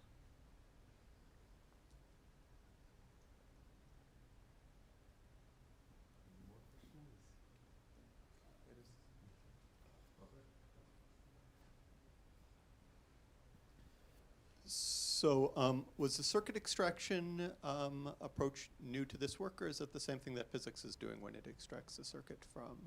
So the difference that we do is in the part of extracting the CNOT gates and then the peephole rewrites that we do during the extraction. But the whole process of then after simplifying the frontier, see which vertices you can move, and then pushing the Hadamard gates and the RC gates that we have seen in the beginning of the talk, this is the same. So presumably this wouldn't work on if like an arbitrary ZX diagram, because some ZX diagrams can't be transformed into circuits. So it's because you're just maintaining the circuit structure whenever you do the optimizations? Yeah, exactly. So this all, if you're familiar, this all preserves the flow of the diagram. So we assume that we have a circuit as an input that we want to compile for this certain hardware. So for this, yeah, we try to keep the flow of the diagram. So if you have seen, actually the gates that we extract are the same that are extracted in this paper over here, because in this we already guarantee that flow is preserved, so we don't extract directly, for example, these phase gadgets. Okay, so that makes things easier. Yes.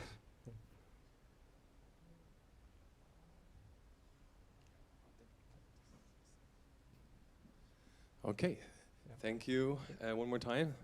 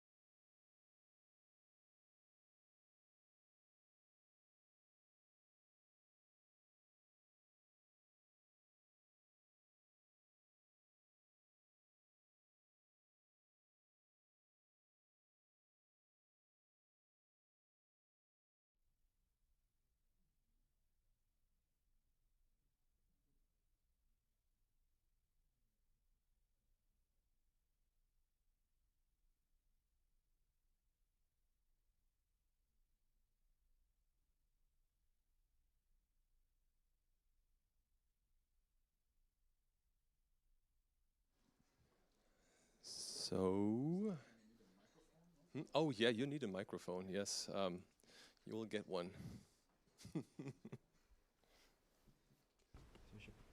that gives everyone else coming back from the break a little bit more time. I see a couple of empty seats. Hello? Perfect. Yeah, super. All right, you're all set up. Great. Well, I think we'll just start. Otherwise, we'll go. Fine. Or do you want to wait for? No, we can start. People? It's fine. I think this is the last session anyway. So then, welcome back to the last session of today's workshop in quantum software.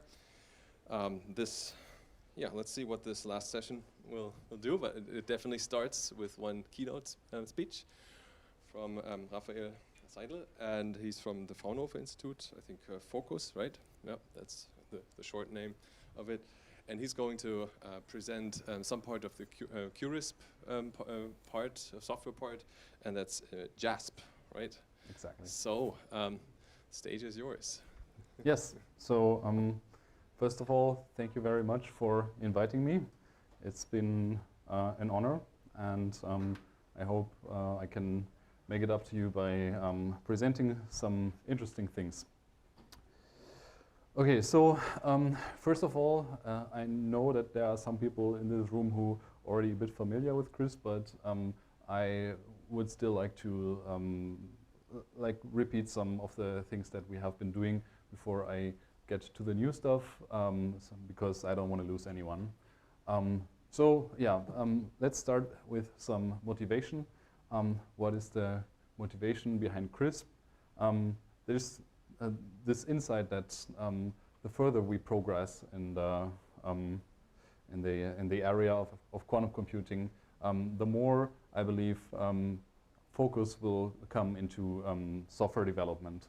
And we already saw this in the regime of classical computing, where in the early 1950s it was mostly hardware that was producing cost, and as the hardware matured, we saw that software maintenance and development became the source of the larger share of the costs. So I say this because developing a high-level quantum programming language, to some people it seems like some kind of academic endeavor that might be interesting, but not that much monetary motivation. But no, there's also a commercial motivation here. And there's also a more recent example of this phenomenon. There is NVIDIA versus AMD, and as you see in this chart here, the AMD GPUs, performance-weighted, also regarding cost, they outperform the NVIDIA ones.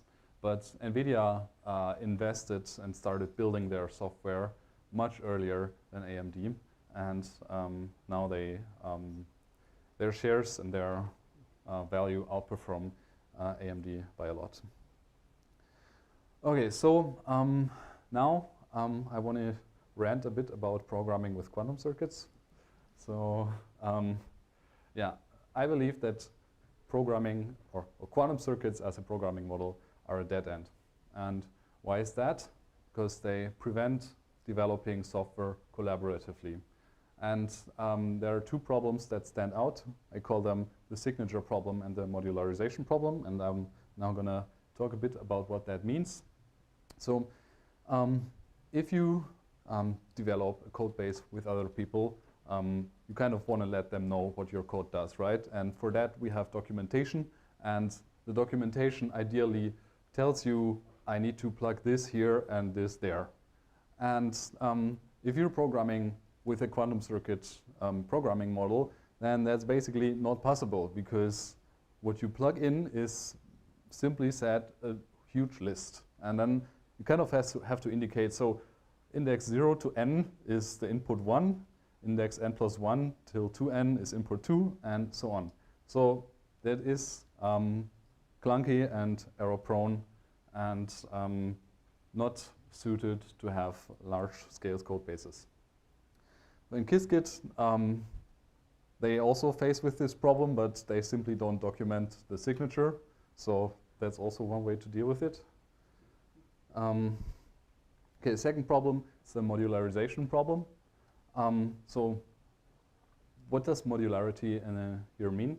So basically what I'm trying to say is that if you want to develop a code base effectively, you kind of need to modularize certain parts of the code that they don't have that much interaction with each other. Because if you do that, then you can exchange the modules, you can like benchmark, bug fix them in an isolated matter, and also optimize them, of course. So modularization is really a core feature of software development, of classical software development, and it should also be the same for quantum. But if you're using a quantum circuit programming model, then you can't modularize your code base. Why is that? The reason for that is memory management. Because let's assume you implement a model and then a module, and then you want to implement a different version of this module, but performs the same task, takes a different amount of ancilla qubits. Then you somehow need to figure out, if you want to exchange the modules, where are these ancilla qubits coming from? Where are they going to? Basically, you have to tinker with parts that are not part of the module, right? So it's not really possible to like embed this into a modular fashion. There's this example here with two quantum adders. It's the Gidney adder and the Cucharro adder. And the Gidney adder here requires 2 ancilla qubits. In general, it requires O of n ancilla qubits. And the Cucharro adder only requires a constant amount of ancilla qubits. And now you want to implement your Shor's algorithm, and you want to quickly exchange the adder because you want to test the performance. And if you program in a circuit-based programming model, then this is going to be a huge mess because you have to completely rewrite your code to like fix the ancillas that are that these adders require or don't require.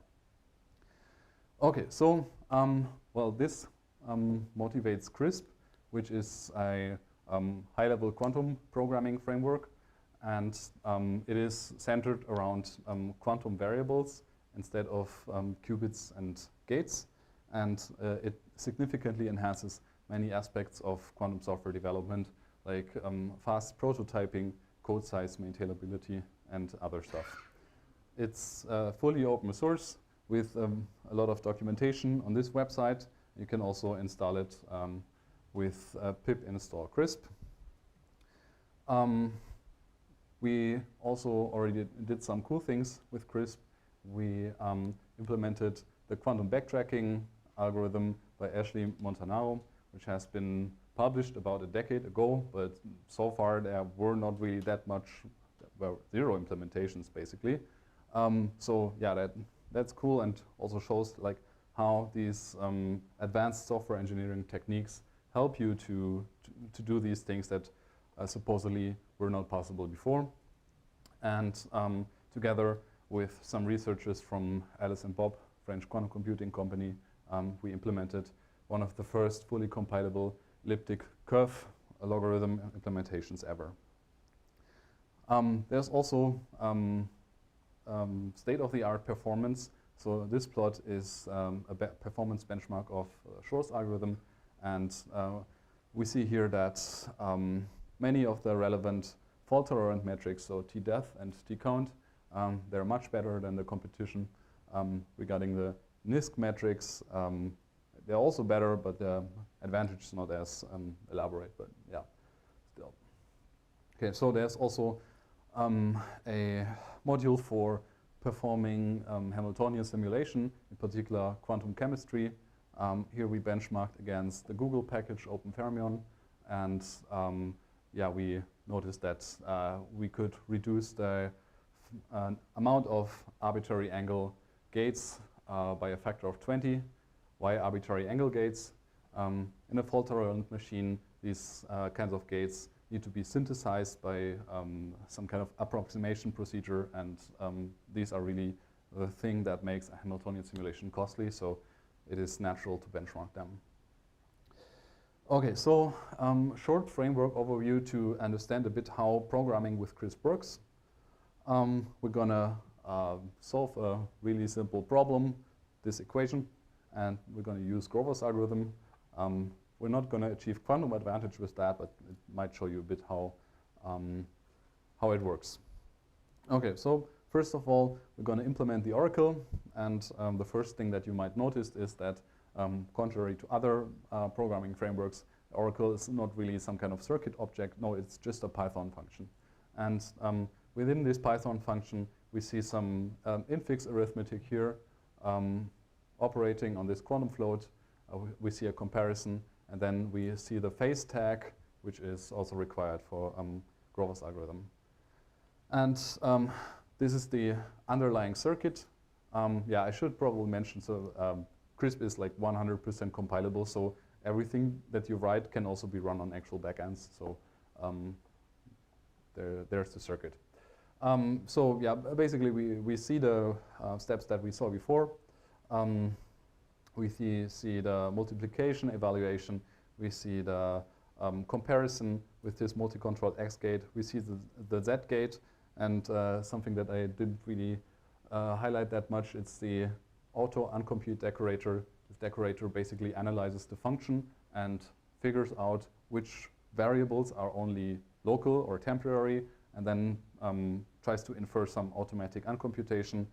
And yeah, you see that here. So it uncomputes the comparison, and it also uncomputes the arithmetic. Okay, so Grover's algorithm also rather simple, I would say. Basically, you call the oracle and the diffuser in an alternating fashion, and then you get this circuit and this plot. We see so solutions are 0.5 and minus 0.5, which is indeed the solution of the equations that we initially considered. Okay, so that was it with the recap. So let me get to what we have been up to lately. Okay, so what we noticed, especially when writing the Shor's algorithm, is that we have a big scaling problem. And we see it here in this little snippet here. This is a modular in-place multiplication, which is the relevant operation for Shor's algorithm. And even for 35-bit, it already takes like 20 seconds to compile. So if we would ever hope to push it to 2000 bits, then this is not the way to go. And yeah, as you might imagine, because it is a Python embedded library, this is basically the origin of the problem. Python is very convenient, but it's also very slow. And yeah, this we started to tackle, and yeah, then naturally there were some considerations how people have been doing it in classical computing, because of course same problem also arises there. And there are basically three ways how people approach this, and I'm going to go through them now. So the first one is called C-bindings, second one is AST analysis, and a third one is interpreter tracing. Okay, so what are C-bindings? C-bindings basically means that you write the performance critical code in C and then use some special Python library like PyBind and expose it into your Python library. So here you see like a little folder structure, how this could look like. So you basically implement the performance critical part in a C file, and then you also have this Python wrapper such that your functions can be called from Python. So how does this relate to quantum? So one thing that is really neat about the C-bindings, that you basically open your code base to the C ecosystem, which is of course probably the most popular high-performance computing ecosystem on the planet. But debugging and maintaining C-bindings is also much more cumbersome than Python code. And for this reason, C-bindings really work best if you already know that the C function is not going to receive a lot of updates, and it's going to stay state-of-the-art for a prolonged amount of time. One example here is NumPy. In NumPy, we have matrix multiplication. This is an algorithm or a problem that exists for probably forever, but computationally for a good 70 or 80 years. So there is not that much more improvement to be expected in matrix multiplication than we have already. So you just write the multiplication code in C, bind it to Python, and then hopefully forget about it. But this is not the case for quantum. In quantum, we have new methods for all kinds of problems constantly popping up. And if you want to develop a library based on C bindings, you're going to be much slower and more expensive with your team, because you require highly specialized software engineers which are good at quantum algorithms and also good at C programming. So that is not the way that we wanted to go, because our mission is to make quantum computing or performant quantum computing accessible. Okay, so second approach is something called AST analysis, and this basically means that you analyze the abstract syntax tree of the Python source code. And once you did that, then you kind of replace some predefined parts of it by some code of yours. And this way you can construct a quantum compiler that performs the operation that you want.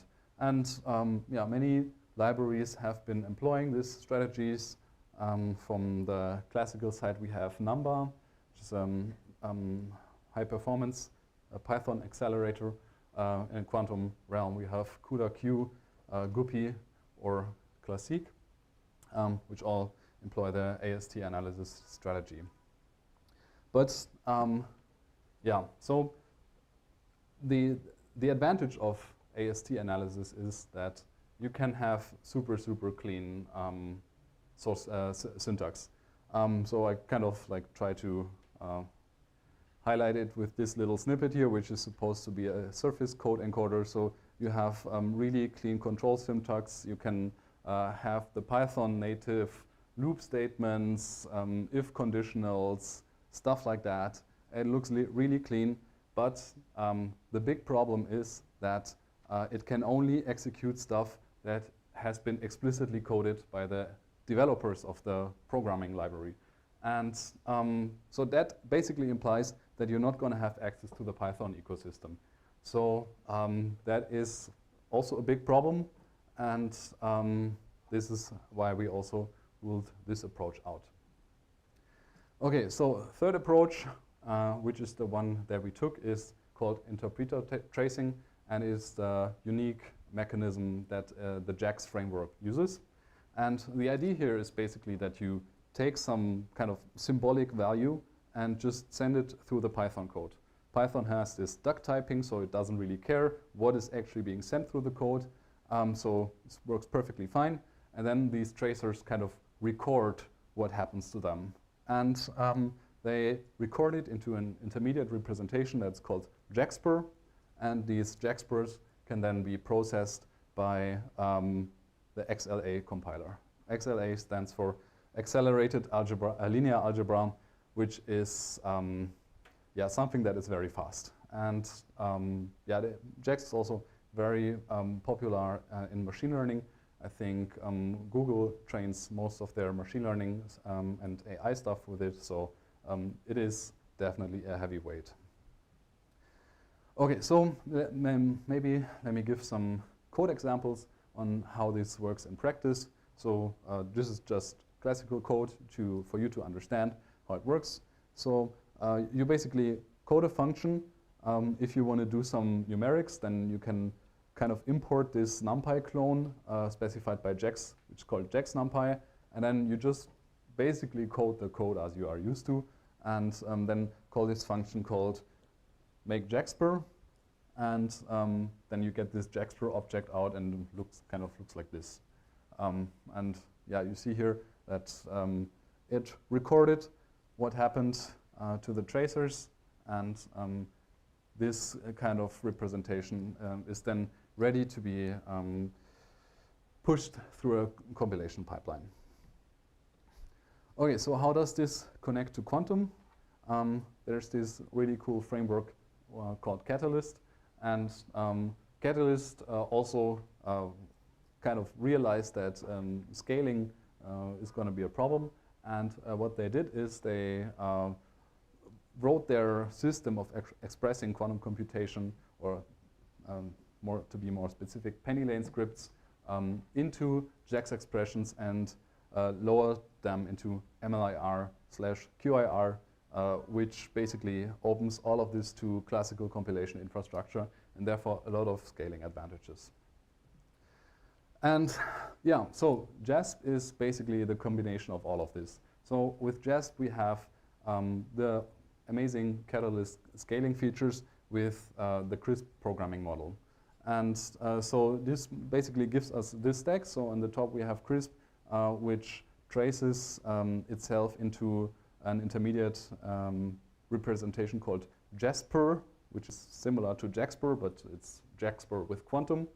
And then we convert it to the JAX dialect of Catalyst, and then this is like subsequently lowered until it is run on a hybrid backend.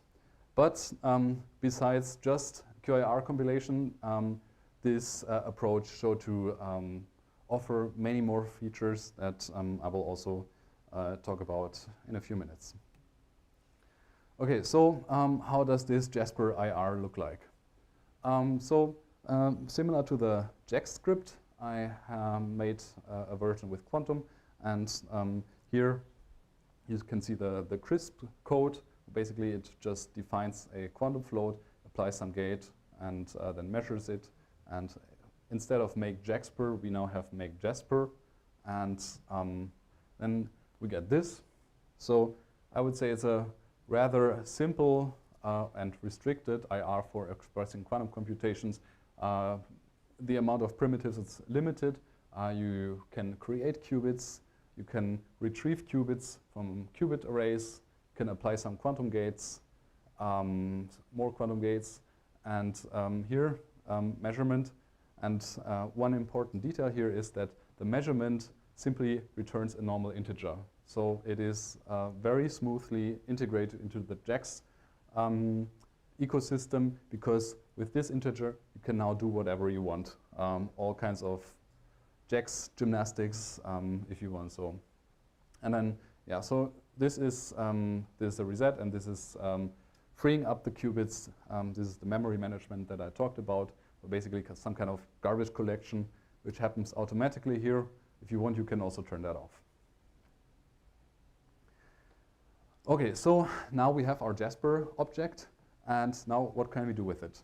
So first of all, you kind of want to make sure that your script is correct, so you want to run it on a simulator, and for that you can simply call it like a function, and then it will connect to the CRISP simulator and evaluate the script. So second important feature that I already talked about, you can call this methods .toQIR or .toMLIR, which compiles the strings for that. And if you happen to have a backend which can run these representations, then you can run it on your quantum computer. So furthermore, there are also some more compilation relevant methods. So you can call .control, which generates the control Jasper. You can call the inverse.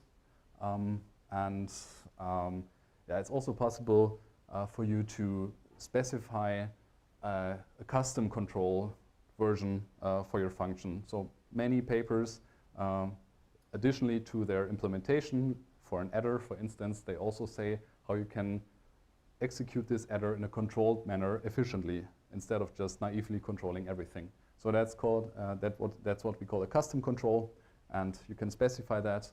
And it's also possible to specify a custom inverse. Now you might think, okay, so performing the inverse there is not that much performance overhead, it's just staggering everything. Well, yeah, there are some quantum functions which can be implemented efficiently if they contain measurements, some feedback, and of course that cannot really be inverted that much, and for that reason you can also give a custom inverse. And then yeah, there's also this dot2QC method and the 2QASM method, which kind of attempts to extract the quantum circuit, but that's not really always possible, and why that is the case I will now get to. But yeah, before I'm gonna talk about one more crucial advantage of tracing compared to the AST, and that is that if you really want to do state-of-the-art compilation, you cannot just stop at looking at circuits and putting out a better circuit. Many optimization steps also happen on a higher level, and to realize these optimization steps, you need some good classical infrastructure. One example here is trotterization of a Heisenberg chain, which has this kind of Hamiltonian. And the key observation here is that these terms don't really commute. So if you just look at the quantum circuit, you have no way of saying, okay, yeah, I could exchange the order of these, but the trotterization algorithm doesn't really say in what kind of order you should execute it. So even if the trotterization terms don't commute, you're still allowed to exchange them because there is no preferred order to execute them. And yeah, if you just naively compile the Heisenberg chain and you have bad luck, then you might end up with this. But of course, this is much better. And so if we now want to scale that up, we in CRISP use some graph coloring algorithm, which basically tries to make sure that there are as few layers as possible. Basically, every layer corresponds to one color. So if you have a good graph coloring algorithm, you also have a few layers.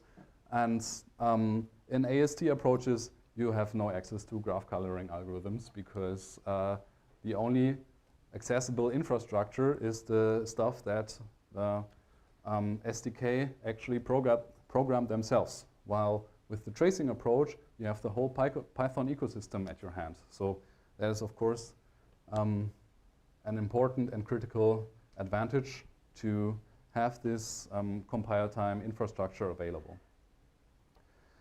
Okay, so now some words about what it is like to program in JASP and how it is different from normal CRISP. So writing the programs in JASP is rather similar to writing the programs in JAX, and a key distinction that you have to understand here is the difference between static and dynamic values. Dynamic values, or let's start with static. Static values are just your everyday Python variables that are known to the Python interpreter once the interpreter executes the script. Dynamic values are values that are only known at execution time. So for instance, if a measurement is coming out of your quantum computer, you of course don't know what the result of the measurement is going to be, so you don't know it at compile time. And this is reflected in the notion of dynamic values, that you don't know it at this point. But it doesn't necessarily have to be a measurement. It can also be other types of values.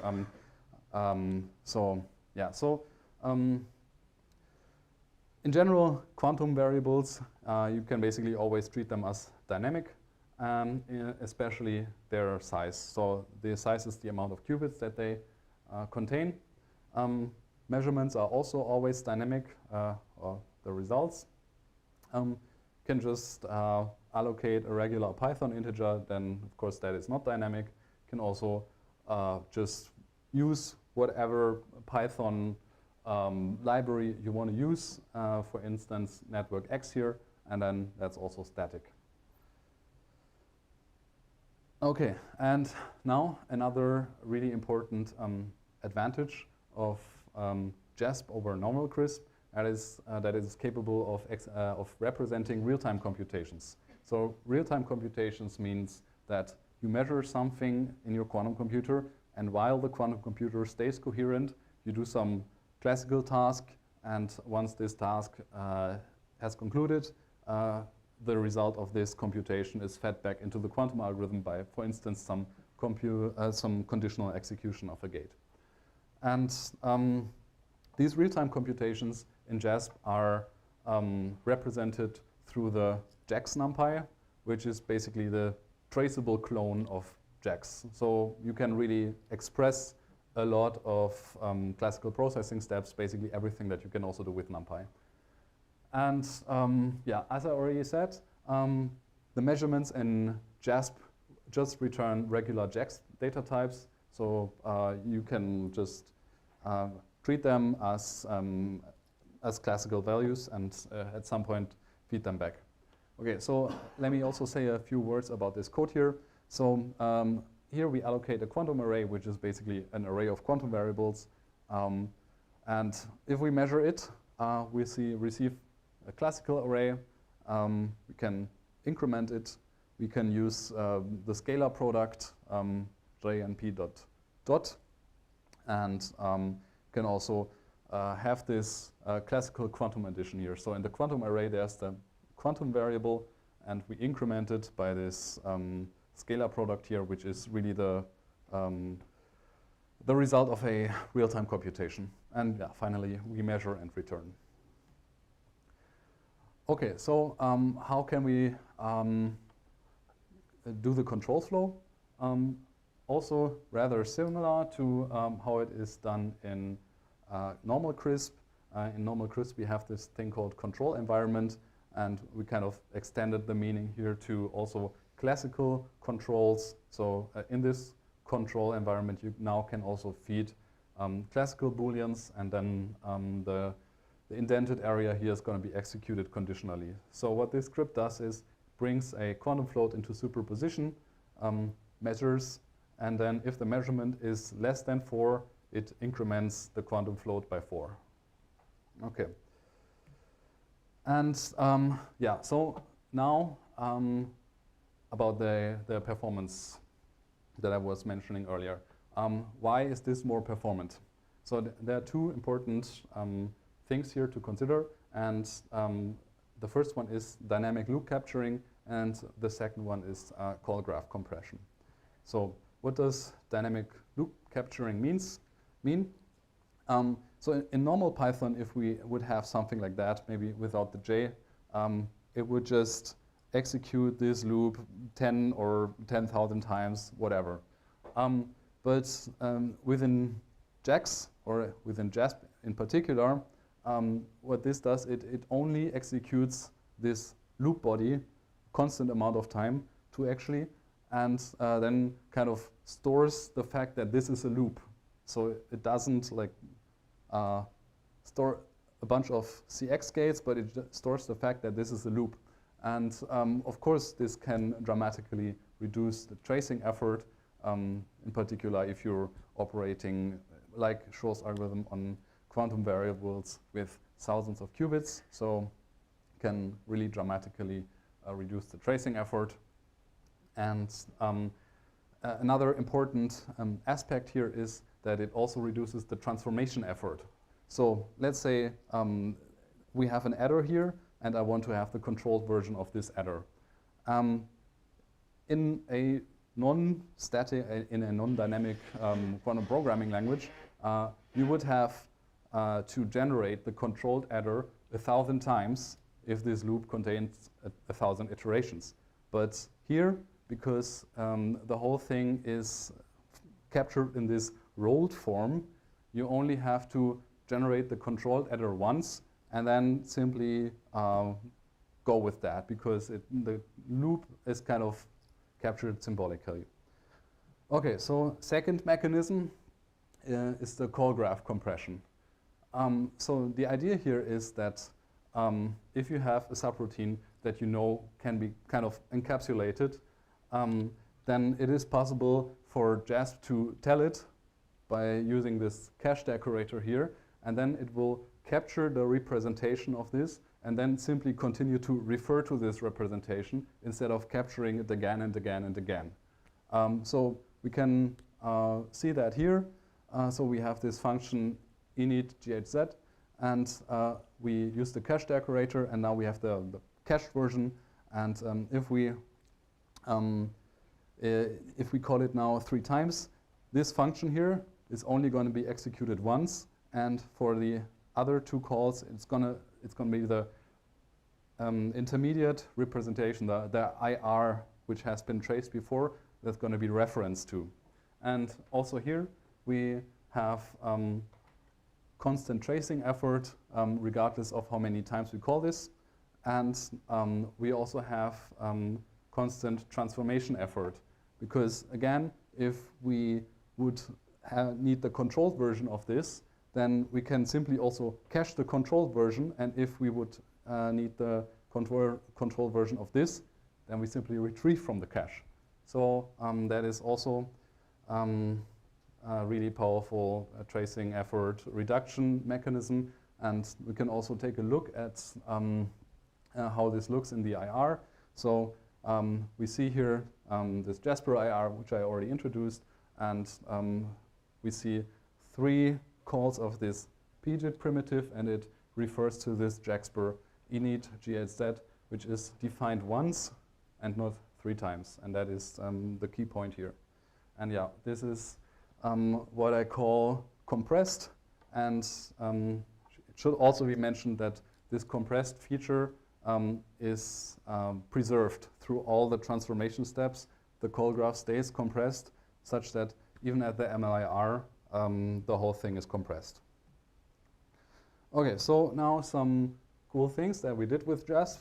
Okay, so maybe just for starters, the measurement-based uncomputation, maybe not as spectacular, but maybe to understand.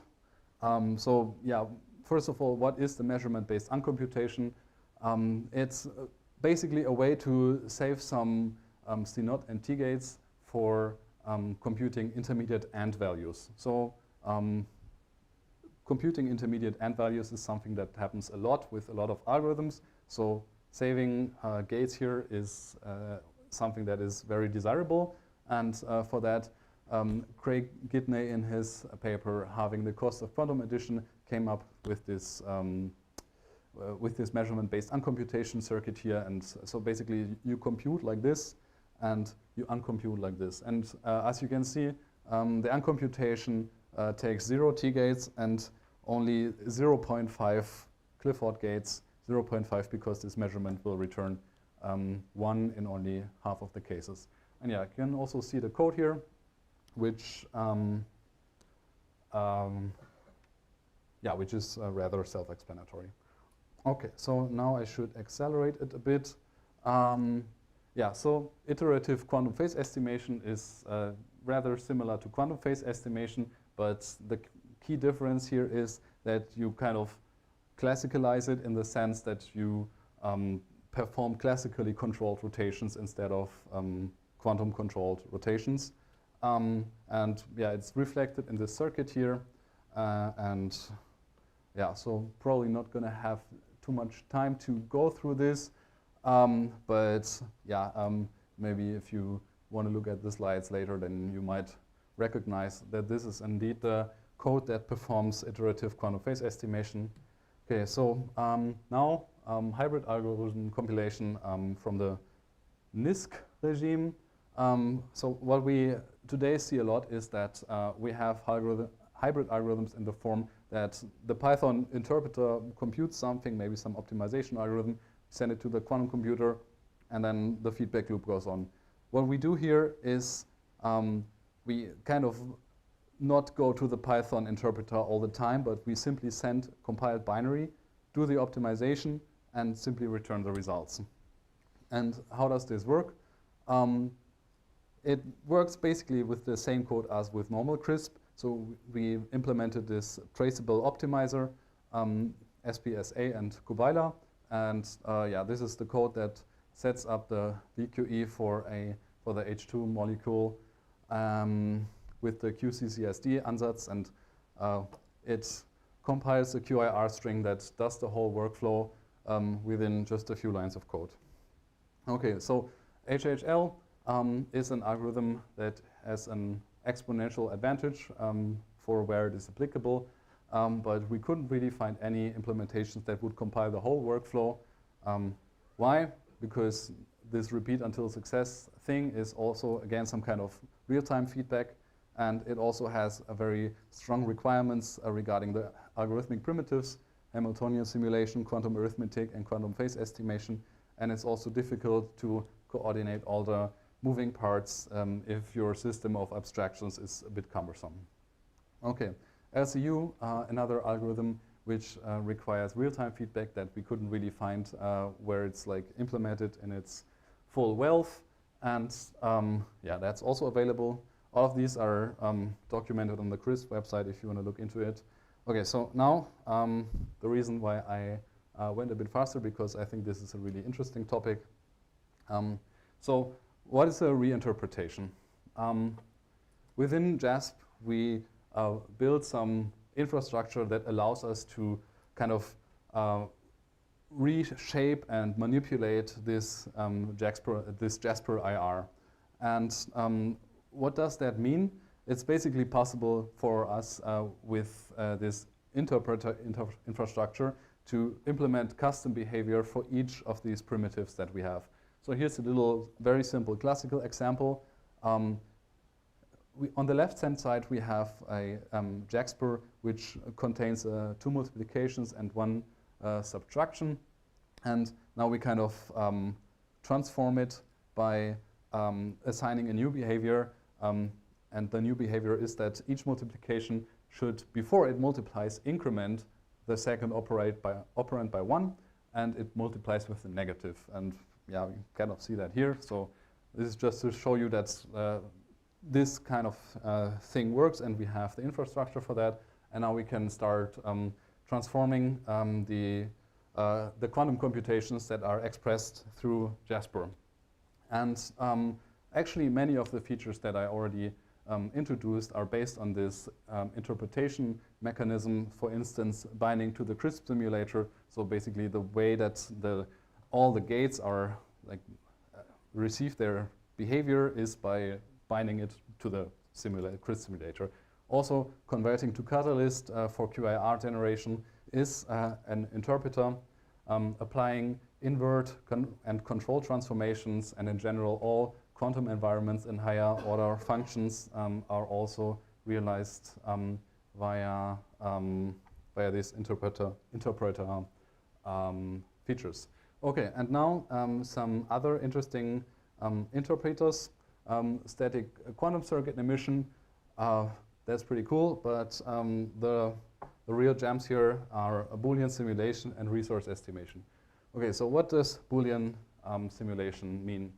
So basically, what we see is that there are a lot of quantum algorithms that take these classical oracles. So for instance, Schroth's algorithm, quantum walks, some Hamiltonian simulations that compute the entries of the Hamiltonian. So these are purely classical functions. But if you want to verify the correctness of this, even the strongest simulator can fail for even toy problems. So there is an actual use case for simulating quantum code that is purely classical. And for that, we have the Boolean simulation reinterpretation. And the idea here is basically that if you have a Jasper with only Boolean logic that is X gates, CX gates, CCX gates, and so on, then kind of reinterpret this by viewing the circuit simply as another integer, and then we perform the equivalent Boolean operations. So yeah, we have the shift left here, which indicates that we want to address the 8th qubit, and then we do the XOR gate to reflect the X gate. Okay, so resource estimation is also an extremely important problem, because it's currently not really that known for what quantum computers are actually going to be good at. So we need to kind of gauge which algorithms could potentially deliver us some advantage. And for that, we need to go to practically relevant scales and measure how many gates are required. But here comes the problem. There are tools for that, but they usually only allow you to do some kind of approximate implementation, so it's not really possible to figure out if your implementation is correct. It just is just like hand-wavy a bit. And what the resource estimation interpreter now allows us to do to simply transform the exact same code into a program that compiles a binary which computes the resources that are required. So here we have again a JASP which executes a T-gate, an S-gate, and a T-gate. And now we represent the quantum circuits as the corresponding counts of the gates. So this is probably going to be the count of the T-gate. This is going to be the count of the S-gate. And now we simply increment these counts every time, and yeah, we return the counts. And yeah, there is some benchmark here where we simulate the beryllium hydride molecule with our trotterization and quantum phase estimation functions. And yeah, we count the resources. Here you see this count ops decorator. So most of these reinterpretation things, they're accessible through some kind of decorator. So you just write the script, and then you put whatever decorator you feel like. And yeah, so the resource estimation is really fast. So compared to Qiskit, it is 1 billion times faster, and it is also, like, the implementation is also more efficient, almost 1 order of magnitude better in CX count. Okay, so summary, with JASP, we could connect CRISP to classical compilation infrastructure via the Catalyst framework. We made it possible that it is fully agnostic to scale, and yeah, we also could implement several other interesting execution modes. In contrast to AST-based compilers, we can leverage the Python ecosystem, and with JASP we remedy some important weak spots of CRISP, and that is long tracing time, lack of real-time computation, expressibility, and difficult code analysis. Okay, thank you.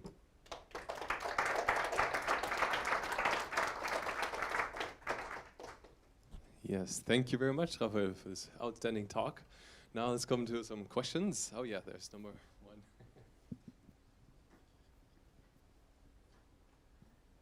Very, very cool stuff, Raphael. I'm really impressed. However, I must defend the honor of the AST approach against your cruel attacks.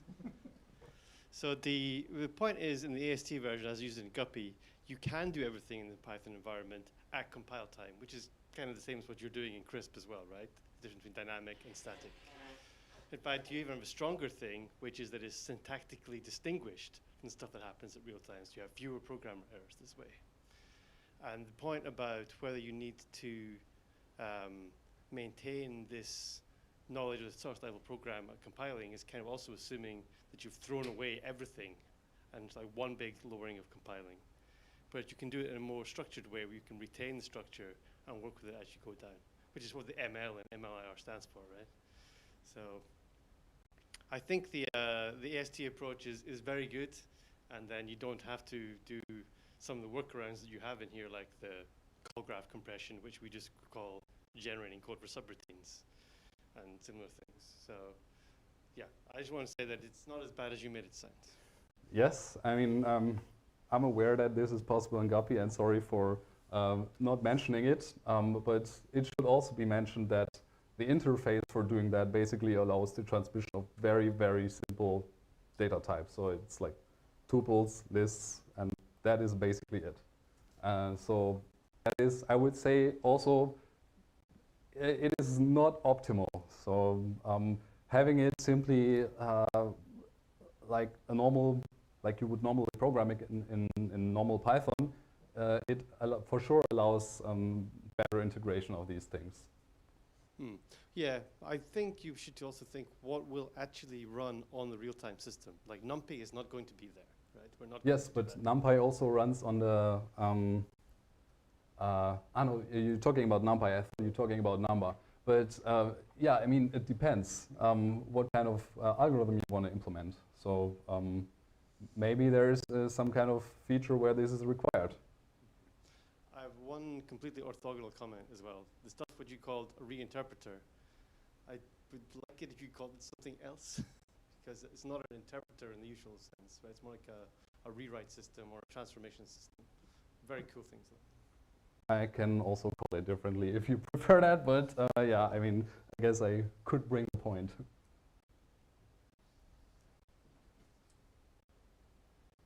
Yes, thanks for this nice talk. So I was wondering, when you do the control or the inverse, which level it is at? So do you need to know the number of qubits of this unitary or procedure, or to obtain the control version of it? Yeah, so right. So the way that this control method works, it basically inserts MCX gate at the beginning, at the end, computes some intermediate control value, and then all the quantum instructions, they receive one additional control. If there is one of these cached functions, so like this this call graph compression thing, and it contains a custom control, then this custom control is used. Otherwise, the whole procedure is called recursively. Okay, so when you add one additional control qubits, then ultimately you would need to further decompose it into 1 and 2 qubit gates at the lowest level, right? Yes. And this is independent of this part, right? Yes. So this kind of task is part of the non-dynamic CRISP. So the non-dynamic CRISP already has all the algorithms implemented that are required for this basic task of generating controlled operations, stuff like that. So for that, we just use the normal CRISP infrastructure. Okay, thank you. Maybe another question. So it's about Grover search. So when you, I assume you can embed, you already embed the oracle synthesis in when you specify the oracle by writing some function, classical functions for the marked item, right? Because you can specify the marked item using some functions, right? So you already implement the oracle synthesis in this part. Yeah, the oracle synthesis, I mean, what is pre-implemented is the arithmetic and the comparison.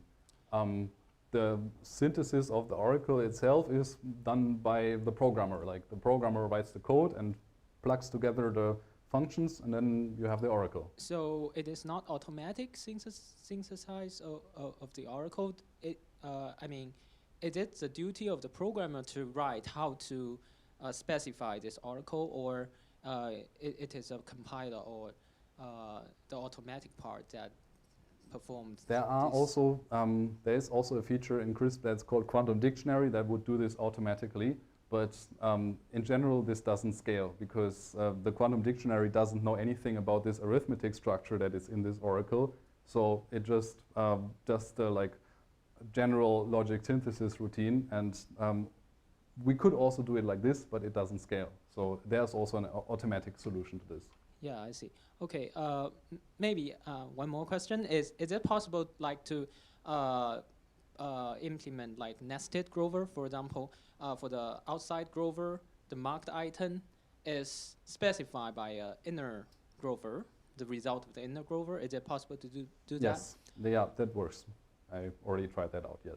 Okay, thank you very much. Very cool. Thanks.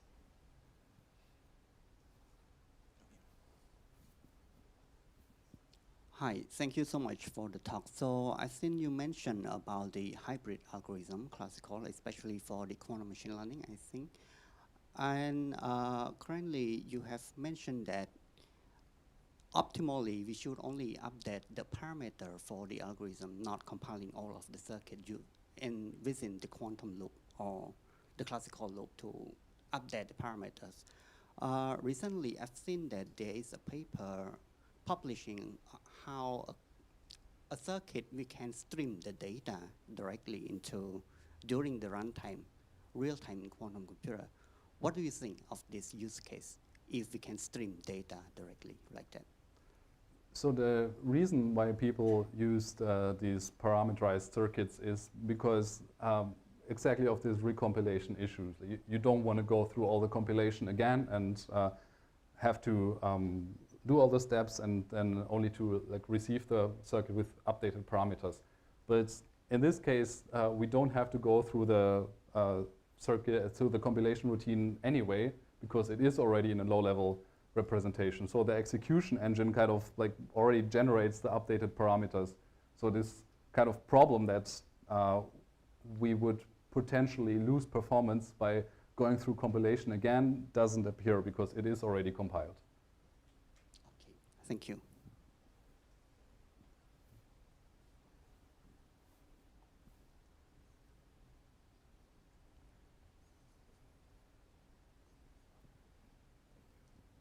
Yes, so I think there's probably more questions, but we'll take that offline then. Then thank Raphael once again. Thanks.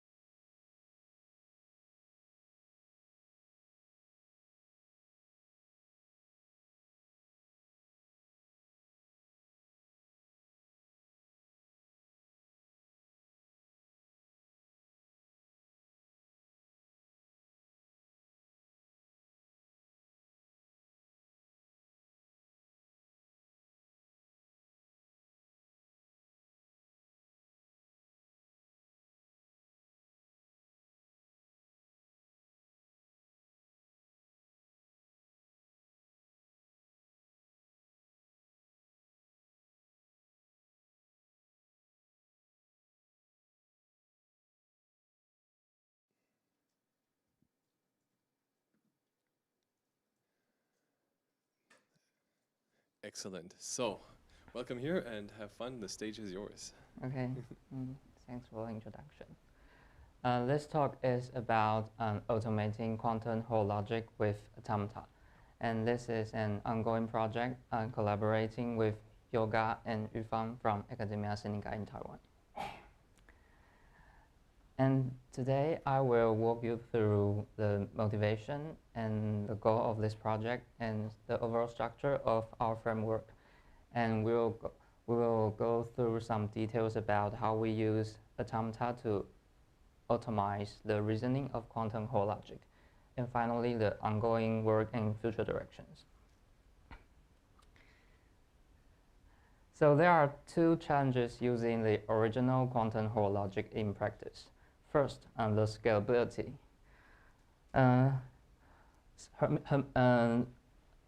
Assertions in quantum Hoare logic are Hermitian matrices, which grow exponentially with the number of qubits, creating a scalability issue.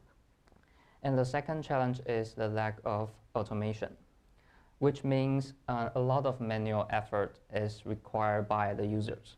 And overcoming both the scalability issue and the need for manual intervention is a key focus of our project. So let's take a look at what an ideal automated quantum Hoare logic verifier would be like. And a good verifier, suppose we have a Hoare triple as our input. A good verifier can return a proof tree if the triple is valid. And we're definitely not there yet. And right now we are focusing on an applied fragment of quantum Hoare logic where the assertions are projectors, and which make them easier to handle. And also we require the user to provide loop invariants. We are working on extending to the full scope of quantum Hoare logic and some automated loop invariant generation. And essentially, our framework is a two-stage process. So in the first stage of our framework, we start by generating a skeleton proof tree based on the structure of the program. And at this stage, we decompose the original triple into multiple subtriples, and we label them with the corresponding proof rules. And you'll notice that there are still some unknown intermediate assertions at this point. And we will solving all these assertions using the semantics. Using the semantics to the corresponding proof rule at the second stage. Now that we covered the overall structure, and then let's look at how we create the skeleton proof tree in the first stage. So there are 4 supported program statements in quantum Hoare logic. So the first one is the initialization and unitary transformation and multi-branch if-else and a while loop. So therefore, we can generate a skeleton proof tree in a recursive and standard way. So if you can apply sequential composition, then you apply it to the program and you split the program into many sub-statements. And for each statement, if it is initialization or unitary transformation, you just apply the corresponding proof rule. And if a statement is a composite control flow block, after you apply the corresponding proof rule, you also recursively apply the step 1 and step 2 to the body of that block. So here is an example. So the input triples program includes an initialization, 3 unitary transformation, and a while loop. And we decompose it using the sequential composition rule. And for the while loop, we further apply the corresponding proof rule for the loop body. Here's only the unitary transformation. And this gives us the skeleton proof tree. So now, how do we solve the unknown intermediate assertions? So first, you need to decide on how to encode the assertions. And second, you have to design the algorithm for applying proof rule backward. So you can derive the precondition from the post condition. Now let's talk about the assertion encoding first. In applied quantum Hoare logic, each assertion is a projector. And since a projector corresponds to a subspace in linear algebra, and a subspace is a span of a list of vectors, so we can use that set of vectors to represent the projector. So now, what is a good candidate for encoding a set of vectors? Here is my recommendation. We can use a tree automaton. So a tree automaton accepts a set of trees. And you can notice that the frontier of a completely binary tree is a vector. So this is the intuition of how we use tree automaton to encode a set of vectors. Now let me show you a concrete example. On the left-hand side is a level synchronized tree automata, an LSTA that encodes the computational basis of a 3-qubit system. So each node is a state, and each edge is corresponds to a transition. And for example, starting from the state Q0, there are 2 outgoing transitions, which we label them with choice 0 and choice 1. And so what makes an LSTA different from a standard tree automata is that we also require that in a single run, for each level, every state should make the same choice. And what does that mean? And let's go through a run that an automata run that generates the vector kit101.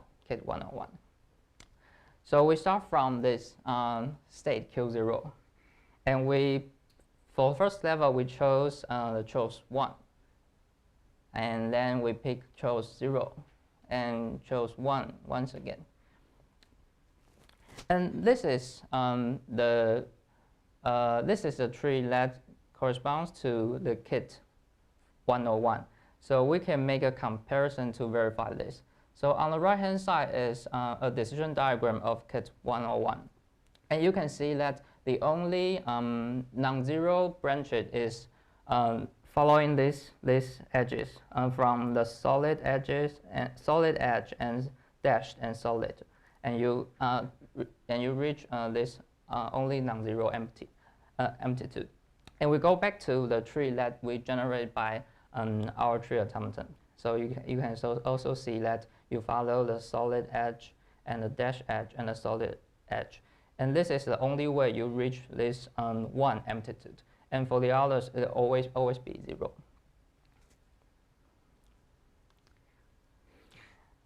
And also, you can observe that for the first 3 levels. And for each level, there are 2 different choices. So this automaton can generate 8 different trees, and each one corresponds to a different non-zero position of a decision diagram. And so this is why this automata encode the computational basis of a 3-qubit systems. And now you can observe that the second level and the third level, they share an identical structure. So this suggests that if you add an additional qubit to a system, then for the corresponding automaton, you only need 2 additional states and 3 additional transitions to encode this set of vectors. So this means under certain cases, the size of the automaton will be linear to the number of qubits, even if we are encoding exponentially many vectors at the same time. And the size of the automata will still remain linear. Okay.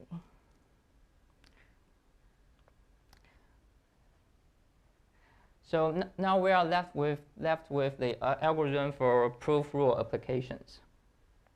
So we start with the easiest one, the unitary transformation. So if given a post condition A, the precondition for a unitary statement would be A sandwiched by U dagger and U. And this can be viewed as a change of basis.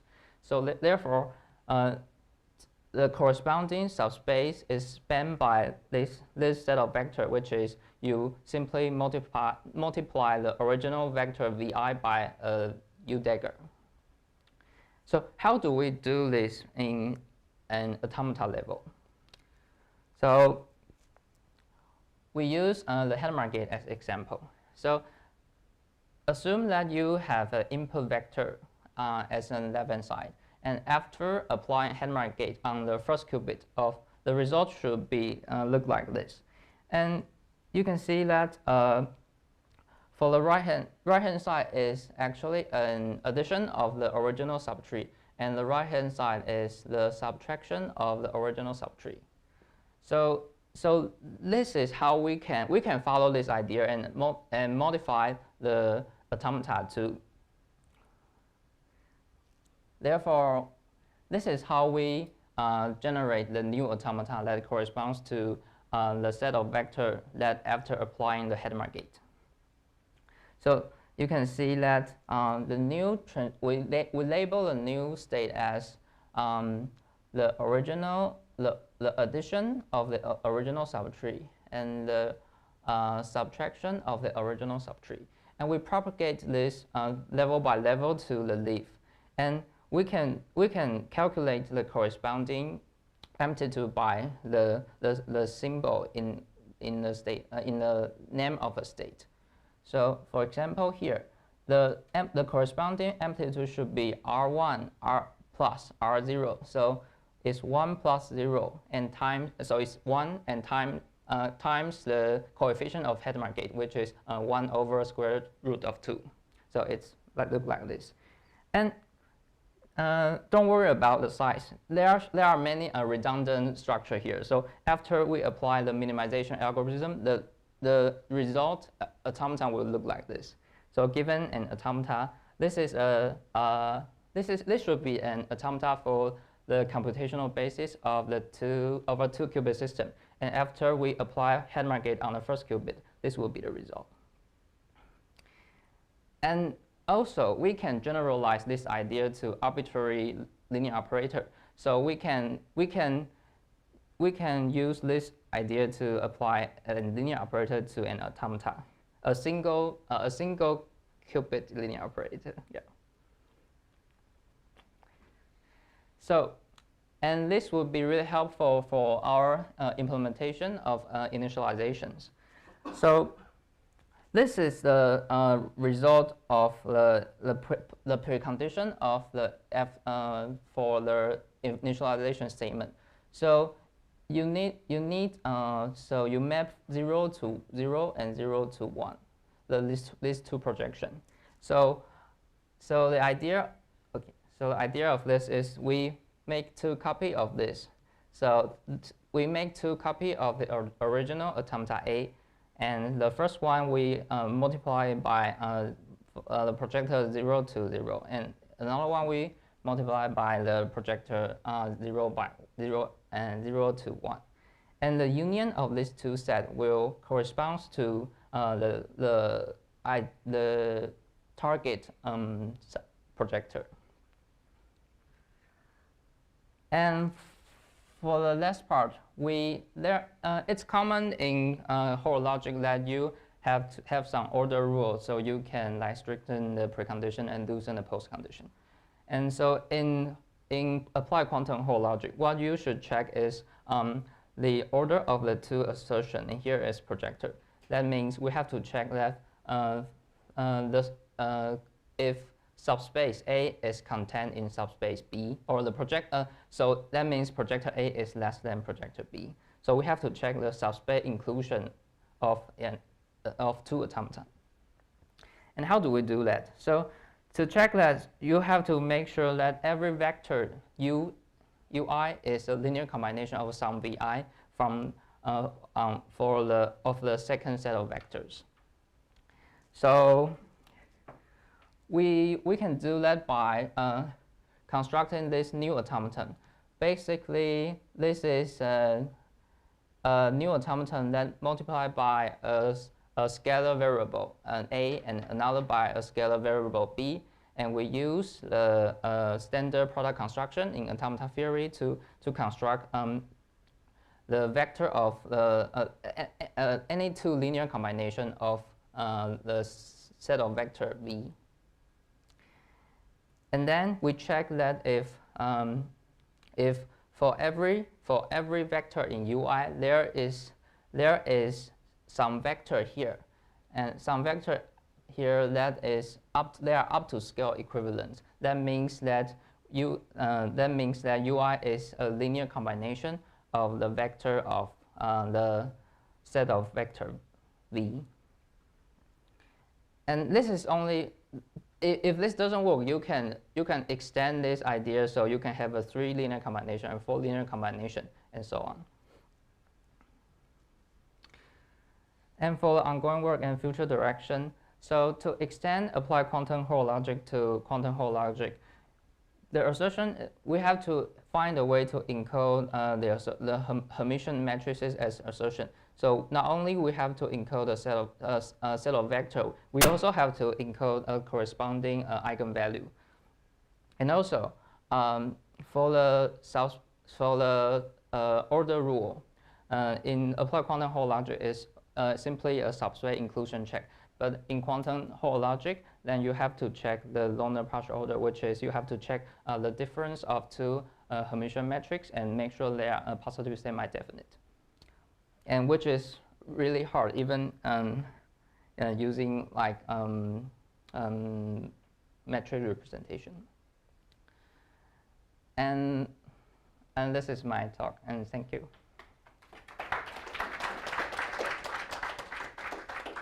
Yes, thank you very much, Fangi. So, are there questions, please? Yes? First, thank you for the talk. And I have a question. I have a question about the loop invariant problems. Yes. Okay, you know, it's a common knowledge that the generation of looping variant is a highly non-trivial things. Yes. In reading about quantum programs. Okay, especially for while loops. So my question is, how do you plan to incorporate the techniques of generating the looping invariant, which is commonly known that can be solved by reducing to a semi-definite programming problem. Okay, which relies on some mathematical or some other techniques. Yeah. So that's my question. Okay. So thanks for the question. And also, we have a paper last year. I think it's also PLDI. It's about how we summarize the body of a loop, and it turns out that you can use, for example, for Grover algorithm, you only need 2 additional variables, and you can summarize what happens inside the whole loop body. And so we kind of want to generalize this idea to the constraint of, or the loop invariant of a while loop. Yes.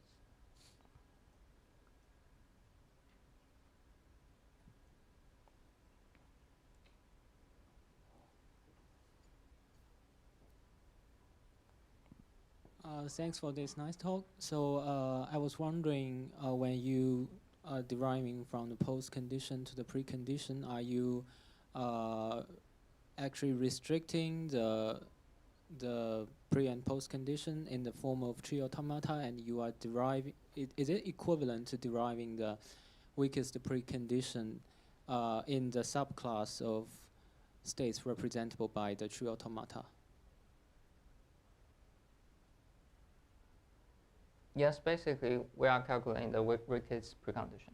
So when for some like conditional statement and while loop, how do you take the conjunctions of 2 projectors? Are you taking the span of? So under our encoding, we simply means that the span of we only mean that this automata corresponds to the span of all the vectors that are accepted by it. So the subspace corresponds to the span of this vector. Yeah. Okay. So when you take the disjunction of two projectors, you're actually taking the span of all states spanned by the states in the first projector and the states in the second projector, and you take the span of all these states, right? Yes. Oh, I know what you mean. Okay, I see. So here is a possible. I was wondering whether there is a problem that when you do this, like for example, for several steps, then the space spanned by these projectors will be very big. And since you are generating this automatically from the end of the program, maybe in the middle the condition is already very large space, yes. And in this case you cannot continue to prove that because it already spanned the whole space, right? Yeah. So do you have any way to avoid this problem?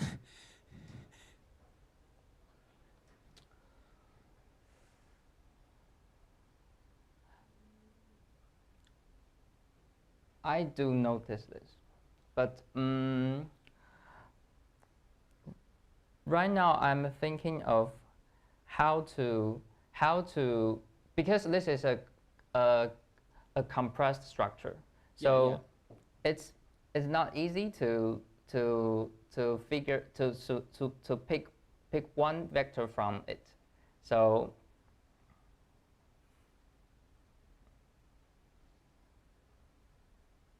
So the answer is the solution is still I'm still working on it. Sorry. Okay, thank you very much.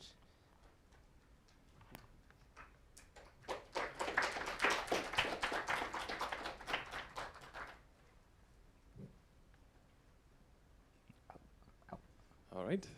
Thank you from my side. The audience already gave the final applause.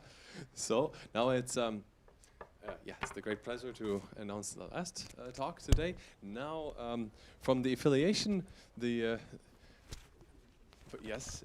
one in Korea actually. So and so the only talk now from affiliation in Korea. So thank you to be here. Yes, this is Langhok. Right? Yes. Yes, and we were talking about noise-aware calibration-based adaptive gate folding for linear zero-noise extrapolation. It's a long title. Let's see what you got to say. The stage is yours. Thanks. Thank you so much for the introduction. So this is the last talk for today, and I would like to present about one of my work that is currently working as well, actually about a quantum error mitigation method. And titles noise-aware calibration-based adaptive gate folding for linear zero-noise extrapolation. So essentially working on the zero-noise extrapolation or ZNE. And moving on to the introduction, as you all know, currently quantum computers has so many noise issues, and QEC is still far from reach. And according to the IBM roadmap here, we are still relying on the QEM until probably 2028. After that, hopefully we can get a QEC that can correct the logical qubit. But until QEC, there are still issues that QEC itself, like surface code, cannot correct. It essentially can correct the bit flip and phase flip. But there are some source of error like crosstalk and leakage that might turn the qubit itself into an uncomputational basis. So at that point, it's really hard to correct, and we might be able to rely on QEM at that point as well to correct that source of error. And in my talk here, I would like to focus on the zero-noise extrapolation or ZNE error mitigation method, which was originally proposed under the reference here in Physical Review Letters a while ago already. It is a very famous one. In the original paper, they discuss everything in detail, how the ZNE work, and noticeably, they also introduced the PEC, probabilistic error cancellation as well. So this paper is very famous. So if you want to dive deeply into QEM, I suggest check out this paper in detail. But back to the work here, I want to talk about more of the practicality of ZNE itself. So with ZNE, originally we have an original circuit that, for example, with this gate. And then we want to scale it further using the same gate to make it much noisier. And we call it lambda here, being the scale factor, 1.5 or 2, essentially making more gate into the original quantum circuit. And then you want to apply the ZNE model to mitigate, or if you have a few data points where you would here scale from 1, 1.5, and 2, then this is the original circuit at 1 with its original noise level. And then you have at 1.5, you would scale the circuit into a little bit more noisier, essentially the same gate. And at that point, the expectation value of the circuit would drop. And then it would drop lower if you scale it into much noisier. Afterward, you would want to use ZNE, either linear model extrapolation or exponential, and some other more sophisticated like Richardson, like you can check in detail. And using those models, we can extrapolate this noisy error, filter out the error, and then you would get the expectation value closer to the ideal one, which is in this case 1. And then compared to the unmitigated result, which is the same as 1 here, we can see that we can improve the expectation value of the noisy circuit within the noisy environment. And I would like to point out that in this recent experimentation to showcase the how quantum computer can essentially find some issue or problem that is intractable by classical computer. Usually, they use a combination of ZNE and dynamic decoupling to mitigate the error in the quantum computer. Okay, so in this work, we discuss in detail how we fold this noise. And in the current existing folding method, we can simply use the local unitary folding. So in this folding, essentially we apply each folding operation itself to each of the quantum gates individually. For example, you have a unitary operation here, and then you simply scale it 2 more times, and the U dagger and U here simply cancelling each other out. And this is the case of folding for example, 2. And then if you have 4 scale factor, you just simply scale more of the unitary operation. And this is the local unitary folding. And the other one is the global. The difference between local and global is local treating each of the gate as a unitary operation and then scale it from there. But then for the global scale folding, it treats the entire circuit as a single unitary operation, and then it mirrors that circuit. So yes, this is the most used folding, and all of this method is actually available in Metric framework that you can test and use it. What are the limitations though into these 2 folding methods is that they assume uniform noise scaling. So either of the qubit, if you check on the calibration data, especially from IBM, there are some gate that has higher error rate, and there are some gate that is simply faulty gate that we cannot use it, especially for the CNOT. And within the uniform scaling assumption, it can introduce some extrapolation bias, yes, due to the imbalance noise accumulation into the quantum circuit itself. So that motivates us to propose our method is to use the real device calibration data to selectively fold the gate. Essentially, this is the entire workflow. First, we apply a noise adaptive mapping.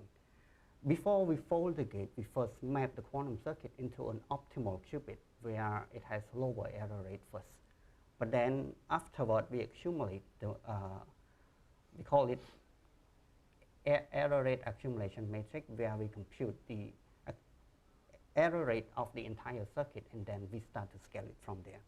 To see everything in detail, first about the noise adaptive mapping, we can see that the quantum circuit is first calculated on how each error rate is affecting this entire circuit based on the calibration data that we got from here.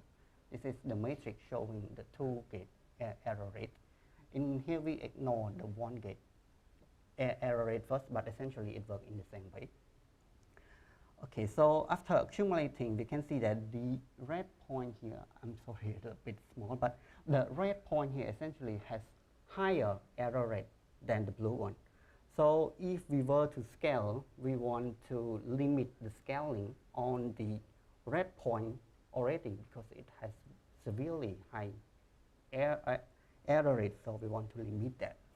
Then at the accumulation point is just analyzes the quantum circuit itself and then collect all of this data. Afterward, the most important point is to calibration guided selective folding. So essentially, we want to fold the gate differently from the one that we have lower error rate. So I think the full picture will show more.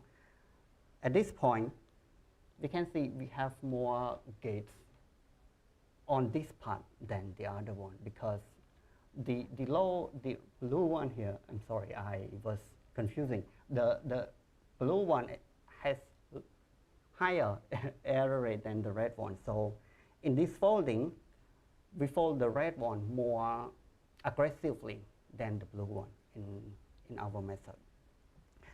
Okay, so this is essentially all of the entire method. You can check the paper for more detail on how it works and why.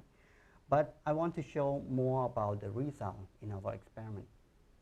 We select 2 circuits for our experiment. The first one is the circuit, which is very easy to execute because the connection between a C0 gate can essentially connect on all of the qubits that have adjacency connected to each other.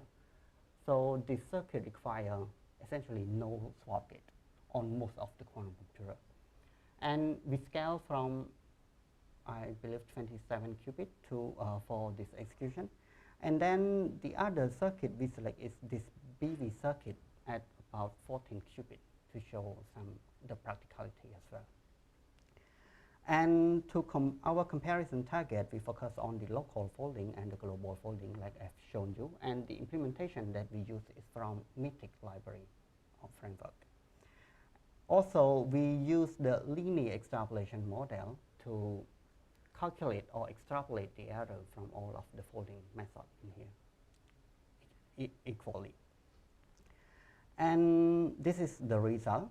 On the left, yes, on A here, it is a simulation result using the noise model from the real device, which is IBM Cube here. And this B side is the real hardware result executing using the same setup and method.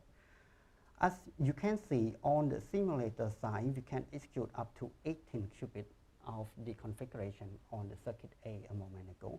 And we can see that the mitigated result of the noise-aware folding, starting from about 6, 7 qubits, we can see it spikes up and the expectation value at that point improves as well compared to other. And then in some cases, noticeably around here, the mitigated for global and local folding actually much worse than the unmitigated result at this point. And for the real hardware, as you can see, actually the expectation value starting from 4 qubit point, it drops significantly compared to the simulator, because assumption on the real hardware, it is much harder to execute such circuit, and also as the depth increase, it also accumulates the error differently than the simulator. The simulator only using some error rate that is available on the calibration data, like decoherent gate errors and so on. So it is more okay to execute the circuit at a higher depth. But then on the real hardware, we can see the expectation value drop significantly starting from 6, 7 qubits. That is the execution result on the real quantum computer. And this is the recent data as well that we execute just for this conference. And for this one, is actually the execution from a while ago using the noisy simulator with the noise model from IBM Q Mumbai, executing for the BV circuit at 14 qubit configuration. And as you can see in here, I put on all of the scale factor expectation value in each of the folding. You can see that on the noise aware folding, the expectation value drop like as expected for the noise scaling. Yes. So then in the extrapolated result, we can also see it is closer to the ideal value that we expected from the quantum circuit. Okay, so that is the result, and I would like to conclude our work and also future work as well. In SN, we propose a noise-aware folding method for the Z&E error mitigation method using the real-time calibration data from the real quantum computer, and we achieve about a 22 and 26 improvement over simulator and real quantum computer respectively. But I think there are a lot of things that can be improved in terms of this noise-aware folding or folding in general for Z&E. The first thing is that because we fold the quantum circuit and then adding the gate sequentially, there are some qubit that is idling for a very long time. And during that idling process, the decoherent will kick in much quicker. And at that point, implementing or cooperating it with the dynamic decoupling would essentially improve the success rate of your circuit within the execution. And in here, I propose about the gate level folding. So if we want to dive deeper, maybe we can consider about the pulse shaping level as well. At that point, we have a higher control over how we want to fold the gate pulse sequence and address much better where does the noise occur. And also, this one is just full application benchmark. We want, in my research, I want to focus on more of the quantum machine learning algorithm as well. Yes. So that is all for today. Thank you.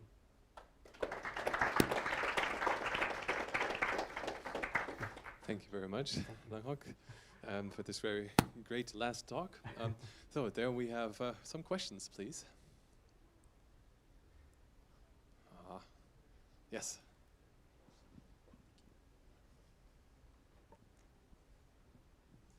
Thank you for the talk. The examples you showed were quite specific to the way that superconducting architectures work. Do you see ways to generalize this to other architectures where qubits might be mobile or other variations from IPM system? Thank you so much for the question. So in the example here, as you mentioned, specifically for the superconducting computer, but in theory, it should be work on all type of quantum computer, especially the gate-based quantum computer. But I haven't tested some other platform yet because of it's hard to reach to those platforms for the execution.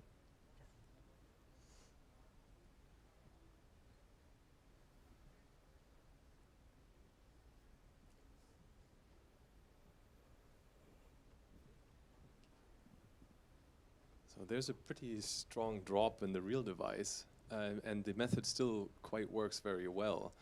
I think you probably mentioned why. Could you explain that again? What do you think? What happens there? Okay, so the big drop here, essentially, I was using on the IBM Cube here, the decoherence on that is very, very low.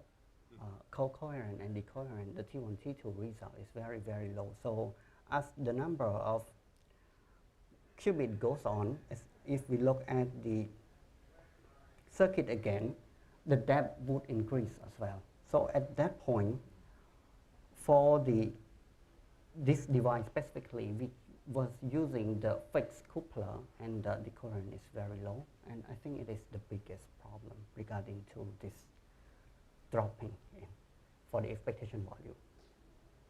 I mean, is the circuit then shorter for the mitigated? No, the circuit grow longer during the mitigation process. Yes, yeah, no, because the results are, the expectation value is still pretty high then, comparatively, right?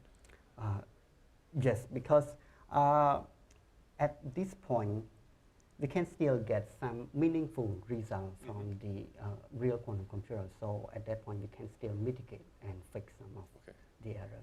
But at higher level, at 9 or 10 afterward, the results just almost completely random. Yeah. Yes, right. Yeah, that's right. Yeah. Thank you. Yeah. More questions? Okay, let's thank you again. Thank you.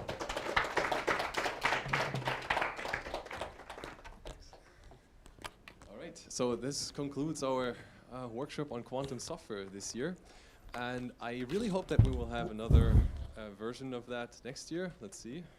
We don't know yet, but that would be very nice. And if we do, then I would like to see many of you coming then again. And before I end this here, a big thank you for so many people showing up today and all the great lively discussions. I really enjoyed it. Thank you very much.